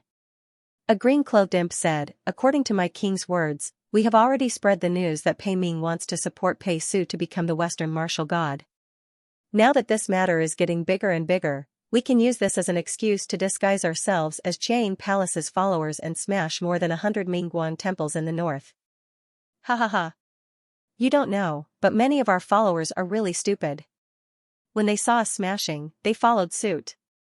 Qi Rong praised, continued to add fuel to the fire. If Quan Yi can really endure, I don't believe that Pei Zhongma can. Regardless of whether what they spread was a rumor or not, spreading such a malicious rumor was already harboring evil intentions. Moreover, they disguised themselves as humans and did such immoral things that harmed people's merit. It was no wonder that when the heavenly officials in the heavenly court mentioned Qi Rong, they would say that he wasn't very capable, but he was very annoying. Xia Lian secretly noted it down. If there's a chance, tell Jun Wu to be careful of the 2 heavenly officials trying to sow discord. After Qi Rong finished speaking, he leaned back and rested his long legs on the stone statue's shoulder. He changed his posture. The imps knew what to do. They came to the crowd and started to pick and choose. The child in the group wasn't even 10 years old yet, so he wasn't very sensible. He blinked his big eyes and kept pulling on the corner of his father's clothes. Because he was afraid, he kept pulling. That young man's face was ashen. He kept trembling as he said, "Don't be afraid, don't be afraid." However, he himself was scared to death. When one of the imps in green saw that there was a child, his face lit up with joy. He stretched out his arm, wanting to grab him. That young man cried out, "Ah," and jumped up. Xia Lian didn't know what he was going to do. At this moment, he felt a shadow flash beside him. When he turned around to look, he saw Hua Qing standing there. Since he was here to look for the green demon, now that he saw Qi Rong, he should remove his disguise. Xia Lian didn't doubt that with his strength alone, he would be able to kill everyone in this place. No one would be able to stop him. However, Hua Qing didn't change into his original form. He still wore the skin of an ordinary teenager as he slowly walked forward. One by one, the imps in green took out their weapons and vigilantly said, "Stop. What are you doing out here?" Qi Rong crossed his legs as he strangely said, "What's wrong with this brat? Take him down." Hua Qing smiled and said, "The Xianle royal family is here. Don't you guys intend to show some respect?" Hearing this, not only Qi Rong, even Xia Lian was stunned. In a flash, Qi Rong stood up abruptly and snorted under his mask, as if he was so angry that he laughed instead. "How dare you? Playing such a joke in front of me? Why don't you tell me, what kind of Xian music royal family are you?" "Which one?" Hua Qing said calmly, "Prince Anil." Suddenly, Xia Lian felt Lang Qianqiu's roly-poly toy in his arms seem to struggle and tilt a little. Prince Anlu was of the same generation as Lang Qianqiu, a descendant of the Xianlu imperial family. Prince Enlil himself could be considered as Lang Qianqiu's friend. Qi Rong's hideous laughter came from under the mask. Prince Anil? You're courting death. Who told you to come here looking for trouble? The person who called you here didn't fill up the history books for you? Prince Enlil was the only remaining bloodline of the Xianlu royal family, but this bloodline had already died out. Who do you think you are? How dare you pretend to be a member of the Xianlu royal family in front of me? Huaqing raised an eyebrow. Oh? All dead? How did they die? Qi Rong shouted, "Seize him! Seize this strange brat!" Under his command, dozens of little ghosts dressed in green rushed in from all directions of the cave, shouting incessantly. Amidst the chaotic dance of the demons, Huaqing faintly smiled. A moment ago, his face still looked like a gentle breeze, but in the next moment, a layer of cold frost covered his expression. His figure didn't seem to move at all, but in an instant, he appeared behind Qi Rong. He single-handedly grabbed Qi Rong's head, and as if he was grabbing a ball a child was playing with, he slammed it down and said, "Who the F***ck are you? You dare to seek death in front of me?" Only a loud bang could be heard. In a split second, in front of that gorgeous long seat, sand and stones flew everywhere, and smoke and dust billowed. Xia Lian shielded the child behind him, blocking a few small stones. When the smoke and dust dispersed, Qi Rong had unexpectedly disappeared. Looking carefully again, he hadn't disappeared. It was just that his entire head had been deeply smashed into the ground by Huaqing's palm. Everyone in the cave screamed and scattered in all directions. Xia Lian said, "Don't run around. If by any chance you startled the group of ghosts in the cave, they would kill anyone they saw." What good would that be? Of course, as usual, no one would listen to him. Xia Lian withdrew his hand, feeling helpless. However, right now, he couldn't care about other people. On the other side, Huaqing slowly squatted down. Grabbing Qi Rong's hair with one hand, he pulled out that bloody head from the large hole in the ground and lifted it up along with the body. After observing it for a moment, he seemed to find it extremely amusing and started laughing out loud. Although he was laughing, the expression in his eyes was extremely off, making one's hair stand on end. Rua Xia flew out and whipped a few green lamp imps who were brandishing their blades at the fleeing living people.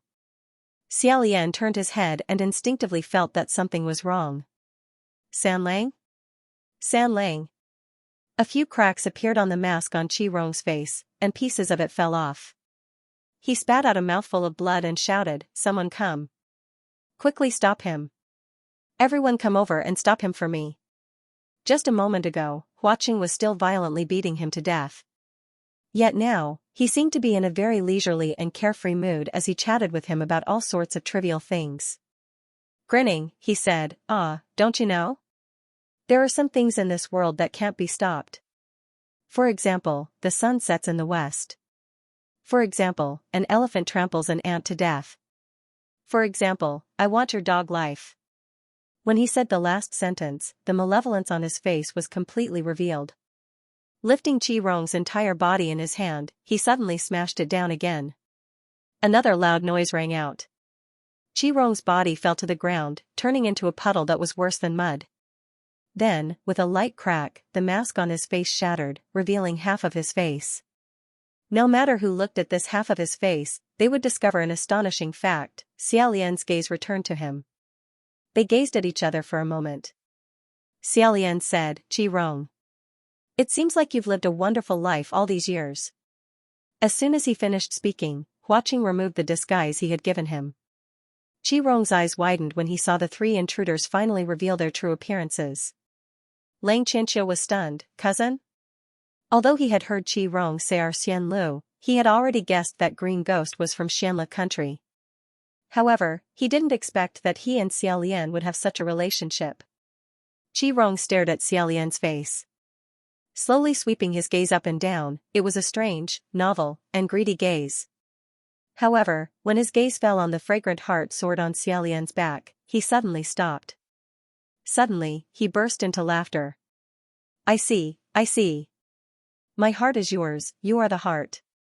Ha ha ha ha ha." She did not know why he was laughing.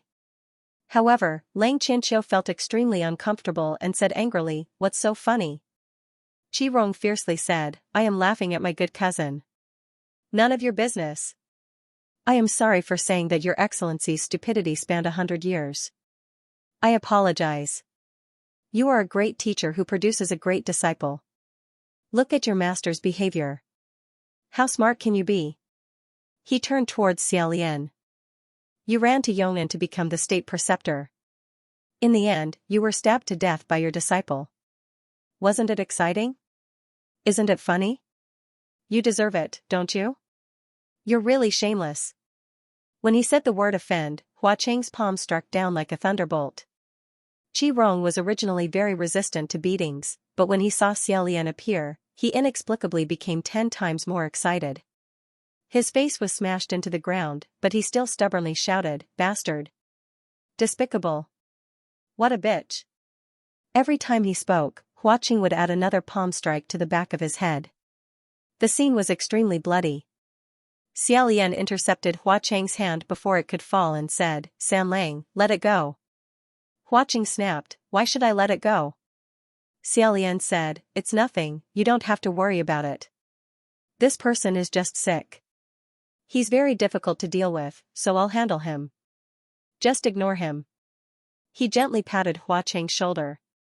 After a long time, Hua Cheng finally said in a low voice, "All right." Qi Rong pulled his head out of the ground and rolled to the side with difficulty. He spat, "Why are you pretending to be kind? If you really didn't want him to hit me, you should have stopped him from the beginning. No one will praise you for your magnanimity if you pretend to ask him to let it go." Xia Lian replied, "I only stopped him because I didn't want to dirty his hands. Aren't you mistaken?" Hearing this, a trace of anger flashed across Qi Rong's bloody face. Then, he laughed wickedly and said, "Ioyo, cousin Crown Prince, your relationship with Hua Cheng isn't bad, huh? I was wondering why none of the subordinates I sent to pay you a visit during the Hungry Ghost Festival came back. So it's because you've clung to Hua Cheng." Xia Lian was completely unaware that Qi Rong had actually sent his subordinates to find him. On the night of the Hungry Ghost Festival, he happened to run into Hua Cheng and brought the youth back to Puqi Monastery. Presumably, Hua Cheng had taken care of all the subordinates sent by Qi Rong. At this thought, he couldn't help but glance at the person beside him. Qi Rong continued, "You're even calling him San Lang. TSK, how familiar. Cousin, you're a high priest of the heavenly court. How could you hook up with this kind of demon? Aren't you afraid of disgracing your status? After all, you're so perfect, so pure and flawless. Your holy light illuminates the earth, ha ha ha ha ha." The high priests of the heavenly court had more or less felt that Mu Qing's words were a bit strange. However, if they were to listen and compare them now, they would realize what was truly strange. In the past, they had truly wronged Mu Qing. Furthermore, Qi Rong didn't just say it, he also did it. He cupped his heart and said, "Cousin Crown Prince, all these years, as your younger brother, I've been thinking about you all the time. Look at the stone statue I meticulously made for you. I keep it by my side so that I can see your heroic figure at all times. How about it? It's not bad, right? Do you like it? It doesn't matter. If you don't like it, that's even better. I'll make a few more for you, ha ha ha ha ha." When he mentioned the stone statue, Hua Cheng's expression turned cold. If it weren't for Xia Lian dissuading him just now, he probably would have already stepped on it. However, Xia Lian was very clear about Qi Rong's temperament. This person was a bit sick. The more intense your reaction, the more excited he would get, and the higher he would jump. Thus, Xia Lian smiled and casually said, "It's not bad, it's just that the taste isn't too good. It must have been hard on you." Sure enough, Qi Rong immediately pulled a long face and coldly said, "Be content with what you have. Only I gave you a statue out of respect in the past. Who else would be willing to worship you? This time, you were able to ascend again because you hugged Junwu's thigh and cried until your knees were rotten from kneeling. Go to the heavenly court and casually take a look. Which high priest isn't more glorious and dignified than you? Those who have flown for 200 years can still step on you. You're almost 800 years old, yet you're still like this. What a failure. Xia Lian smiled and said, cousin is quite a failure.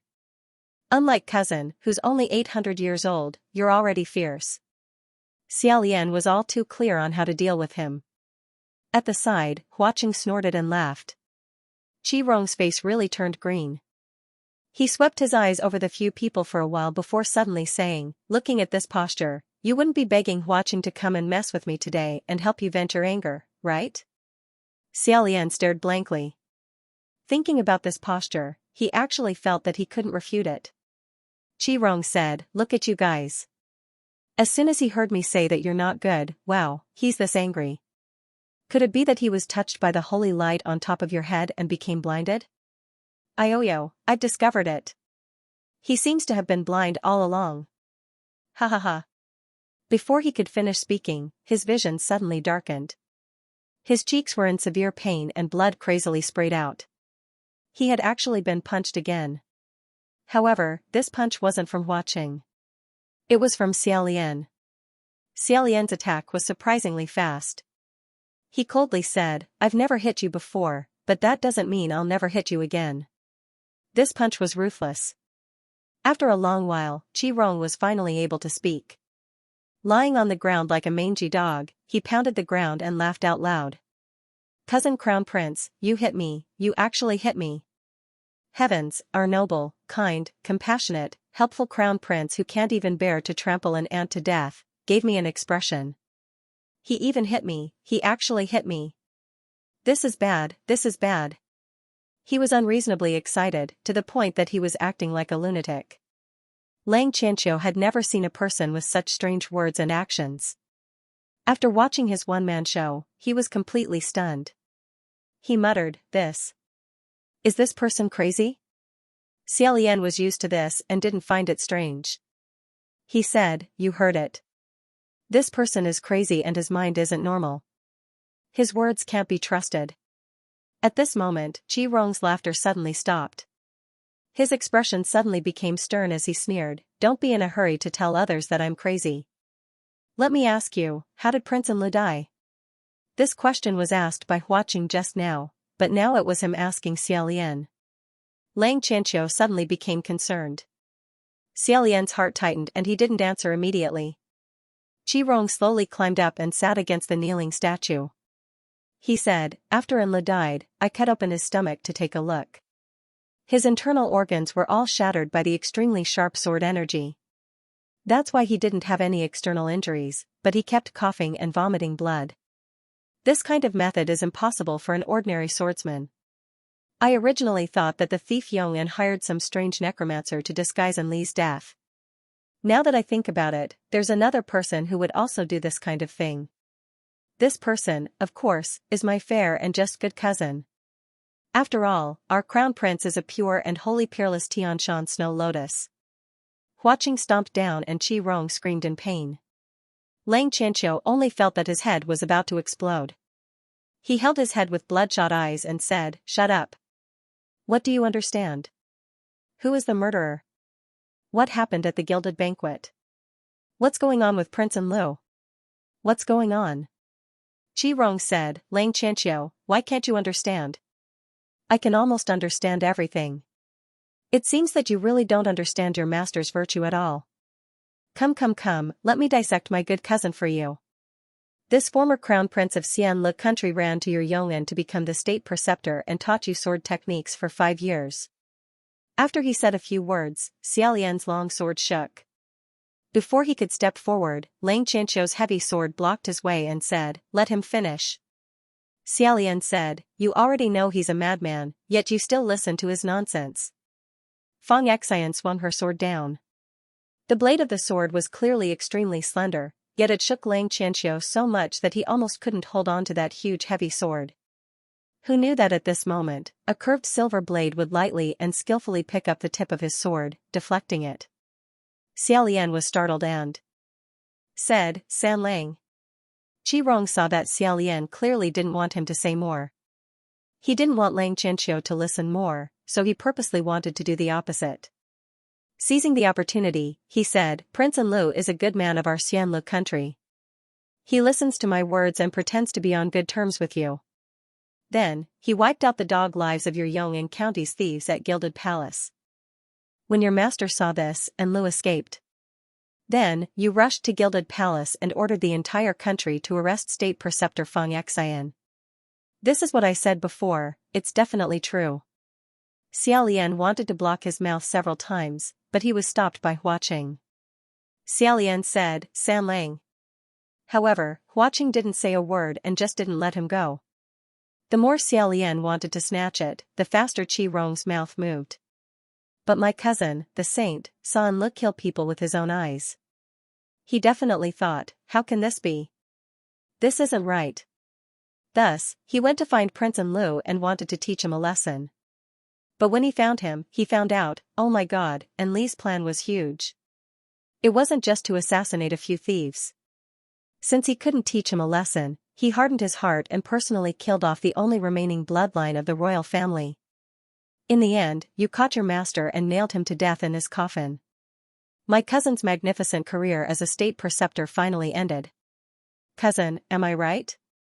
He spat a mouthful of bloody saliva at the foot of the kneeling stone statue and said, you think I don't understand you?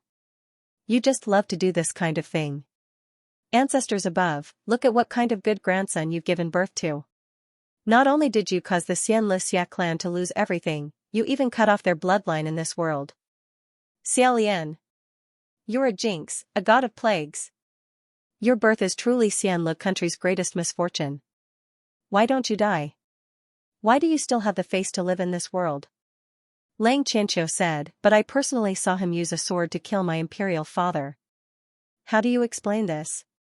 Qi Rong said, if it wasn't for the fact that you, old man, are blind and have seen wrongly, I can only think of one explanation. That is, Enlil really did stab your father, but he didn't stab him to death. Lang Qianqiu said, did he stab him again? Qi Rong cried out, what are you saying? My good cousin is a kind person. How could he immediately stab him again? After he went up, he would definitely be too embarrassed to immediately stab him again. He would definitely try to be polite and save the person first. However, I'm afraid that it was your father who harmed himself. Lang Qianqiu said, what do you mean by harmed himself? Qi Rong said, after a person who was almost killed was saved, what would be the next thing he would do immediately? After you saw so many people die in the Gilded Palace, what was the first thing you thought of doing? Lang Qianqiu still hadn't completely figured it out. He said, apprehend the murderer. Qi Rong said, isn't that right? After my good cousin saved your father would definitely say, State Preceptor, quickly, it was Prince Enlil who did it. Quickly go and kill Prince Enlil for me. No. Not only that, he would definitely say something even more powerful. For example, State Preceptor. Call Qianqiu over. Call everyone over. Kill all the people of Xianli country for me. I want them to accompany me in death. Xiao Lian shouted, Qi Rong, shut up. Lang Qianqiu suddenly turned his head, why do you want him to shut up? So what he said was the truth. In the Gilded Palace, you and Enlil both made a move. One killed my entire family, the other stabbed my imperial father. You're both lying to me? Xiao Lian said, don't listen. Qi Rong interrupted, of course we're lying to you. You're so stupid, if we don't lie to you, who do we lie to? If it weren't for you interfering, the people of Xianli would have taken your dog life when you were 12 years old. How could they allow you to live so big and ascend? Lang Qianqiu said, 12 years old?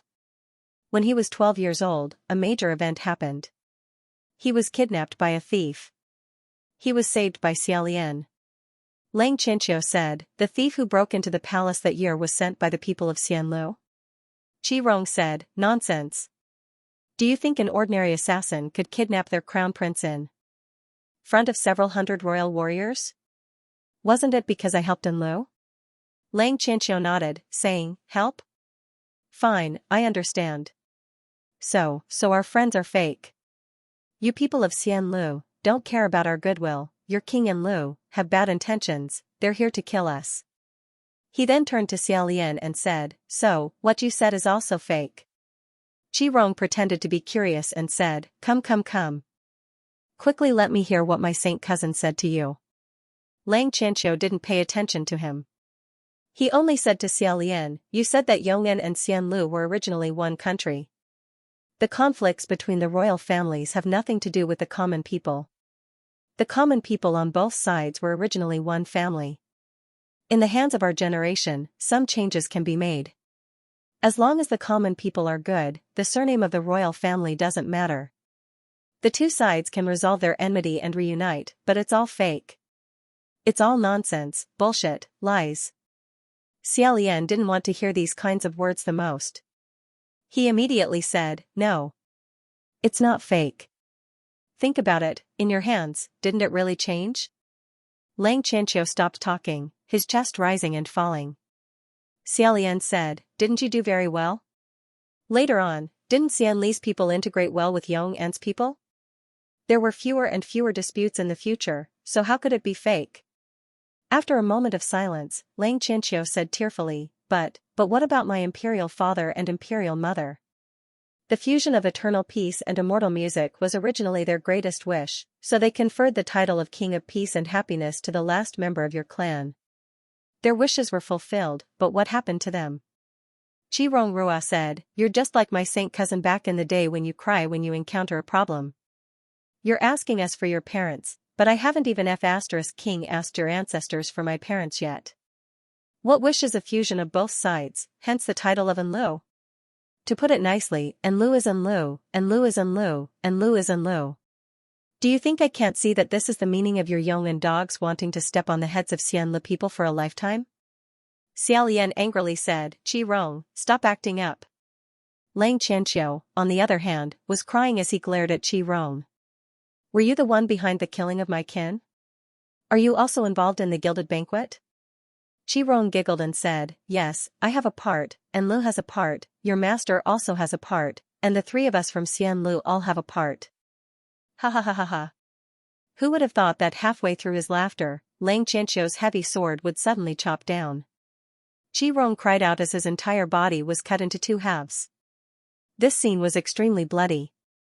The two halves of Qi Rong's body were rolling on the ground, but the upper half of his body said, "It doesn't hurt, it doesn't hurt, it doesn't hurt at all. Compared to Crown Prince Cousin's palm, you're far inferior." Ha ha ha ha ha. Lang Qianqiu didn't say anything. He grabbed Qi Rong's head and lifted it up. Qi Rong was still ridiculing him, but Xia Lian saw that Lang Qianqiu's expression was a bit off. He said, "Qi Rong, if you still want to live, then quickly say a few words less." He had always treated people gently and politely, but Qi Rong couldn't be treated with common sense. Xia Lian understood this principle very well, so every time he met him, Xia Lian didn't want to be polite at all. He couldn't help but become rude. Lang Qianqiu dragged Qi Rong's upper body to the big pot that was bubbling with boiling water. He said, "Do you usually use this pot to eat people?" Qi Rong was dragged all the way, leaving a thick trail of blood on the ground. He said, "That's right. What do you want?" As soon as he finished answering, Lang Qianqiu let go. Ahahaha, it was unknown whether Qi Rong was screaming or laughing. He was thrown into that big pot and was immediately scalded to the point that his skin and flesh were split open. Xia Lian didn't think that such a scene would really appear. His pupils suddenly contracted and he blurted out, "Qianqiu." Lang Qianqiu said sternly, "What? Green Ghost Qi Rong, how many living people have you eaten? Can't you teach him the taste of being cooked? He is the enemy that exterminated my clan, can't I also let him suffer?" Of course he could. Therefore, Xia Lian couldn't say anything. He didn't have any position to say anything. However, whether it was the crown prince of a country in the mortal world or the eastern martial god of the celestial court, Lang Qianqiu had never done such a thing. He always killed if he wanted to and disdained to use such cruel methods. This was too different from the Lang Qianqiu that Xia Lian knew. Qi Rong was thrown into the boiling water. After a while, when he fished him up again, he didn't look like a human anymore. He had been boiled into a lump as if his skin and flesh had melted. There were even some places where white bones could be seen. It was very frightening. However, he seemed to be very happy and was still laughing cruelly. He said, "Cousin, congratulations. Look at your good disciple. His wings have hardened and he knows how to use cruel methods." He knows how to torture people. Lang Qianqiu let go again and Qi Rong was thrown into the boiling water again. This time, it was as if even his bones had been melted by the soup. Qi Rong didn't float up again. Only a few pieces of his green robe were left floating on the water. Xia Lian didn't see his figure for a long time and couldn't help but call out, Qi Rong. This cousin of his used to call him cousin crown prince, praising him for everything and incomparably worshipping him. However, after the fall of the Xianlu kingdom, he became a complete madman. He took the lead in burning down his temples and smashing his halls. He built kneeling statues and doorsteps of the crown prince everywhere. In order to make him suffer, he was willing to do anything at all costs. Xia Lian had always been able to tolerate this kind of behavior. If it involved other people, he would try his best to stop it. In the end, he couldn't bear it anymore and could only hope that the two of them wouldn't meet. After that, the two of them didn't meet for many years. He thought that Qi Rong had already passed away. Who knew that after such a long time, he would suddenly meet an old friend in this world? Seeing that face that was 30% similar to his, he really couldn't say whether or not there was a trace of nostalgia in his heart. After all, the two of them were the only two of the Xianlu royal family left in this world. However, not long after they met, he suddenly saw him die in front of him. Moreover, he was killed by Lang Qianqiu, who wasn't even willing to use the cane. In such a short period of time, the ups and downs were too big. For a moment, he didn't know what to feel. His heart was in a mess. Lang Qianqiu stood beside the big pot and lowered his head in silence. At this time, Hua Qing said, "He's not dead." Lang Qianqiu raised his head and looked at him. Hua Qing said, "You can't be thinking that you've gotten your revenge just like that, right? At most, you've only killed one of his doppelgangers. If you really want to completely kill him, you'll have to go find Qi Rong's ashes." Lang Qianqiu coldly said, "Many thanks for your reminder. I will definitely capture him with my own hands and use his ashes to hold a memorial for my imperial father and empress mother. After that, I'll find you to settle things. Stay Preceptor, don't even think about running away." After he finished speaking, he swung his sword down and split the big pot in half. Then, he immediately withdrew and left. Boiling water gushed out, and the broken bones inside the pot were washed to the ground. Xia Lian wanted to chase after him, but in his heart, he understood that it was already useless. He stopped in his tracks and stood in place, speechless. Hua Qing walked over and said, "He just found out the truth. It's better to let him calm down." Xia Lian was startled and asked, "Why must he know? Is the truth that important?" Hua Qing said, "It's very important. He needs to understand what you did, what you didn't, and why you did it." Xia Lian suddenly turned around and coldly said, "What's the use of knowing so clearly? Don't tell me that if I kill a few less people, I'll have more difficulties?" Hua Qing didn't say anything. In Xia Lian's chest, a burst of anger suddenly welled up. He didn't know who this anger was directed at. He blurted out, "What dogfart difficulties do I have?" His imperial father wholeheartedly wanted to merge the two clans. Should I kill him? Prince Enlu is the last of my family's bloodline. Should I kill him? No matter what I suffer, I deserve it. Isn't it better to put it all on my head? What am I afraid of? Even if they all come at me, I won't die. Originally, it was only me who did the good deed. I was the scourge. Now, Prince Enlu is also included. Qi Rong is also included. Everyone in Xianlu is included. Isn't it better to hate one person than a group of people? Do I really have to let him discover that the things I taught him before were all fake, empty, and worthless nonsense? Hua Qing just quietly looked at him and didn't refute. The two people looked at each other for a moment. Then, Xia Lian suddenly covered his face and said, "I'm sorry. San Lang, I'm sorry. I'm afraid I've gone crazy. I'm sorry." Hua Qing said, "It's nothing. It's my fault." Xia Lian said, "No, you're not wrong. It's my problem." He sat down on the ground and hugged his head. "It's a mess. A mess." In a flash, Hua Qing also sat down beside him and said, "You're not wrong." Xia Lian hugged his head and didn't say anything. Hua Qing said, "Kill Prince Yong'an, protect the survivors of Xianlu." Kill Prince Enlil, protect the two clans from conflict. In the end, he died in Lang Qianqiu's hands. 3 lives in exchange for several lifetimes of peace. It's the most worthwhile deal. I'll do the same. Listen to me. His tone was firm and unquestionable. You're not wrong. No one can do better than you. After a moment of silence, Xiaolian said, I just feel that it shouldn't be. He slowly raised his head and said, I just feel that when a person shows kindness, but doesn't receive a good result, I feel that it shouldn't be like this. Even if it's fake, I still want Qianqiu to remember that if he treats Xianlu well, Xianlu will also treat him well. Do the right thing and move forward courageously. Not like now.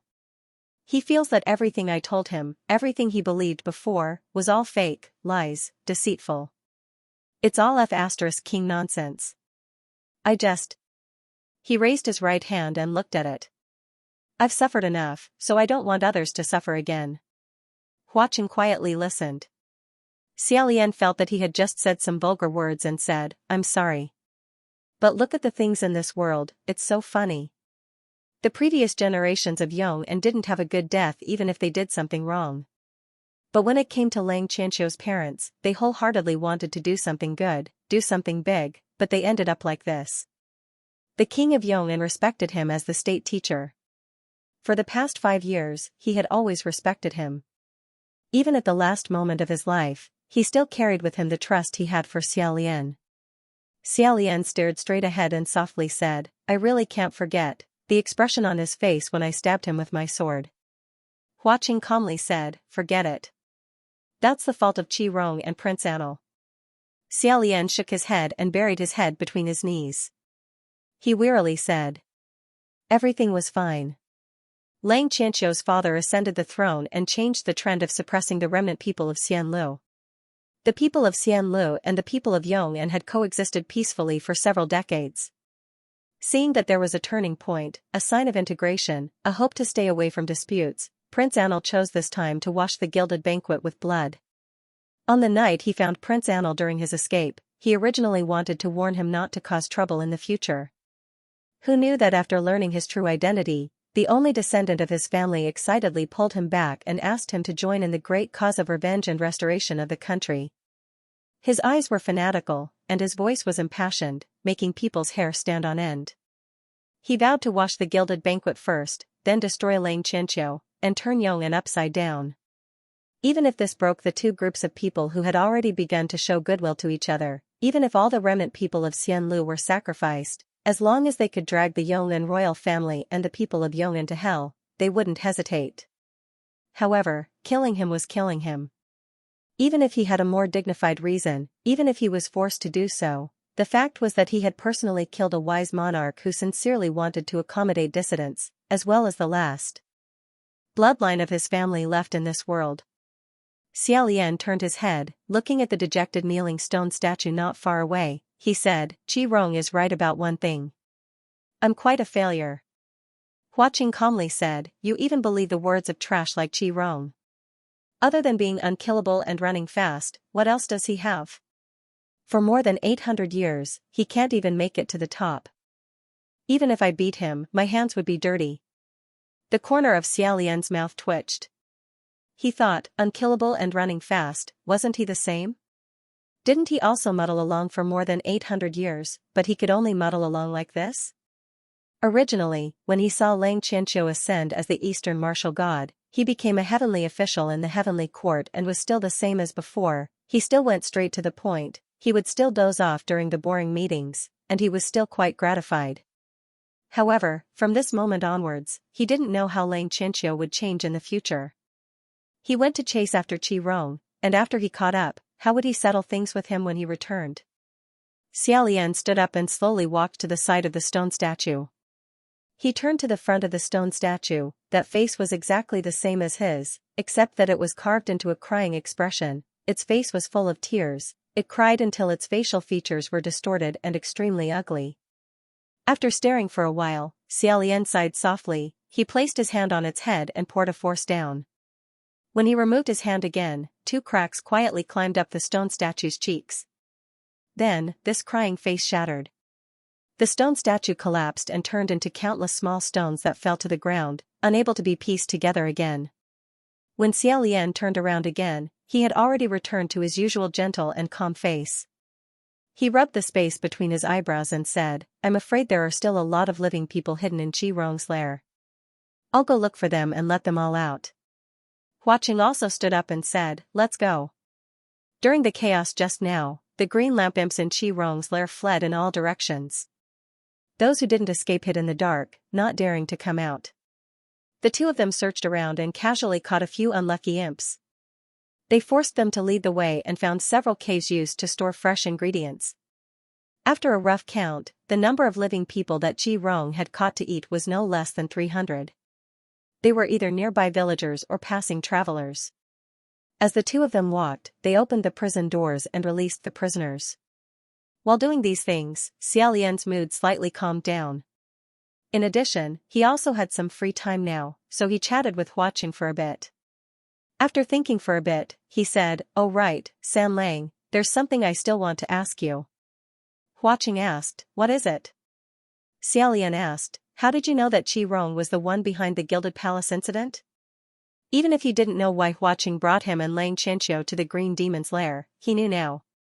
Hua Qing's objective was to let Lang Qianqiu personally hear Qi Rong reveal the truth about what had happened in the Gilded Hall. Xia Lian replied, "Qi Rong doesn't know about my affection. If he knew, he would have long since gone to pester me. Back then, although I discovered that Xian Li's old royal family had secretly made many moves, I didn't know that Qi Rong was controlling them from behind the scenes." "How did you know? How long ago did you learn about this?" "It's not early." Hua Qing clasped his hands behind his back and walked shoulder to shoulder with him. "I've interacted with Qi Rong a few times, so I know his background. Qi Rong was from Xianlu when he was alive and extremely hated Yong'an. He was used to using methods to sow discord and fan the flames to create trouble. Yong'an country's numerous assassinations against the royal family were all controlled by him. However, he had always hidden it well." Xia Lian shook his head. "So it turns out he already had a criminal record. Fortunately, he hid it well. If he didn't hide it well, and the people in the heavenly court found out that he interfered with human affairs, they wouldn't have let him off." Hua Qing said, "Washing the Gilded Palace in blood is very consistent with his usual style of doing things. Therefore, I always thought that he was the mastermind behind this incident and that Grand Preceptor Feng Xian was his person. However, Lang Qianqiu went to the heavenly court and said that Grand Preceptor Feng Xian was you. In that case, Feng Xian and Qi Rong couldn't be on the same side." Xia Lian's footsteps slightly slowed down. It seemed that Hua Qing clearly wasn't in the heaven realm, yet he knew everything that had happened in the Divine Martial Palace. Moreover, not only that, he was also very clear about the history between Xia Lian and Qi Rong. Hua Qing continued, "However, I'm still inclined to believe that the mastermind behind this incident was Qi Rong. At least, he was definitely the one who made the first move." After Lang Qianqiu's father ascended the throne, the situation of the ordinary Xianlu citizens improved greatly. They no longer thought about revenge and restoring their country like before. The only one who could possibly still want to rise up was the Xianlu royal family. At that time, the only descendant of the Xianlu royal family was Prince Enlu. If Qi Rong wanted to instigate someone to rise up, it would definitely be him. It just so happened that this person mysteriously died not long after the Gilded Banquet. Moreover, he didn't have any medical history. Isn't this obvious? Xia Lian nodded. Hua Qing said, "Therefore, he was most likely killed, and the reason for his death was related to the Gilded Banquet. My initial guess is that it was done by the Yong'an royal family. However, if it was them, it doesn't make sense that the Xianlu citizens weren't implicated. After thinking about it, I can only deduce the current conclusion." Xia Lian smiled and sighed. "There are so few clues, yet you can deduce it so accurately." Hua Qing said, "It's not difficult. I just wanted to have a good understanding of the people involved in this matter." Xia Lian said, "Indeed, I understand them very well. However, there is a very important premise in your deduction that I don't quite understand." Hua Qing said, "Which one?" Xia Lian said, "Why do you believe that the Gilded Banquet was definitely done by Qi Rong first?" Huaqing said, I don't believe that it was definitely done by him. I just believe that it definitely wasn't done by you. Hearing this, Xiaolian's smile disappeared. After a moment of silence, he asked, why? Huaqing said, if you admit that the gilded banquet was washed with blood and used other reasons, then it is possible that it was indeed done by you. However, the Emperor of Yong'an Kingdom is diligent and has won the hearts of the people. However, Lang Qianqiu said that the reason you told him at that time was that you couldn't bear to see them sit in this position. He said, this is indeed a very standard declaration of a usurper. However, if it came from your mouth, then it is a clumsy self-defilement. Hearing the word self-defilement, Xiaolian laughed silently. Self-defilement? Have you ever thought that in my heart, I might really be thinking that way? Perhaps in the depths of my heart, there are a few traces of resentment hidden? Huaqing said, so what if you think? You won't do that. Xiaolian shut his mouth tightly. After a while, he finally said, San Lang, actually, I'm not like what you think I am. He closed his eyes and shook his head, as if he didn't know whether he should say it or not. Huaqing said, you can say it, there's no harm. After hesitating for a while, Xiaolian still said, I feel that in this world, people shouldn't have too much hope for anyone. Oh, Huaqing said, what do you mean by having too much hope? Xiaolian said, don't imagine a certain person to be too beautiful. If they don't interact for a lifetime and only look at an illusory shadow from afar, then it's fine. However, if they get to know each other and gradually get to know each other, one day, they will eventually discover that this person is different from what they imagined. At that time, they will be very disappointed. However, Huaqing said, not necessarily. I don't care if other people are disappointed or not. But for some people, the existence of a certain person in this world is in itself hope. Although his words didn't specify who some people was and who certain person was, and his tone was also flat, as if he was just casually refuting, Xiaolian's heart suddenly floated and floated. He stopped walking and couldn't say anything for a while. After a while, he suddenly said, San Lang, who exactly are you? Huaqing also stopped walking and turned around to look at him. Xiaolian met his gaze and seriously said, you know who Qi Rong is and you know his ins and outs. You know who I am. I know how to draw the crown prince pleases the god. You know me like the back of your hand. You know a lot. Maybe even more. Huaqing raised his eyebrows and said, don't I always know a lot? Xiaolian shook his head and said, it's not the same. His left hand propped up his right elbow and his right hand rubbed his chin. Slightly lost in thought, he said, I always had a feeling that you are an old friend of mine. You should have known me from a long time ago. Maybe it was when I first ascended. No, maybe even earlier. But I really don't remember when I have seen someone like you in the past. A person like Huaqing, after seeing him once, would definitely never forget him. Xiaolian also didn't break his head and lose his memory. If he had seen him before, there was no reason for him not to remember. Xiaolian stared at him and said with slight confusion, who exactly are you? Have I seen you before? Huaqing didn't answer and only smiled slightly. Xiaolian immediately reacted. This question was really extremely inappropriate. The real name of a ghost was usually a secret. Unless it was a patient like Qi Rong who couldn't be guessed with common sense, otherwise, how could it be casually told to others? He hurriedly said, I'm sorry, don't mind me. I was just asking casually. You don't need to answer me, it doesn't matter who you are.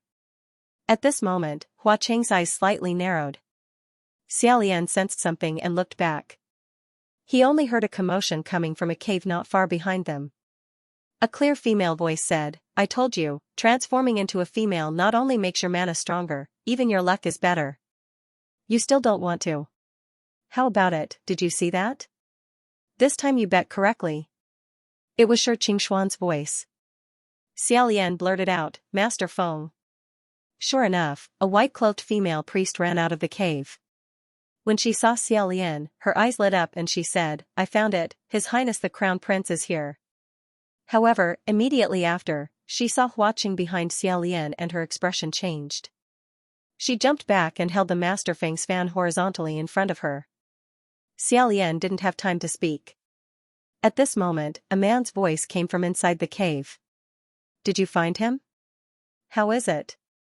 The sound of footsteps approached and a figure flashed out. It was actually Feng Xian.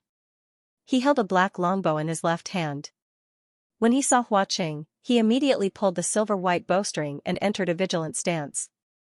Hua Qing sneered and didn't make any comments. Xia Lian hurriedly said, "Let's talk, put away your weapon first." The four of them met in the green ghost's lair, facing each other. Feng Xian pulled the bowstring to the fullest. A wisp of spiritual light condensed into the shape of an arrow in his right hand and aimed at Hua Qing. He took the lead and spoke in a deep voice, "Your Highness the Crown Prince, come over first." Feng Xian's bow was a gift from Junwu. It was called the Divine Wind Bow and was a magic weapon that gave people a headache. Xia Lian was afraid that he would really shoot the arrow, so he moved in front of Hua Qing. Who knew that Hua Qing would pull him from behind and Xia Lian was pulled back again? Xia Lian did not know whether to laugh or cry. However, he was very grateful. "Master Feng, I'm afraid you have misunderstood."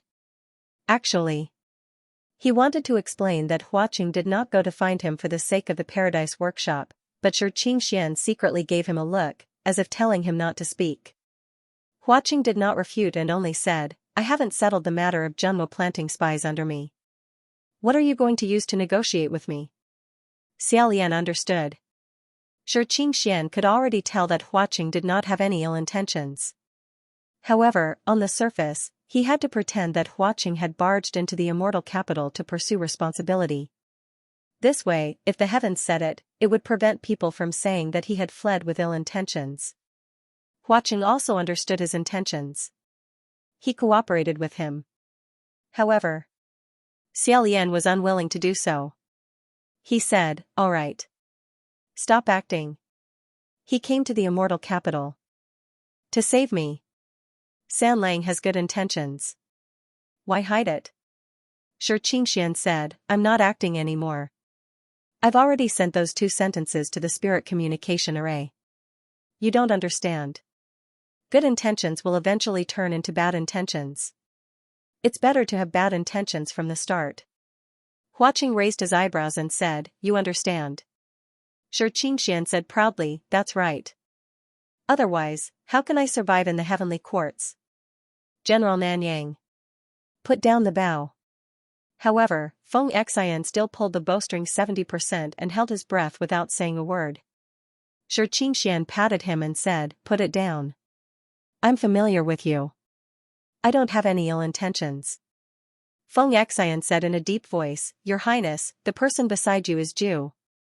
Seeing that his hostility did not decrease and his bow and arrow did not drop, Shi Qingxian suddenly made a bang sound and hit his elbow. At that moment, Feng Xian's expression was 10,000 times more terrifying than if he had seen a ghost. He shouted, and the half-condensed spiritual energy in his right hand dissipated. His face was pale as he cursed. In the end, he broke down and said, "F***ck. What are you trying to do?" It turned out that Shi Qingxian had used to hit the hand that he was holding the arrow with was his chest. From the looks of it, this collision had really frightened Feng Xian. As for Shi Qingxian, he flicked his horsetail whisk. His immortal bones were so elegant that it was impossible to tell what kind of improper thing he had just done. He said, "I haven't asked you what you want to do. I already said that the Blood Rain Tanhua is going to save His Highness the Crown Prince, yet you still pointed an arrow at him. If you want to fight so badly, this Wind Master will not accompany you." Feng Xian immediately retreated tens of thousands of miles away, as if he did not dare to approach her at all. He shouted at the top of his lungs, "Don't do this kind of thing again. Don't do it again. Do you hear me?" Seeing that he was avoiding snakes and scorpions, Shi Qingxian, who was very confident in his own handsomeness, could not help but feel depressed and said, "All right, all right, all right. No, I won't do it anymore." You won't be at a disadvantage, right? What kind of attitude is that? As if he felt that he had lost face, he turned back into a man and said, "Hey, where's Qianqiu?" Hearing this, Feng Xian finally regained some of his senses and looked around. Xia Lian let out an awe before asking, "He's not in the spirit communication array?" Shi Qingxian said, "Nope. After he threw the dice, he walked the right path, and after that, he did not utter a word. I asked him several times what the correct number was, but he did not answer me. In the past, he would quickly answer whoever spoke to Qianqiu. Even if it was a small heavenly official from the central heavens who asked him, he would never hesitate. It's really strange. Xia Lian sighed lightly and said, His Highness Tai Hua went to chase after Qi Rong. The two people who came were both startled. Qi Rong? Xia Lian said, That's right. This place is Qi Rong's lair. AI, in short. Feng Xian said, Wait a minute. Why would His Highness Tai Hua go after Qi Rong? Didn't he come to chase after you? At the side, Hua Qing said, No reason. He was chasing the murderer who bathed the gilded banquet in blood, and His Highness the Crown Prince only helped the murderer clean up his mess. After Lang Qianqiu found out the truth, he went to chase after the real murderer. That's all. Feng Xian's expression turned cold as he said, The real murderer? Really? Xia Lian only felt that he couldn't explain it one more time. He couldn't explain it clearly in a short amount of time, so he shook his head and said, It's not that simple. I'll explain it in detail when we get back. Shi Qingxian didn't know the inside story, so he happily said, Sure enough, there's a misunderstanding. This Master Feng's foresight is truly divine. This time, even if you go back, you won't need to be confined. Feng Xian then said, All right. He looked as if he was greatly relieved and put away his bow. The vigilance he displayed just now had also decreased by quite a bit. Hua Qing, on the other hand, sneered. Xia Lian said to Feng Xian, Do you know that Qi Rong is that Qi Rong? Feng Xian said, That Qi Rong? Which one? He was stunned and asked, The one we both know? Xia Lian said, Sure enough, you also didn't expect it to be him?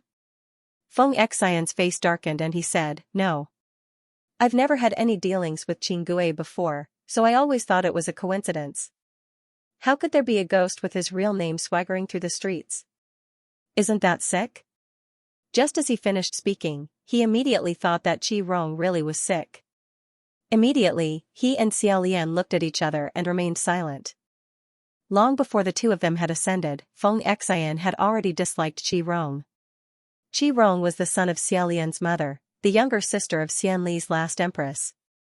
He had been raised in the imperial family since he was a child, and he pestered Xia Lian all day long. As Xia Lian's bodyguard, Feng Xian naturally had to see him often. This person was young, insensible, and wouldn't listen to advice. He was full of energy, and his behavior was extreme. The worst part was that he was a relative of the imperial family, so no one dared to scold or discipline him. One could imagine how lawless he was. In the past, the words he used to say the most were, Cousin Crown Prince is perfect, and how is my cousin, how is he, how is he? If there was someone who disrespected Xia Lian in the slightest, or brought the slightest bit of trouble to Xia Lian, no matter who it was, Qi Rong would definitely put that person in a sack and beat the crap out of him. In his head, he never had any thoughts of respecting the elderly and loving the young. Xia Lian had once rescued a child who wasn't even 10 years old from under his hands. That child was beaten until his entire body was covered in blood, and his appearance couldn't be seen anymore. It was extremely miserable. Xia Lian knew about his background, and also felt that he was sincerely looking out for her, so she never made a move to teach him a lesson. However, if it was just verbal guidance or scolding, he wouldn't change despite repeated admonitions, which was extremely troublesome. Feng Xian had a straightforward personality, and his words were impulsive. He wasn't as patient as Xia Lian. He contradicted Qi Rong several times and disobeyed his orders, causing Qi Rong to be extremely disgusted with him. Qi Rong always found ways to make things difficult for him, and he was bossy and bossy. Moreover, after Xia Lian ascended, Qi Rong became even more severe. Sometimes, when the other party made an unintentional mistake, such as casually spitting in front of the Crown Prince's palace, he would stuff red-hot charcoal into the other party's mouth. In order to prevent him from going overboard, Feng Xian often had to go down to the lower realm to clean up Qi Rong's mess, which annoyed him to death. He often said to Xia Lian, Qi Rong is sick, sooner or later, he will cause big trouble.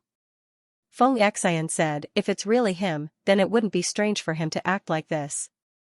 Shi Qingxian asked curiously, why, do you guys know Qing Gui himself? Xia Lian nodded and said, my cousin.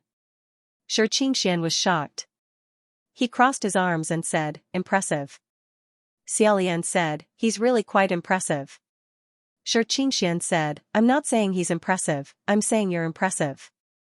Your Highness the Crown Prince, look, the Southeast Martial God, the Southwest Martial God are your old acquaintances, the East Martial God is your disciple, Green Lantern Wandering in the Night is your cousin, Blood Rain Tanhua is your sworn brother, and I, Master Feng, am your friend.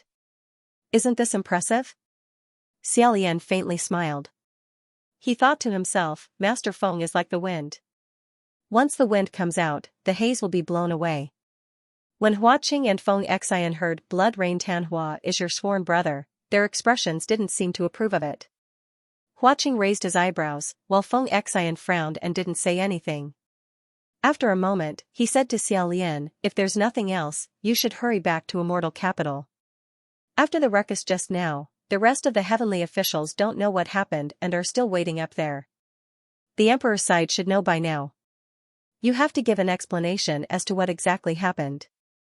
Hearing this, Hua Qing laughed out loud. Feng Xian said, what are you laughing at? Hua Qing said, and here I thought your temperament was really straightforward. Turns out you're also someone who likes to beat around the bush. You just want His Highness the Crown Prince to not mingle with demons and ghosts like me. What is it that you don't dare to say directly? Are you afraid you don't have the qualifications to say it? Xia Lian coughed lightly and said, San Lang. Feng Xian coldly said, he shouldn't mingle with demons and ghosts in the first place. It's good that you know. Regarding this sentence, Hua Qing declined to comment. Xia Lian calmly butted in and said to Feng Xian in a warm voice, I will give you an explanation. However, right now, there are indeed other things that need to be done. Qi Rong hid over 300 living people in his lair in preparation to eat. Fortunately, with San Lang's help, we were able to rescue all of them. Currently, there's still a batch of little ghosts left. We need to slowly deal with them. Once we're done, I'll head up. Feng Xian said, it's not good to drag it out for too long. Just leave it to me to deal with. Hua Qing nodded and said, based on the efficiency of the Heavenly Court, we should be able to deal with it by next month. Feng Xian said, you speak as if you can settle it in an instant. The two of them actually opposed each other with equal harshness. Shi Qingxian asked Xia Lian with his eyes, do they have a grudge? Xia Lian shook his head. Just as he was about to change the topic, Hua Qing took out an umbrella from who knows where. The surface of this umbrella was scarlet red like a maple, bright like fire. Hua Qing held the umbrella with one hand, and the surface of the umbrella blocked above him and Xia Lian, causing their cheeks to be dyed crimson. Presumably, this was the umbrella he held during the Forest of Corpses and the rain of blood on Mount Yujun. However, it wasn't raining right now. Xia Lian couldn't help but feel a little strange and said, San Lang, why are you holding an umbrella? Hua Qing faced him and moved the umbrella towards Xia Lian a little. He said with a smile, wait. The weather is about to change. Just as he finished speaking, a torrential downpour fell from the sky. The pitter-patter, came so suddenly that Xia Lian's entire person was stunned. However, he stayed well under Hua Qing's umbrella and didn't get drenched by a single drop of rain. However, Feng Xian, who was standing opposite Xia Lian and Hua Qing, was completely unprepared. He was drenched from head to toe by this rain. What was even more unfortunate was that this rain was the color of blood. Thus, from the looks of it, Feng Xian had already turned into a bloody red person.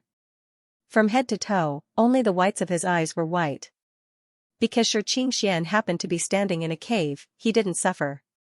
He was dumbfounded and even forgot to swing his horsetail whisk. That blood rain came quickly and left quickly. After a short while, it returned to calm. Feng Xian finally reacted, wiping his face. His face was still a bloody red, and there was no sign of improvement. Xia Lian said, this. Hua Qing closed the umbrella and laughed, in an instant. How about it? Between these 5 words, he leisurely walked a few steps, already a long distance away. On Xia Lian's side, Shi Qingxian was originally rummaging through his sleeves for a cloth towel. He pulled out a few white hairs from the horsetail whisk and offered them to Feng Xian, who had fallen into silence. As soon as Hua Qing left, Xia Lian immediately noticed that there was one less person behind him. He turned around and ran a few steps before saying, "San Lang, are you going back to the Ghost City?" Hua Qing turned around and said, "Aren't you also going back to Immortal Capital?" He said half-jokingly, "However, if you want to go back to the Ghost City with me, I welcome you." Xia Lian smiled and said, "Next time." He sincerely said, "If there's a chance next time, I'll definitely go to the Ghost City again. You rebuild the Blissful Square, I'll carry bricks for you." Hua Qing said, "No need to carry bricks. It's good for you to sit and watch." Xia Lian slowly restrained his smile and said, "No matter what, I still have to thank you for Qianqiu's matter." After a pause, he said, "I don't know what's right. Maybe this isn't necessarily bad." Hua Qing indifferently said, "You're thinking too much." Xia Lian was startled and slightly tilted his head. Hua Qing said, "You just need to do it." After saying that, he turned around and waved his hand. He didn't know why, suddenly, Xia Lian seemed to have a burst of courage again. After Lang Qianqiu left, his pace was a little slow, and his back was also a little bent. He didn't know where this courage came from, and he didn't know where it was going, but it actually made his entire body unknowingly stand up straight. He stood in place without moving. Shi Qingxian walked up, patted his shoulder, and said, "This person is quite interesting. Your Highness the Crown Prince, I don't know how you got to know him, but your luck is really good." This was the first time Xia Lian heard someone say to him, "Your luck is really good." He glanced at Shi Qingxian and smiled slightly, and said, "Is that so?" "Probably. I think so too." Behind them, Feng Xian continued to silently wipe his face. When the two of them turned around, they saw his face covered with white hair. It took a lot of effort to hold back his laughter. Xia Lian said, "I'm sorry." This could be considered an apology on behalf of Hua Qing. Feng Xian finally pulled down the white hair and said, "My skills are inferior. There's nothing to say." The three of them searched the lair again. They confirmed that there were no more living people trapped, and no fish that had escaped the net. Only then did they ride a gust of wind, and return to Immortal Capital again. After passing through the Ascension Gate, they saw many low-level heavenly officials blocking the streets, coming and going. As if they were facing a great enemy, they were inspecting every palace on both sides of the street. When they arrived at the Divine Martial Palace, the palace was already full of heavenly officials. From afar, they could hear the sounds of argument. The first sentence they heard was, "Hua Qing actually made a false accusation, saying that our heavenly court had planted spies in the Ghost City. This is really ridiculous. Our heavenly realm needs to plant spies under him?" Hearing this, Xia Lian and Shi Qingxian coughed lightly. The matter of planting spies in the Ghost City was most likely not fake. They hadn't even figured out the matter, yet they were so impatient to shout. If it was true, wouldn't they be shooting themselves in the foot? The three of them entered the palace, with Shi Qingxian walking at the front. When everyone saw him, they greeted, "Master Feng is back? You've worked hard, you've worked hard." However, their eyes were all staring at Xia Lian. Before they could ask again, they saw Feng Xian, who looked like he had just crawled out of a pool of blood, walk in with a sullen face. Everyone froze and averted their gazes. After all, no one wanted to hear the curses resounding through the air in the quiet hall. Only Mu Qin didn't avoid them. Instead, he intentionally looked in their direction. His intentions were clear. Xia Lian raised his eyes and saw Jun Wu sitting in the seat of honor with one hand supporting his forehead and pressing on his temples. His eyes were closed and he looked slightly tired. Xia Lian could understand. If it was in the past, they might not even hold a meeting once every month or two, but recently, there were frequent incidents. In a short period of time, the Divine Martial Hall was filled to the brim several times. It was as if something happened every day, and they couldn't wait to hold a meeting twice a day. If it was Xia Lian, he would also be tired. Moreover, there were many people who wanted to express their opinions. A heavenly official said, "He came as he pleased and connected the Immortal Music Palace to another place. This is too terrifying. Today, he could easily capture His Royal Highness the Crown Prince who had offended him. Tomorrow, he might be able to capture other priests from other halls. This matter must not be tolerated. We must stop it in time. If it was the human world, it would be equivalent to a certain rebel digging a tunnel in the palace. He could come and go as he pleased. Of course, it made people restless. It was no wonder that the group of Middle Celestial Court's heavenly official wanted to enforce martial law and investigate everywhere. However, Mu Qing's main point wasn't this. He said indifferently, there are so many believers in Huaqing and he has a ghost city. It's just a paradise square. So what if he burns it? It might not be because His Royal Highness the Crown Prince offended him that he barged into the immortal capital. Shi Qingxian immediately said, General Xianjun, what you said isn't right. Everyone heard Huaqing admit it himself. Speaking of which general's turn is to guard the court this month? Someone cast a spell on the gate of the Immortal Music Palace and connected it to other places. Is this considered a dereliction of duty? Pei Ming was originally standing at the side with her arms crossed. She didn't say anything, but when she heard this, she said, me. Shi Qingxian remembered wrongly. He thought it was Mu Qing, but in the end, it was Pei Ming. He couldn't help but feel awkward. Pei Ming didn't shirk her responsibility and said, I'm the one on duty this month. It's indeed my dereliction of duty. The heavenly official who was on good terms with him immediately said, in my opinion, we should take things one by one. Let's get to the bottom of the gilded banquet first. At this moment, Ling Wen, who was standing in front of the hall, suddenly said, there's news from His Royal Highness Tai Hua. Junwu finally opened his eyes and said, what did he say? Ling Wen waited for a moment and said, he said that there's an inside story about the country of Yong and's gilded banquet. He will look for His Royal Highness the Crown Prince to resolve it himself and doesn't need anyone else to interfere. But please don't let His Royal Highness the Crown Prince succeed in degrading himself. These are two different matters. Mu Qing frowned and said, what inside story? Ling Wen said, he didn't say anything more. There's no more news. They didn't expect that a huge battle would break out at any moment. The heavenly officials couldn't help but feel a little disappointed when the hammer smashed down heavily. Lang Qianqiu was the victim. If the victim didn't find the murderer to collect the debt, then what was there for the others to watch? Furthermore, if Lang Qianqiu didn't say anything, it seemed like Xiao Lian wouldn't say anything either. This matter really didn't have anything to chew on. Next, Junwu selected Feng Xian and Mu Qing to assist Pei Ming in strengthening the security. He also made some other arrangements. He waved his hand and dismissed everyone. Xiao Lian stayed behind and faintly heard some people talking. Sure enough, every time he makes a mistake, the emperor says that he wants to interrogate him. In the end, nothing happens. I have eyes but failed to recognize Mount Tai. So he's a great Buddha. Be careful what you say in the future. When everyone had dispersed, Xiao Lian walked to the front of the hall and bowed, I've caused trouble for you. Junwu said, this isn't much trouble. If you keep insisting that you're the one who bathed the gilded banquet in blood, then it'll be more troublesome. After hesitating for a moment, Xiao Lian still told him everything from start to finish.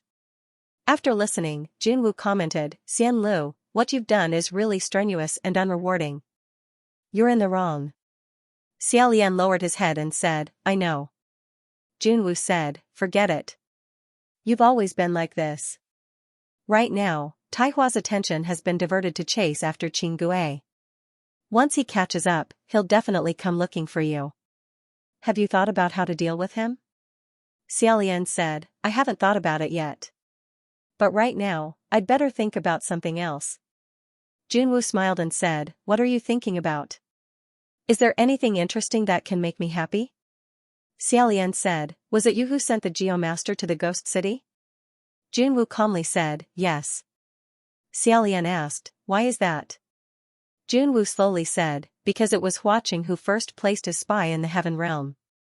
Xiao Lian was startled. Junwu stood up and said, for many years, Huaqing's news has been too fast. Moreover, there are some things he shouldn't know, but he also knows very clearly. Regarding what can be done, what can't be done, where the bottom line is, and how to push the line, he grasps it too accurately. And this time, he directly opened the passage to your Xianlu Palace. This is already equivalent to indirectly proving that he indeed has a spy in the heavenly court. Otherwise, he wouldn't have been able to do this. In fact, regarding this point, Xia Lian had more or less become aware. After all, Huaqing really did know too much. Therefore, when Junwu said it, it wasn't too unbelievable. He said, "Do you have evidence?" Junwu slowly shook his head and said, "It's precisely because I have no evidence, yet strange things keep appearing. That's why I let Ming Yi sneak into the ghost realm. I didn't expect that before the spy in the heavenly court could be pulled out, Ming Yi would instead fall into his hands. Although she didn't fall into his hands and was saved by you, this time, finding his spy will be even more difficult." Xia Lian said, "Is the problem the heavenly court or the central heavenly court?" Junwu said, "It's hard to say. You can assume that aside from you, it could be anyone. Maybe, there's only one, maybe, there's more." No wonder Junwu didn't send anyone else to the ghost city to investigate Ming Yi's whereabouts. If it wasn't him, then it could be anyone else. Xia Lian couldn't help but think, could it be that Feng Shi, Qian Qiu, Feng Xian, and the others are all possible? At this time, Junwu said, "Xian Lu, I know you must have a good impression of Huaqing right now. You have your own sense of propriety. When making friends, others shouldn't say too much. But when it's necessary, you have to be careful of Huaqing. Don't reveal everything to him." Hearing this, Xia Lian gathered his thoughts. Junwu said, "Those who are able to become extremities have all experienced pain that ordinary people can't imagine. Either they soar to the sky in one go, or they'll be consigned to eternal damnation. The two ghost kings from Bronze Cauldron Mountain, He Shui and Huaqing, are far more terrifying than you can imagine." Xia Lian lowered his head, neither refuting nor echoing. Junwu said, "I don't know what his goals and movements are, but he's very clear about the heavenly court's goals and movements. This is very disadvantageous." Hearing him say this is very disadvantageous, Xia Lian raised his head and blurted out, "San Lang, he." Seeing Junwu's gaze, he paused and changed his words, "Huaqing, he, probably won't do anything too excessive. After all, think about it, with his strength, if he wanted to cause trouble, wouldn't he already be able to turn the world upside down? Since he didn't in the past, then as long as nothing major happens, I'm sure he won't in the future." Junwu said, "I hope so, but you know, I can't take the risk." After leaving the Divine Martial Palace, Xia Lian walked slowly on the streets of Xianjing. When he passed by Xianlu Palace, he stopped and looked at it for a while. This was the palace that Junwu gave him. It was gorgeous, brand new, and at the same time, very unfamiliar. The rows of nails on the vermilion door were shiny, but it had already been sealed with 2 seals that were full of incantations, forming a huge cross. It was shocking to look at. Before Shi Qingxian left the Divine Martial Palace, he told him that because the door was connected to another place, his palace was temporarily sealed, and he could rest in his palace. However, Xia Lian stared at this Xianlu Palace for a while, then suddenly turned around. He didn't go to the Windmaster Palace, and he didn't care about what he originally wanted to do. Instead, he walked straight all the way out of the Ascension door and jumped down. Passing through the pure white sea of clouds, the place where he landed was Mount Taizong. On this Mount Taizong, there used to be the Imperial Taoist Temple of Xianlu ancient country, Huangji Temple. Huangji Temple was an extremely large group of Taoist temples. In the temples of the entire Mount Taizong, there were several deities and immortals worshipping each other. The main deity was the Divine Martial Emperor, and the Golden Palace was at the highest peak. And the Crown Prince Palace, which was located at the second highest peak, was once prosperous. 800 years ago, Mount Taizong was covered with fiery maple forests, and it was a famous scenic spot. In the maple forest path, there was an endless stream of believers. Later, when Xianlu ancient country fell, many believers of the past rushed up the mountain in groups to burn the Crown Prince Palace. However, they caused a mountain fire that burned most of Mount Taizong, turning it into a piece of scorched land. The scorched land, like the land where the dead were buried, seemed to be more fertile. Later, on this piece of scorched land, seeds were planted, and new trees grew. A few hundred years later, the mountains and plains were lush and green again, but there were no red leaves. It was a completely different scenery from 800 years ago. In the past, when going up the mountain, there was a wide and flat bluestone mountain path. From time to time, pilgrims could be seen on the mountain path, or little Taoists carrying water and firewood. But now, this mountain path had long disappeared. Rocks fell from the mountains, withered grass, and broken branches buried it deep under the ground. Xiao Lian relied on his pair of legs all the way up the mountain. When he encountered thorns that blocked his way, he took out the heart sword on his back and cut off the withered vines and weeds. Xiao Lian dodged it. At first, he thought it was a broken branch on a tree or a bird's nest. When he looked closely, he realized that it was a long piece that was so rotten that it could no longer be seen. It was covered in rust, and both ends were connected to iron chains. If it was another person, it would be difficult to tell what it was, but Xiao Lian could see it. It was a swing. In the past, there were many swings hanging on Mount Taizong. They could play and also practice martial arts. When Xiao Lian first remembered, he once followed his parents to the Huangji temple to pray. He saw a group of young Taoist priests rolling and fighting on the swing. It was very exciting and beautiful. The king and empress watched with interest. Xiao Lian even clapped and cheered. He happily asked his parents to reward the group of young Taoist priests. From then on, the impression that cultivators are powerful and fun was buried in his heart. As for later, when he grew up and really entered the temple to cultivate, it was not because it was fun. After resting for a while, Xiao Lian continued to climb. The higher he went, the denser the trees and vines became. From time to time, an animal flashed through the bushes, leaving only the shadow of a fluffy tail, and squirrels huddled in the trees in twos and threes, gnawing on pine cones, while peeping at this uninvited guest. Thorns blocked the way, scratching his clothes and hands and feet, but Xiao Lian did not care at all. It was not until 6 hours later that he finally arrived at Crown Prince Peak. Of course, Crown Prince Peak was originally not called Crown Prince Peak. Because the Crown Prince Palace was built here, it was renamed. In the midst of the weeds, there were vaguely remnants of turtle shell brocade paving in the east and west, and there was also a large piece of charred stone foundation. That was the foundation of what used to be the main hall. After passing through, among the broken walls and glazed tiles, there was also a broken ancient well. Looking down from above, this ancient well had long since withered. It was only a few feet away from the bottom of the well, and all he could see was mud. Xiao Lian did not hesitate to lift his foot and jump down. He did not fall into the mud, but he passed through this layer of illusion. After falling a few feet, his feet touched solid ground. He could not see his fingers in all directions. Looking up, there was no sunlight above, as if it was blocked by a layer of curtain. He fumbled at the bottom of the well and found a few stone bricks. He pressed them down in a specific order. With a creaking sound, a small, extremely low door opened at the side. Xiao Lian crouched down and slowly crawled along the passage behind the small door. As soon as he entered, he heard the small door close behind him. After half an incense stick's time, he finally reached the end. Xiao Lian straightened his body and snapped his fingers, summoning a cluster of flames. After this small ball of flame lit up, as if in response, a faint halo also lit up not far away. It was as if a bright pearl had awakened from its slumber and opened its eyes. In the blink of an eye, more and more pearls lit up and connected together. The surroundings became brighter and brighter, and one could clearly see that this was a spacious underground palace hall. The ceiling of the hall was inlaid with thousands of stars. It was hard to imagine that the imperial mausoleum of the Xianlu ancient kingdom was hidden under Mount Taizong, which had been burned to the ground. Those twinkling stars were all the luminous pearls and diamonds embedded in the ceiling. The luminous pearls shone brightly when they came in contact with light, and the diamonds reflected their radiance, making it look like a dream. It was as if the Milky Way had shrunk and was hidden underground. Each of these pearls and diamonds was priceless. As long as one could pry out one could enjoy a lifetime of glory and wealth.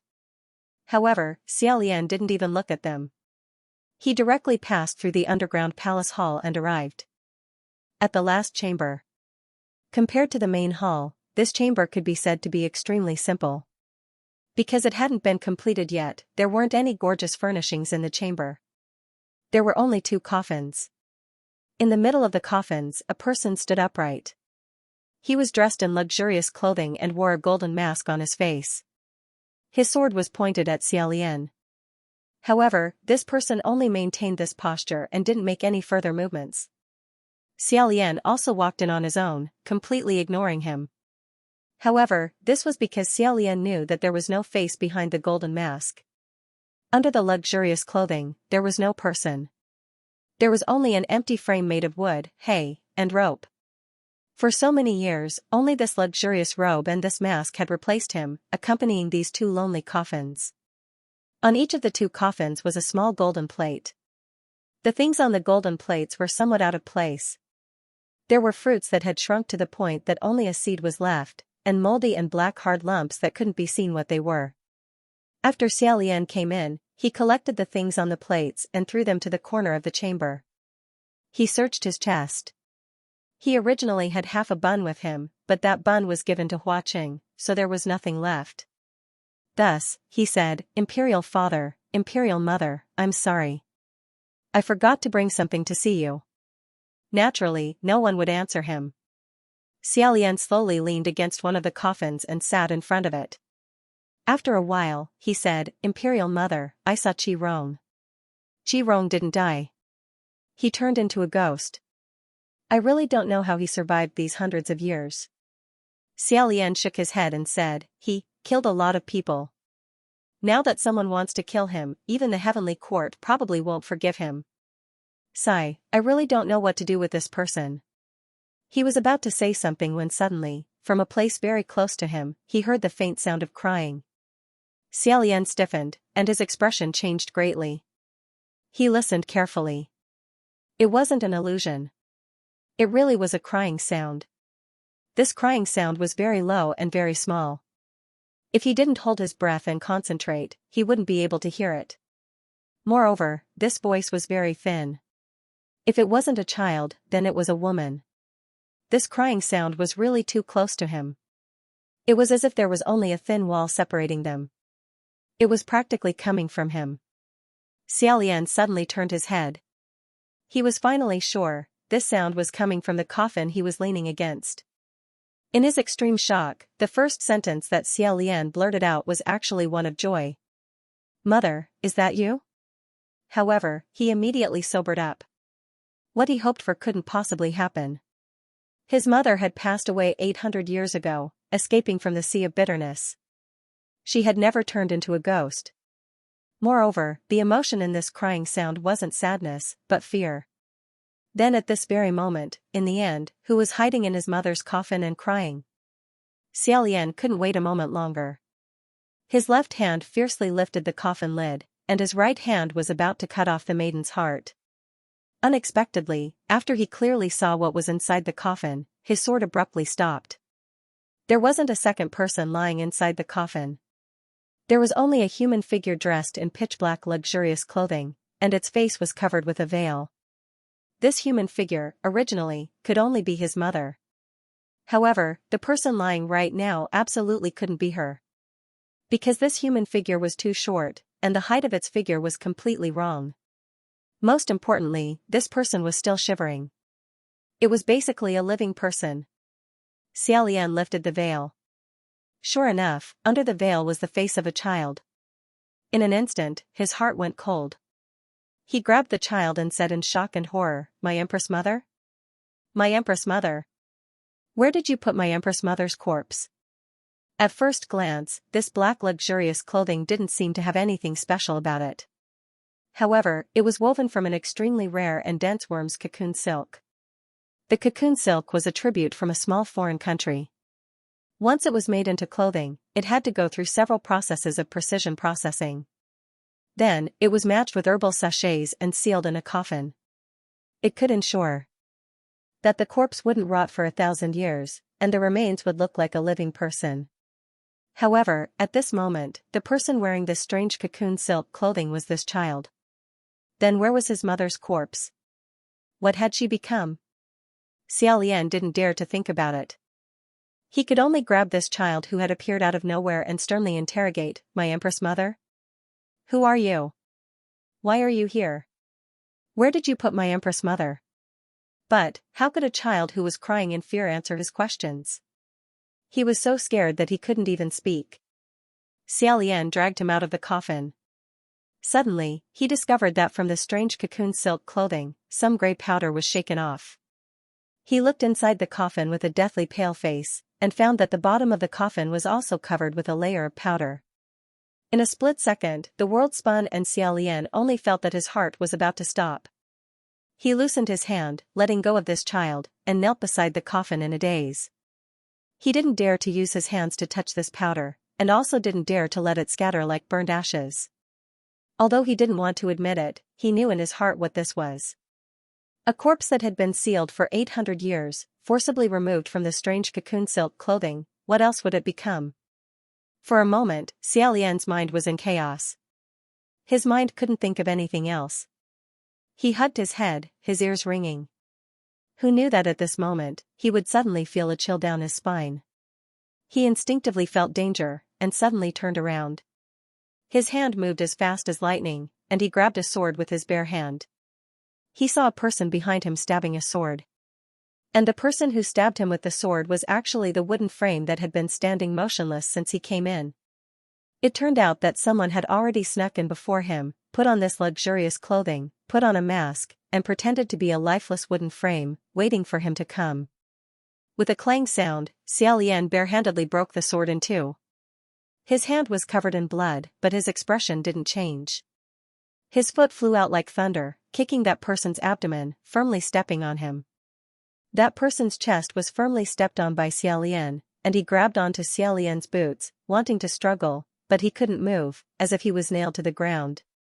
Xia Lian bent down, and with one palm, he slapped away the golden mask on his face, revealing the face of a young man. Xia Lian shouted, "Who are you? A grave robber? How did you get in?" At this time, the child shouted from the side, "Daddy." With this shout, Xia Lian finally remembered. This adult and child, both of them looked familiar. Weren't they the father and son that were almost cooked by Qi Rong in the Green Demon's lair? Xia Lian instantly understood what was going on, and with a thunderous punch, he hit the young man's chin, and angrily shouted, "Qi Rong, get out here. I want to kill you." That young man spat out blood as he laughed, "Crown Prince cousin, I'm so happy, we meet again. Ha ha ha ha ha." Although this was a different face, this crazy smile, if it wasn't Qi Rong, who else could it be? He actually transformed into an incorporeal body, possessing the body of this young father. Needless to say, after Qi Rong was thrown into the pot by Lang Qianqiu, in order to avoid being killed, he took advantage of the chaos to escape into the crowd, possessing the body of this young man, and arrived at the Xianlu imperial tomb. Otherwise, how could an ordinary person know the location of the Xianlu imperial tomb? How could he rush over in such a short time? He brought this child, perhaps to be used as food, or perhaps to hide the child in the coffin like before, to divert Xia Lian's attention, so that he could take the opportunity to attack from behind. Xia Lian punched him, and Qi Rong felt wronged. Covering his face, he shouted, "Cousin, why are you so angry? If I stab you, you won't die, he he he he." Peng Peng. Xia Lian punched him again, his eyes red. "How did my empress mother treat you? You treat her like this? You treat her corpse like this?" Qi Rong snorted, "Aunt died a long time ago, she is no longer a person. Is there a difference whether her corpse is human or powder? It's just that. The corpse has changed its appearance, isn't it still there? You are crying and weeping like this. At that time, you were ruthless towards Enlu. Good cousin, you actually have two faces, he he." Finished speaking, his face suddenly changed. "Why did I treat her like this? Isn't it all because of you? Don't you know how to reflect? It's all your fault. You, this god of plague, also have the face to come to the Xianlu imperial tomb to cry." Xia Lian suddenly exerted force with his foot, causing Qi Rong to scream loudly. Blood spurted out from his mouth, but he seemed to be even more excited. Both his hands tightly hugged his blood-stained boots, and he loudly said, "Yes, yes. That's how you are, that's how you are. Fight, fight, kill, ruthlessly beat. Ruthlessly kill. Don't act like a Mr. Wen Tun who has to endure humiliation, it's disgusting to look at." That child crawled over, crying loudly, "Wah! Father, father, what happened to you?" He also did not understand what was going on, only knowing that his father was being beaten. From his point of view, the current Xia Lian was simply a fiendish demon, but he was afraid that his only father would die, so he did not retreat. He tried his best to remove the boots that the demon was stepping on his father's chest. That young man vomited blood incessantly, scaring the child half to death. He used his hand to cover his father's mouth, as if he thought that would stop the bleeding. Seeing this, Xiaolian slightly calmed down, thinking that the owner of this body was innocent. She retracted her strength a little, pointed her finger downwards, and pointed the tip of her sword at Qi Rong's cheek, and coldly said, "Qi Rong, you, roll out for me. If you don't come out, believe it or not, I will pull out your tongue and pull out your soul." In theory, if a person's tongue was pulled out, it could indeed pull out the ghost that was attached to his body. Qi Rong said, "I won't roll. I won't roll, so what? Come, kill me? I am very weak right now. If you kill this person with me, I will very likely die with him. Don't miss this good opportunity, or else you can forget about finding my ashes for the rest of your life." He even took the initiative to stick out his tongue, as if he couldn't wait for Xiaolian to put his threat into practice, using this kind of bloody method to drag out his soul from this body. He wailed, "In any case, this person that I am possessing is just trash. You can do it, no one will know, no one will care, your crown prince's holy radiance will not be damaged in the slightest. Look. I have already crushed your mother into ashes, are you not going to kill me?" Ha ha ha ha ha. That child could not move Xiaolian's boots away, so he hugged his leg and cried, "Don't kill my father. Don't kill my father." Xiaolian's breath became more and more urgent, his head was dizzy, and his whole body was trembling. He wanted to smash Qi Rong's head with his palm, but he could not do it. Qi Rong spread out his hands and said, "Ha ha ha ha, Crown Prince cousin, what a failure, what a failure." Xiaolian lifted him up, raised his fist, and fiercely punched him in the face, and with each punch he scolded, "Shut up. Shut up. Shut up." However, the angrier he was, the happier Qi Rong was. Even if the price was to be beaten, Qi Rong still felt extremely carefree, and his eyes shot out light. "Look. Show me your true face. Crown Prince cousin, is there anyone in this world who understands you better than me? No. Although you look like a stray dog that can be stepped on by anyone, I know very well that your heart is actually very proud, you never allow others to say you are a failure. If I say you are a failure, you must hate me in your heart, right? Is it so piercing that your heart is bleeding? Come quickly. Or are you going to loudly tell me that this person is innocent, so you won't implicate him in order to kill me? Come. Let me see what you will do." In this seemingly provocative and somewhat proud mad laughter, Xiaolian could no longer bear it. Zheng, the maiden's heart was unsheathed. This sword pierced out, piercing the heart of the demon, killing him on the ground. Subduing demons and subduing demons, the heavenly official's blessing. On both sides of the divine Martial Street, the sound was like the roar of the sea, each wave higher than the last. In front of the vermilion gate of the imperial palace, in the middle of the square, the two Taoists who were playing the roles of a god and a demon bowed to the surroundings, bowed and retreated to the sides. After watching the warm-up martial arts battle, Zhang Zi, and the atmosphere of the common people was high. Not only were the two sides of the street packed so tightly that not even a drop of water could trickle through, even the roofs were covered with courageous people, clapping their hands, shouting, cheering, dancing with joy, tens of thousands of people celebrating. Such a grand occasion, it was truly an empty alley of tens of thousands of people. In the history of Xianlu country, if one wanted to talk about which Upper Yuan sacrificial heaven tour could be said to be unprecedented, then, it must be today. On the high platform, rows of brocade-clothed nobles with jade faces, not a single one of them didn't have a proper smile on their faces, looking down. Within the imperial palace, a long line of hundreds of people quietly waited here. The bell rang loudly, the imperial tutor stroked his non-existent long beard, saying, opening the way for the warriors. Here. Jade lady. Here. Musician. Here. Horse squad. Here. Demon. Here. Pleasing the gods martial artist. No one answered. The imperial tutor frowned, feeling that something was wrong. He turned his head and said, pleasing the gods martial artist? Where is His Highness the Crown Prince? Still no one answered. The fiendish demon who had just answered paused and took off the green mask, revealing a fair and delicate face. This youth was about 16 or 17 years old. His skin and lips were very light, clean, a pair of eyes like a pair of obsidian, bright and flickering. His hair was soft, a few extremely thin strands scattered on his forehead and cheeks, looking quiet and obedient, forming a clear contrast with the sinister demon mask in his hand. He said softly, "His Highness the Crown Prince has left." The imperial tutor almost fainted. In any case, he remembered that he couldn't faint in the face of an important matter, so he held on and said, "This? How could he leave like this? When did His Highness leave? The guards of honor are about to go out of the palace gate. When the stage is pulled out, I can only see demons and not immortals. Everyone spits at me, and I can't even swim out. Mu Qing, why didn't you stop him?" Mu Qing lowered his head and said, "Before His Royal Highness the Crown Prince left, he wanted me to tell you not to worry, that all procedures can be carried out as usual, and that he will be here soon." Imperial Preceptor was burning with anxiety as he said, "How can I not be worried?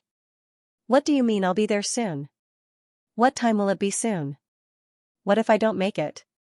Outside the palace gate, the people who had been waiting for several hours since early in the morning could no longer hold themselves back and were urging them to hurry.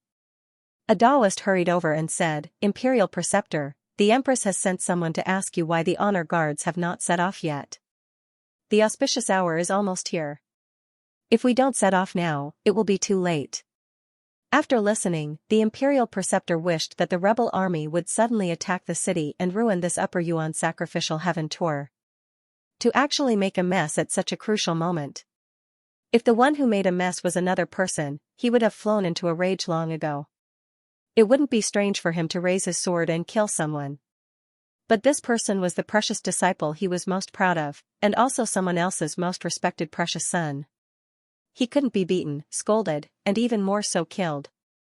Rather than killing him, it was better to commit suicide. At this moment, a person passed through the pitch-black palace gate and ran into the palace.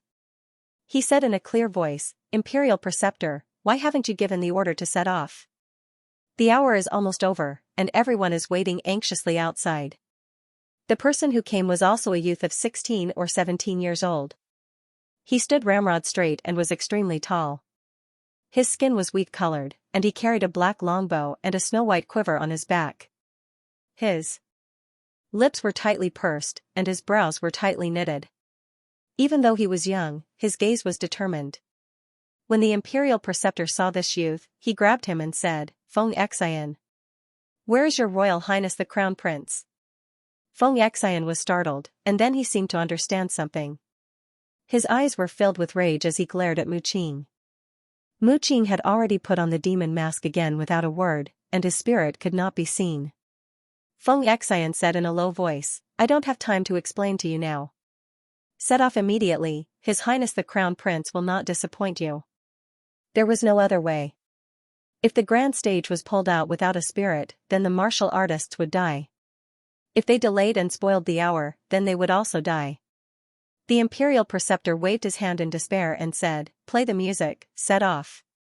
Receiving the order, the flutes and pipes sounded, and at the very front of the long line, 100 royal warriors shouted in unison.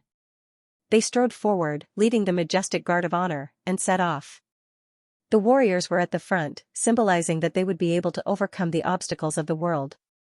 Following closely behind were all virgin girls, refined and beautiful. They carried baskets with their bare hands, and the heavenly maidens scattered flowers, scattering them into the mud and crushing them into fragrant dust. The fragrance was still the same as before. The musicians sat upright on the golden carriages made of gold. As soon as they left the palace gate, they attracted waves of exclamations, and everyone fought to snatch the flowers. However, no matter how beautiful, extravagant, and grand these were only the foreshadowing of the main event. The grand stage, the final grand stage, was about to appear. The grand stage pulled by 16 golden reins and white horses passed through the deep palace gate, slowly appearing in front of the tens of thousands of people. On the stage, a demon dressed in black, wearing a ferocious mask, held a 9-foot-long horse-slaying sword in front of him, solemnly taking up a stance. The Imperial Preceptor's heart tightened, hoping for a miracle. However, a miracle did not appear. The crowd was in an uproar. On the tall building, the nobles frowned slightly, looking at each other and asking, "What's going on? Why isn't the spirit warrior on the stage? Is His Highness the Crown Prince not here? Where's Brother Lian?" In the middle of the tall building sat a handsome man, as well as a beautiful woman with soft skin and gentle eyebrows. These were the king and empress of Xianlu country. Not seeing the people who should have appeared, the empress looked worriedly at the king beside her. The king grasped her hand, comforting her with his gaze, indicating that she should wait and see, and not worry. However, the crowd on both sides of the street did not calm down, and their cries became even louder, as if the roof was about to collapse. The imperial preceptor hated that he did not have the courage to commit suicide on the spot. However, on the stage, Mu Qing was very calm. Even though his opponent was not there, he was still meticulous, minding his own business. With a dang sound, he heavily stabbed the long sword into the ground, standing upright in front of him. In a burst of killing, this young man in black, with great momentum, completed the opening of the demon. Looking at his face, looking at his figure, Mu Qing was thin and delicate, like a refined scholar. However, such a strangely heavy 9 feet long saber, in his hands, was swung with incomparable dexterity, as if it had no weight at all. Dozens of Taoists playing the role of demon slayers jumped onto the stage one by one, and were knocked down one by one, driven off the stage. In all fairness, there were many afterimages of the saber, and it was very exciting to watch. Therefore, some people cheered for him. However, more people did not come to see the demon-slaying people scene. They all shouted, "Where is the spirit warrior? Where is His Highness the Crown Prince? We want to see His Highness the Divine Martial Emperor. Demons, retreat." On the tall building, an angry voice shouted, "Where is my cousin? What the hell is going on? Who wants to see these things? Fuck, where is my cousin?" Needless to say, the one who shouted the loudest must be Little Mirror King Qi Rong. Sure enough, many people looked up and saw a young man in a light blue brocade robe with a necklace rush to the edge of the stage, angrily waving his fist down. This young man was only 15 or 16 years old, with a pink face and black eyebrows.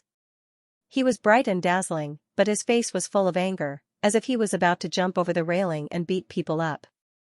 But this building was too high, and if he jumped down, he would either die or break his leg. So, he grabbed a white jade teacup and threw it down.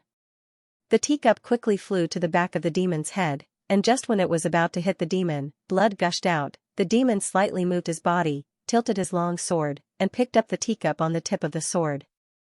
The trembling teacup steadily stood on the tip of the sword, causing a wave of cheers. Mu Qing lifted the long sword again, and the teacup flew down, but was caught by a Taoist below the stage. He continued to play his demon calmly, waving his sword and slashing people. Qi Rong was furious, and wanted to smash again, but the queen called someone to pull him down.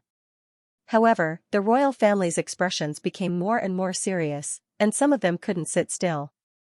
It was not interesting for a Yuetian warrior to suddenly disappear before the Upper Yuan sacrifice ceremony. At this time, a storm of cheers broke out in the crowd, louder than any of the previous cheers. A snow-white figure fell from the sky and landed in front of the demon in black. The man landed, and his white clothes spread out on the stage in the shape of a giant flower, and a golden mask covered his face. He held the sword in one hand, and the other gently flicked the edge of the sword. Ding! It was very pleasant to hear. This movement was very calm, as if he didn't care about the demon in black in front of him at all. The demon slowly pointed the edge of the sword at him, and the martial artist in white slowly stood up. Qi Rong's eyes lit up, and his face turned red. He jumped up and shouted, "Cousin Crown Prince! Cousin Crown Prince is here!" Everyone, both upstairs and downstairs, was dumbfounded. This entrance was really like a celestial descending, extremely daring. That city tower was at least 100 feet tall, and this crown prince, who was of high status, actually jumped down from the city tower. Just now, countless people thought that a celestial god had really descended. Now that they reacted, they couldn't help but feel their blood boil, and their scalps go numb. They clapped with all their might. Qi Rong shouted as he led the clapping, shouting himself hoarse, and clapping until his hands were red.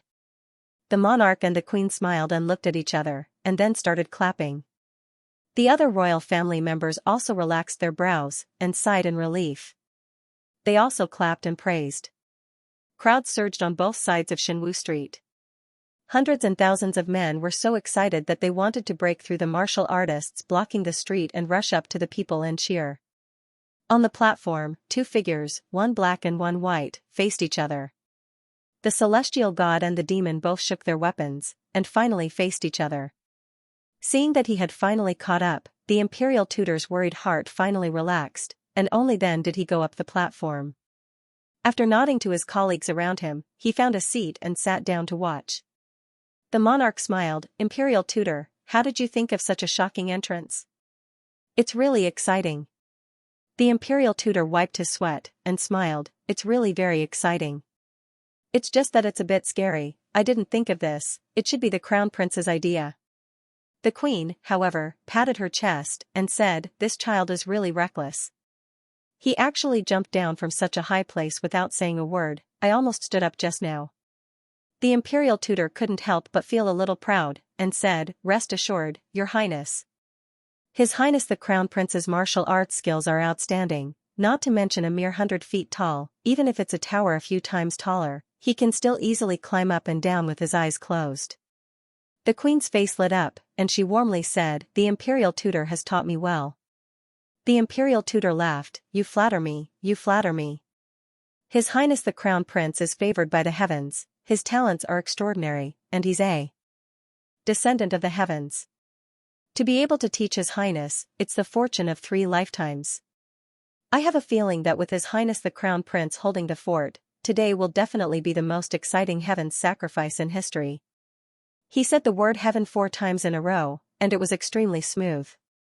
The monarch smiled, and turned his head to look, and said, "I hope so." In this heaven's sacrifice, the heaven's sacrifice martial artists and the demon martial artists were the 2 most important characters. Both of them had to be youths skilled in martial arts. Especially the heaven's sacrifice martial artists, the style of their clothing was strict, and it was extraordinarily extravagant. After they were fully equipped, their entire body would weigh up to 40 to 50 kilograms. Martial artists had to walk several laps around the city under such a heavy burden in front of the eyes of tens of thousands of people. They had to complete at least 4 hours of martial arts practice, during which no mistakes could be made. Didn't that mean that they had to have outstanding martial arts skills? Luckily, these 2 youths were extremely outstanding. Their swords flashed, and they fought back and forth. It was a beautiful fight, and they had probably practiced it countless times. The monarch said, "Who's the one acting as the demon and fighting the crown prince?" The imperial tutor coughed lightly, and said, "Your Majesty, that is a Daoist from the Extreme Emperor Temple. His name is Mu Qing." The queen said gently, "I think this child fights well, just a little weaker than my son, probably about the same level as Feng Xian." Hearing that, the imperial tutor's expression was indifferent. Qi Rong had been lying on the queen's knees eating grapes, and he quickly spat out the grape skin, and said, Pay. No way, no way. He's not just a little weak, he's far from it. Not anyone can be compared to cousin Crown Prince." Hearing that, the queen smiled and patted his head a few times, and the nobles were convulsing with laughter, and teased, "Rong really pesters his cousin to death. He'll feel unhappy if he doesn't praise him for a day." In the sea of people below, the shouts broke through the clouds, "Fight! Fight him! Kill him! Kill the demon!" The tide of shouts became more and more turbulent.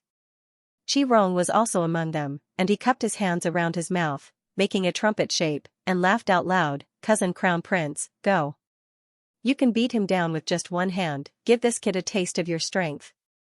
Suddenly, the demon on the stage chopped down, and the martial artist countered with a sword, but only made a sound of hum.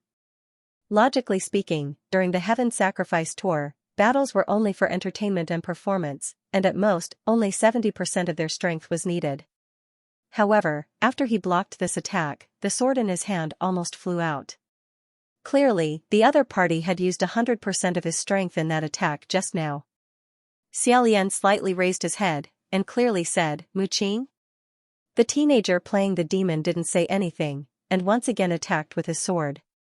Xiao Lian didn't have time to think too much, and dang, he received a few more attacks, and in his heart, he thought, this is much more interesting than the fake fight just now. Thus, the shouts were earth-shattering, and sparks flew from weapons. The more intense the fight on the stage, the more thunderous the cheers below the stage became. Suddenly, a sword whistled, and a dazzling white light shone. Everyone cried out, "Ah," and held their breaths. It turned out that the demon's 9-foot-long sword had actually been flicked away by the Yuetian martial artist's slender sword. The sword flew out of his hand, and was nailed into a stone pillar at the side of the stage.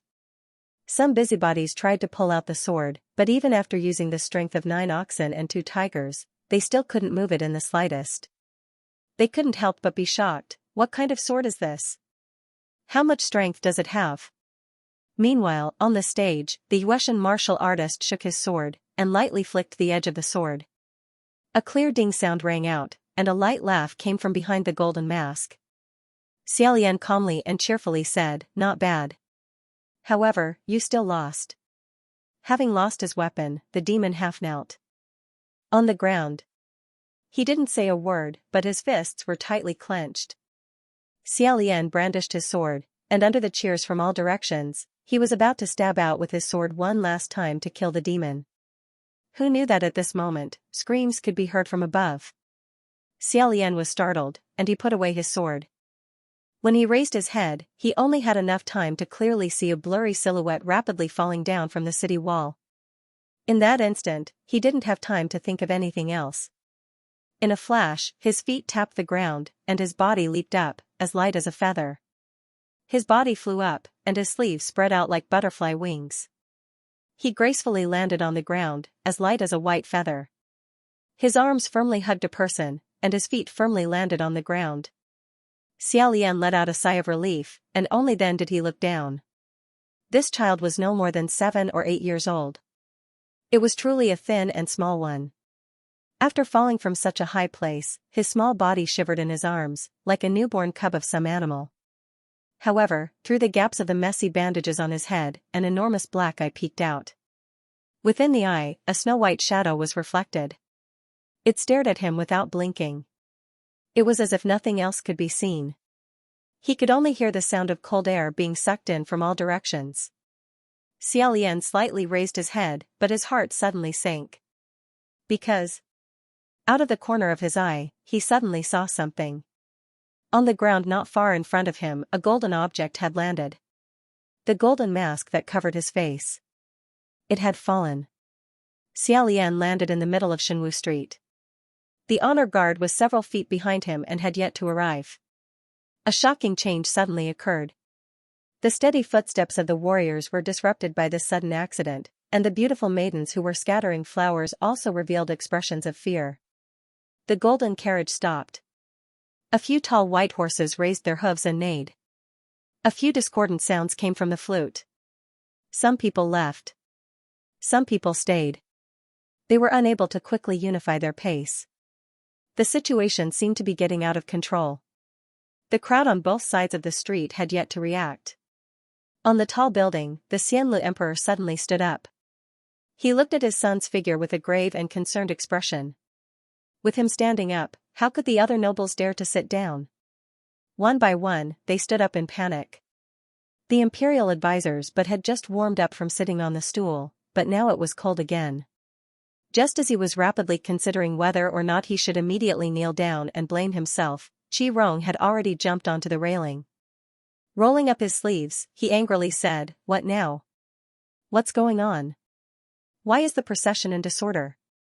What is this group of trash doing? Are you all eating plain rice? You can't even pull a horse?" The Empress's face was pale. Her eyebrows slightly wrinkled as she hurriedly ordered people to pull him down. Seeing that the crowd had begun to faintly stir, a big mess was about to break out. At this moment, Xiaolian suddenly stood up. Normally, the noble crown prince would hide deep within the imperial palace or seclude himself in the imperial training grounds. He almost never had the opportunity to show his face in front of the common people. This was the first time. As a result, everyone couldn't help but be attracted to him and look over. With this glance, they couldn't help but hold their breaths. The young man had long eyebrows and beautiful eyes, and was extremely handsome. His entire body was dazzling, and no one dared to look at him directly. He held the child in one hand and slowly raised the sword in the other, pointing it at the platform. The fiendish demon was originally observing the situation from the platform. Seeing this, he paused for a moment, then suddenly tapped his foot. The crowd cried out in alarm. The demon's figure was like a black cloud, sweeping across the sky, flying to the pillar where the saber had been nailed. Grabbing the saber hilt, he pulled it out of the pillar along with the cracks. With a flip of his body, he landed in the middle of the street, in front of the warriors. Seeing that he instantly understood his intentions and came over to cooperate, Xia Lian quietly praised, "Good Mu Qing." This time, the spirit-pleasing martial artist and demon both got off the stage. One black and one white, one saber and one sword, finally clashed once again. Everyone's blood surged, and they were boiling once again. On the tall building, the expressions of the nobles also relaxed. They finally looked better. The fiendish demon acted like he was going to slash the young child in the warrior's arms. Holding the saber with both hands, he swung it horizontally towards Xia Lian. The two of them pretended to tear each other apart a few times. As they fought, they once again flew back to the platform. Feng Xian took advantage of the fact that everyone's attention was diverted to roll across the street. Grabbing his mask, he once again rushed into the ceremonial array and shouted in a low voice, "Don't panic. Don't panic. Just act as if nothing happened and continue walking. Finish the circle before returning to the palace." The people in the ceremonial array hurriedly gathered their thoughts and returned to their respective positions, reinvigorating themselves. On the other side, as soon as they returned to the platform, Mu Qing's attacks became even more ferocious. Xia Lian received several saber strikes, but at this time, he heard the child in his arms cry out. It seemed that he had been caught up in the saber light and sword energy, and was extremely frightened. Xia Lian's left hand hugged him tightly, and he said in a low voice, "Don't be afraid." Hearing this, the young child tightened his grip on the clothes on his chest. Xia Lian held the child in one hand, and wielded his sword with the other, skillfully and easily. After a while, he felt the child in his arms raise his trembling hand again, tightly hugging his shoulder, as if hugging a life-saving straw. He said again, "Don't worry, nothing will be able to hurt you." After saying this, he shouted in a low voice, "Mu Qing." The demon opposite him nodded imperceptibly, and Xia Lian thrust out his sword. Thus, in front of everyone's eyes, the Yuetian martial artist finally pierced the demon's heart, killing him on the spot. Wearing the demon mask, Mu Qing clutched his wound and staggered a few steps back. After struggling for a while, he finally fell to the ground with a thump, motionless. Upstairs, Qi Rong laughed loudly, clapping his hands and saying, "Dead. Dead. Cousin Crown Prince has killed the demon." At the same time, the majestic procession of the heaven-worshipping procession continued to advance, heading towards the palace. They had already finished up and were preparing to enter the palace gate. Because of the timely remedy and the exciting plot, not only did the common people not complain about the unexpected interlude just now, they were even more enthusiastic. Countless people shouted, "Your Highness and God," as they followed behind the platform. Tens of thousands of people surged towards the palace. Several generals had no choice but to send out several times the number of warriors and soldiers to stop these overly excited common people. However, in the end, they were unable to stop them. The tide of people broke through the defensive line and swarmed forward. On the tall building, the Xianlu Emperor shouted, "Guards! Warriors!" Coincidentally, at this time, the entire honor guard of several hundred people had entered the palace gate. The vermilion gate closed behind the platform, and the fluttering flags no longer fluttered in the wind. The common people pounced on empty air, pouncing on the gate. The sounds of knocking and cheering shook the heavens. Inside the tightly closed palace gate, on the platform, two clangs could be heard. The white-clothed Yuetian martial artist and the black-clothed demon both threw away the weapons in their hands and heavily fell to the ground. Xia Lian's entire body was drenched in sweat. Tearing off the layers of gorgeous divine clothing, he let out a long breath and said, "So dangerous, so dangerous. I'm so tired." Mu Qing also took off the heavy demon mask and silently let out a breath. However, he did not complain about being tired. When he turned his head, he saw that Xia Lian was still carrying the small child in his arms. He frowned and did not say anything. Feng Xian, on the other hand, was chasing after the platform. As he ran, he asked, "Your Highness, why did you also bring this child in?" The small child was lying on Xiaolian's chest. His small body was stiff and motionless. He did not even dare to breathe loudly. Xiaolian sat up and said, "If I didn't bring him in, did I just leave him outside? The streets are so messy. Such a small child would be trampled to death in a short while." Finished speaking, he picked up the small child and caressed his small head twice. He casually asked, "Little friend, how old are you?" The child's eyes did not blink and his mouth did not make a sound. Xiaolian continued to ask him, coaxing, "Why did you fall down just now?" Mu Qing replied, "Your Highness, this child probably did not dare to speak. He was scared silly." Xiaolian caressed the small child's head twice more. He felt that this child was dull and did not find it interesting. He stopped caressing and commented, "Silly." Feng Xian, later find someone to bring him out from the side door. See if he is injured. His face is wrapped in bandages. Feng Xian stretched out his hand and said, "All right. Pass him over." Xiaolian carried the small child and passed him over. Who knew that he did not pass him over? Feng Xian asked, "Your Highness, why are you not letting go?" Xiaolian asked curiously, "Should I let go?" When he looked down again, he did not know whether to laugh or cry. It turned out that the small child's hands were tightly grabbing onto the hem of his clothes and had not let go. The few of them were startled and immediately burst into laughter. Xiaolian cultivated in the Huangji Temple. Many good men and women, either because they wanted to see a rare sight, or because of their faith, racked their brains to see the crown prince. After seeing him once, they wanted to see him a second time, wishing that they could become Taoists together with him. They did not expect this child to have such a style at such a young age. At the side of the platform, there were many young Taoists cultivating in Huangji Monastery. They all laughed and said, "Your Highness the Crown Prince, this child does not want to leave." Xiaolian laughed and said, "Is that so? That won't do. I still have to do my own things. Little child, go home." Hearing this, the child finally let go of his hand slowly and did not hold on to his clothes anymore. Feng Xian then grabbed him. That small child was held in Feng Xian's hands, but his big black eyes were still staring straight at Xiaolian. This expression was as if he was possessed by a ghost. Seeing this, many Taoists started to have doubts in their hearts. Xiaolian did not even look at the child. He only said to Feng Xian, "Don't carry him like he is a piece of trash. You are scaring the child." Feng Xian then placed the small child on the ground and said, "Stop laughing. The state preceptor is going crazy. Your Highness, you better think about how you are going to explain this later." Hearing this, everyone stopped laughing. An hour later. Huangji Monastery, Shenwu Peak, Shenwu Hall. Fragrant clouds lingered and the sound of chanting could be heard. The state preceptor and the 3 deputy state preceptors sat at one side of the hall. Their faces were full of worry. Mu Qing was in front of them. Xiaolian was also kneeling. However, there was no one in front of him. It was only the golden statue of the Shenwu Heavenly Emperor. Feng Xian followed him and knelt behind him. The state preceptor picked up the meticulously carved golden mask. After a while, he sighed and said, "Your Highness the Crown Prince, Your Highness the Crown Prince."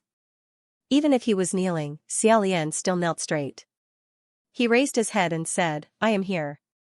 The state preceptor lamented and said, "Do you know that in the history of Xianlu country, there have been so many Upper Yuan sacrificed to the heavens, but there has never been one where the ceremonial staff platform only went around the city 3 times.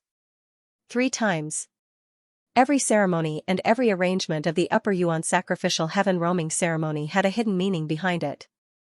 The ceremonial staff platform going around the city symbolized a year of praying for peace and prosperity for the country. Therefore, the number of times the Upper Yuan sacrifice to the heavens had gone around meant that there was no need to hold such a grand event for many years. Not only was it a good omen, it also saved money. 3 laps, didn't that mean it could only be guaranteed for 3 years? Moreover, what was even worse was that the golden mask on the Yuetian martial artist's face had fallen during the ceremony. The people of Xianlu Country had believed since ancient times that the spiritual energy of the human body was gathered in the five senses. The head was where a person's soul was located, and they must offer the best to the heavens. Therefore, during the ceremony, the martial artists had to wear a golden mask to cover their faces. This was because their faces could only be admired by the gods, and mortals were not qualified to see them. The state preceptor was exasperated and said, in the past, the Yuetian martial artists were guaranteed at least 5 laps, and at most 15 or 16 laps. What about you? Even with your eyes closed, you could walk 50 laps. 100 laps. In the end, you strangled yourself to death on the 3rd lap. Why didn't you choke me to death first? This is great, Your Highness the Crown Prince, your name will go down in history, and I will also go down in history with you. In the main hall, no one dared to speak. Xia Lian's expression was calm, and he said calmly, State Preceptor, why don't you look at it this way? If that child fell to his death and no one caught him, wouldn't that be an ominous sign? Wouldn't the ceremony be interrupted as well? Now, at least it ended in a decent manner, and this is already the best result. For something like this to happen, it can only be said to be an accident. The state preceptor was speechless for a moment, and then said, This child. There are so many royal warriors here, can't any one of them go and catch him? Even if you don't catch him, you might break an arm or a leg, but you won't die from the fall. Take a few more steps forward, and fight beautifully. In a while, no one will care about what just fell. Xia Lian raised his eyebrows, and said, State Preceptor, you know. In that kind of situation, other than me, there wouldn't be a second person who could react in time, and there wouldn't be a second person who could catch him unscathed.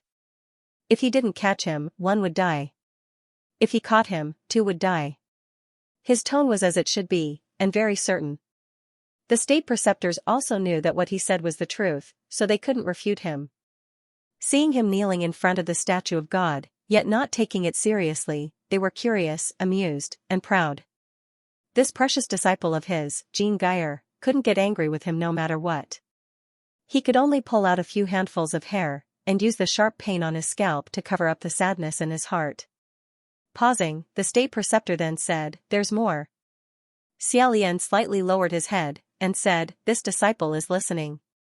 The state preceptor said, You went on stage today, and you did well.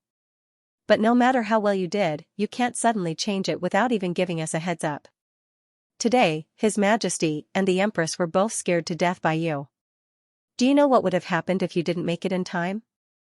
Xia Lian's long eyebrows rose, and he curiously asked, State Preceptor, about this matter, didn't I ask you before today? The state preceptor was also startled, and said, You asked me before? Before today? When?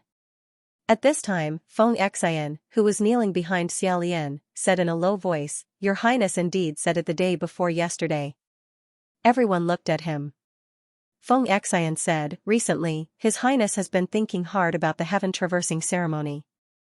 Yesterday, he suddenly thought of jumping down from the city tower and descending with the posture of a celestial being. There is no need to change the other arrangements. But at that time, His Highness was still reviewing the process of the ceremony. He couldn't get away. Thus, he asked Mu Qing to pass the message to the imperial tutor. Ask if this is feasible. He raised his head and his eyes were filled with anger. Mu Qing returned and told Your Highness that he had already informed the state preceptor. Therefore, Her Highness thought that the imperial tutor had given his permission and did so today. Who would have thought that the imperial tutor would not know anything about it? You almost ruined it? The Taoists looked at each other. Imperial advisor asked, Has anyone heard of this? The other 3 deputy state preceptors shook their heads. They all said no. The imperial advisor turned to him and his worried expression turned into sullen anger. Mu Qing, are you deliberately not reporting? What you know? His words and expression. It was obvious that he was certain that Mu Qing was behind this. Xia Lian glanced at the thin youth kneeling beside him without saying a word. He pondered for a moment. He said, State Preceptor. I think there must be some misunderstanding. Hearing this, Mu Qing slowly looked at him. His eyes were dark. Xia Lian said, If someone deliberately concealed the truth and didn't report it, the moment they confronted each other afterwards, the ruse would be exposed. At that time, no one would be able to escape responsibility. Mu Qing was not a short-sighted fool and would not resort to such a method. Furthermore, with the absence of the soul-pleasing martial artist, what good would it do to the fiendish demon martial artists on the same stage? I hope that the imperial tutor will listen to his explanation before making a conclusion. After that, he tilted his head and said, Mu Qing, tell me, what's going on? Mu Qing lowered his eyelids and said softly, I did say what your highness told me yesterday. The imperial preceptor frowned and said, how can we not know if you have said it or not? When did you say that? Mu Qing said, yesterday, an hour after the evening lesson, when the 4 imperial advisors were resting in 4 Titans' palace, this disciple reported outside the window. The national master turned around and asked the other 3 colleagues, after the evening class yesterday? What were we doing then? As soon as he asked the question, he remembered, and his face involuntarily turned green with embarrassment. The 3 deputy state preceptors also coughed a few times and said vaguely, nothing much. It's just rest. Seeing how the state advisors were hesitating, everyone immediately understood. In the Emperor Polarity Temple, everyone cultivated in silence. Basically, they were not allowed to play any games. There were only a few small things that they could do to entertain themselves. Among them, the most popular was the famous play. In other words, playing cards. Moreover, he could only do it in secret. He couldn't let others see him. The few state preceptors had been cooped up in the Emperor Polarity Temple for many years and were deeply poisoned. As long as they played cards, they would be completely oblivious, intoxicated, and hysterical. They wouldn't be able to hear any sounds from the outside world. If Mu Qing had coincidentally gone outside the window to report, how many words would he have heard? A deputy state preceptor said, oh, then, maybe there were too many people and the voice was too soft, so I didn't hear it clearly. Oh, I didn't hear you clearly. The imperial tutor asked doubtfully, did you really go to 4 Titans' palace yesterday? Mu Qing said, it's true. To prove it, he described the clothes, appearance, and accent of the Taoist guard outside the door. The state preceptor had no choice but to believe him. Then, he frowned and said, since you went to 4 Titans' palace, you could have asked the Taoist child outside to report or go in to explain in detail. Why did you have to shout outside the window?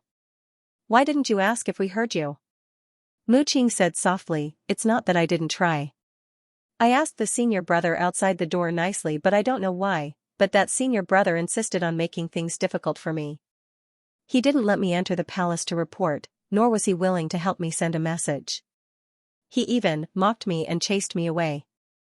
After a pause, he continued, I had no other choice but to go to the other side of 4 Titans' palace and report to the various state preceptors outside the window. After I said that, I vaguely heard one of the state preceptors shout, I got it, leave. I thought that he agreed with His Highness's idea, so I left. The state preceptors kept quiet. When they were playing mahjong in full swing, why would they listen to what others were saying outside? They would casually shout I got it when they heard something. In reality, they probably didn't even know where the sound came from. Xia Lian frowned and said, there's actually such a thing? Which Taoist child is so rampant? To be so rude to the people I sent, they sure have guts. Although Xia Lian usually got along well with the Taoist children of the extreme emperor and almost never put on airs, he was still the descendant of the Son of Heaven and a respected prince. Although he was kneeling in front of the statue, he didn't have the slightest bit of humility. In that instant, he was serious and dignified. Everyone kept quiet out of fear. Meanwhile, the expressions of the state preceptors changed slightly. Xia Lian said, why didn't you tell me about this when you came back yesterday? Mu Qing turned around and bowed to him. In a calm voice, he said, Your Highness the Crown Prince, please don't pursue this matter with that senior brother. When I came back yesterday, I didn't mention this matter to you because I didn't want to make a big deal out of it. Originally, it wasn't a big deal. If you were to stand up for me, it would instead hurt the harmony between fellow disciples. Xia Lian didn't agree and blushed with shame. What kind of harmony is this? Bullying fellow disciples and using it to vent your anger? Hearing this, the expressions of the state preceptors at the side became even more subtle. In the end, this kind of thing happened because the state preceptors didn't like Mu Qing.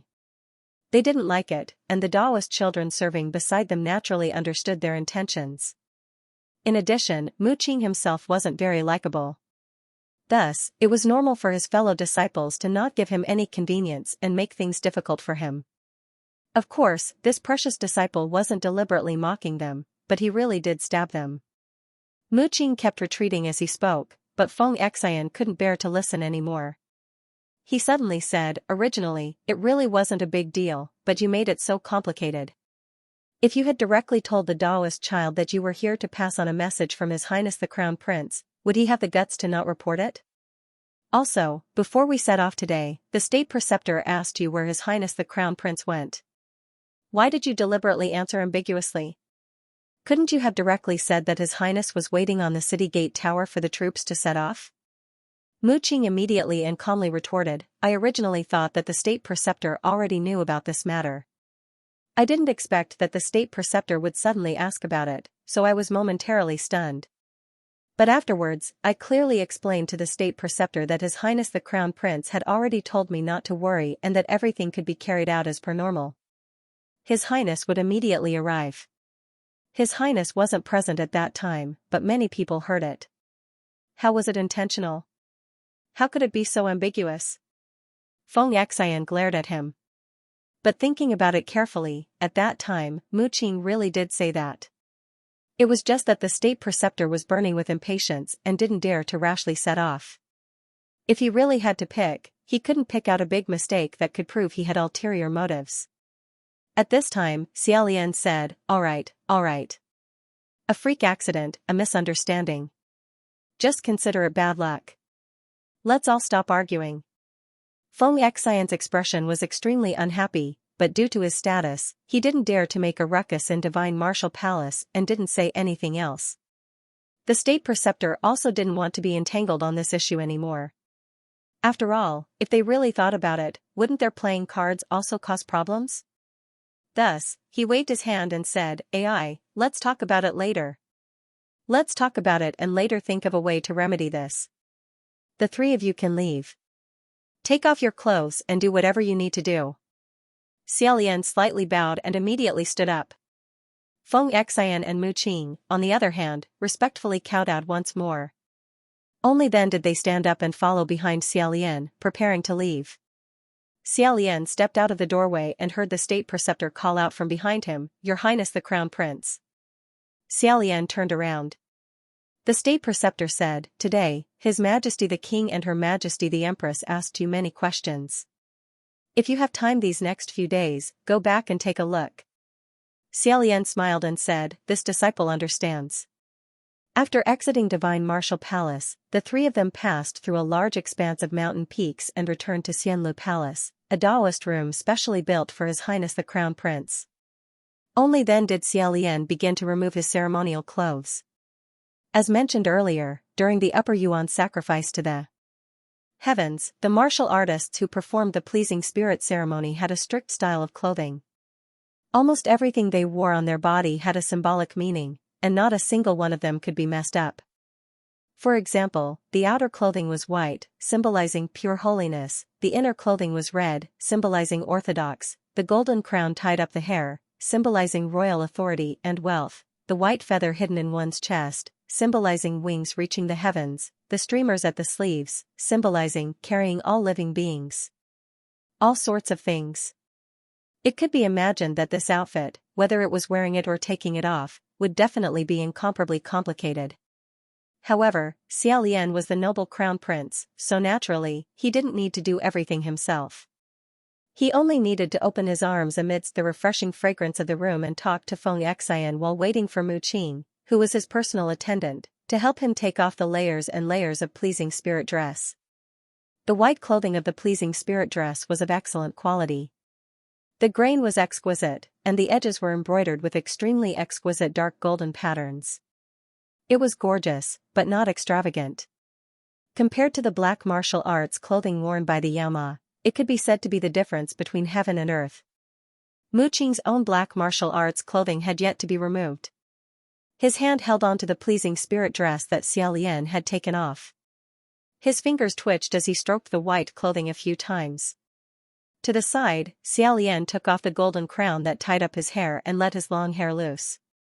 Sitting on the sandalwood bed, he kicked his feet a few times and threw off his snow-white boots, waiting for someone to put new clothes on him. After waiting for a while, he saw that Mu Qing didn't move. He tilted his head and asked, "What's wrong?" Mu Qing quickly regained his senses and said, "Your Highness, this pleasing spirit dress seems to be dirty in some places." Xiao Lian made an ah sound and said, "Bring it over for me to see?" Sure enough, on the snow-white martial arts clothing, there were impressively 2 small black handprints. Xiao Lian glanced at them and said, "Was it done by that child who fell from the sky? I remember that he was grabbing onto my clothes, not willing to let go. That child's face was still wrapped in bandages. I don't know if he fell or something." Feng Yaxian, did you help him take a look? Feng Yaxian was currently wrapping up the treasured sword and horseslaying knife used during the pleasing spirit dress. He gloomily said, "I didn't. I brought him out of the palace to help him take a look at his face like you said. In the end, he kicked my knee. Damn, it really hurt." Xiao Lian laughed as he collapsed onto the bed. Pointing at him, he said, "It must be because you were fierce to him.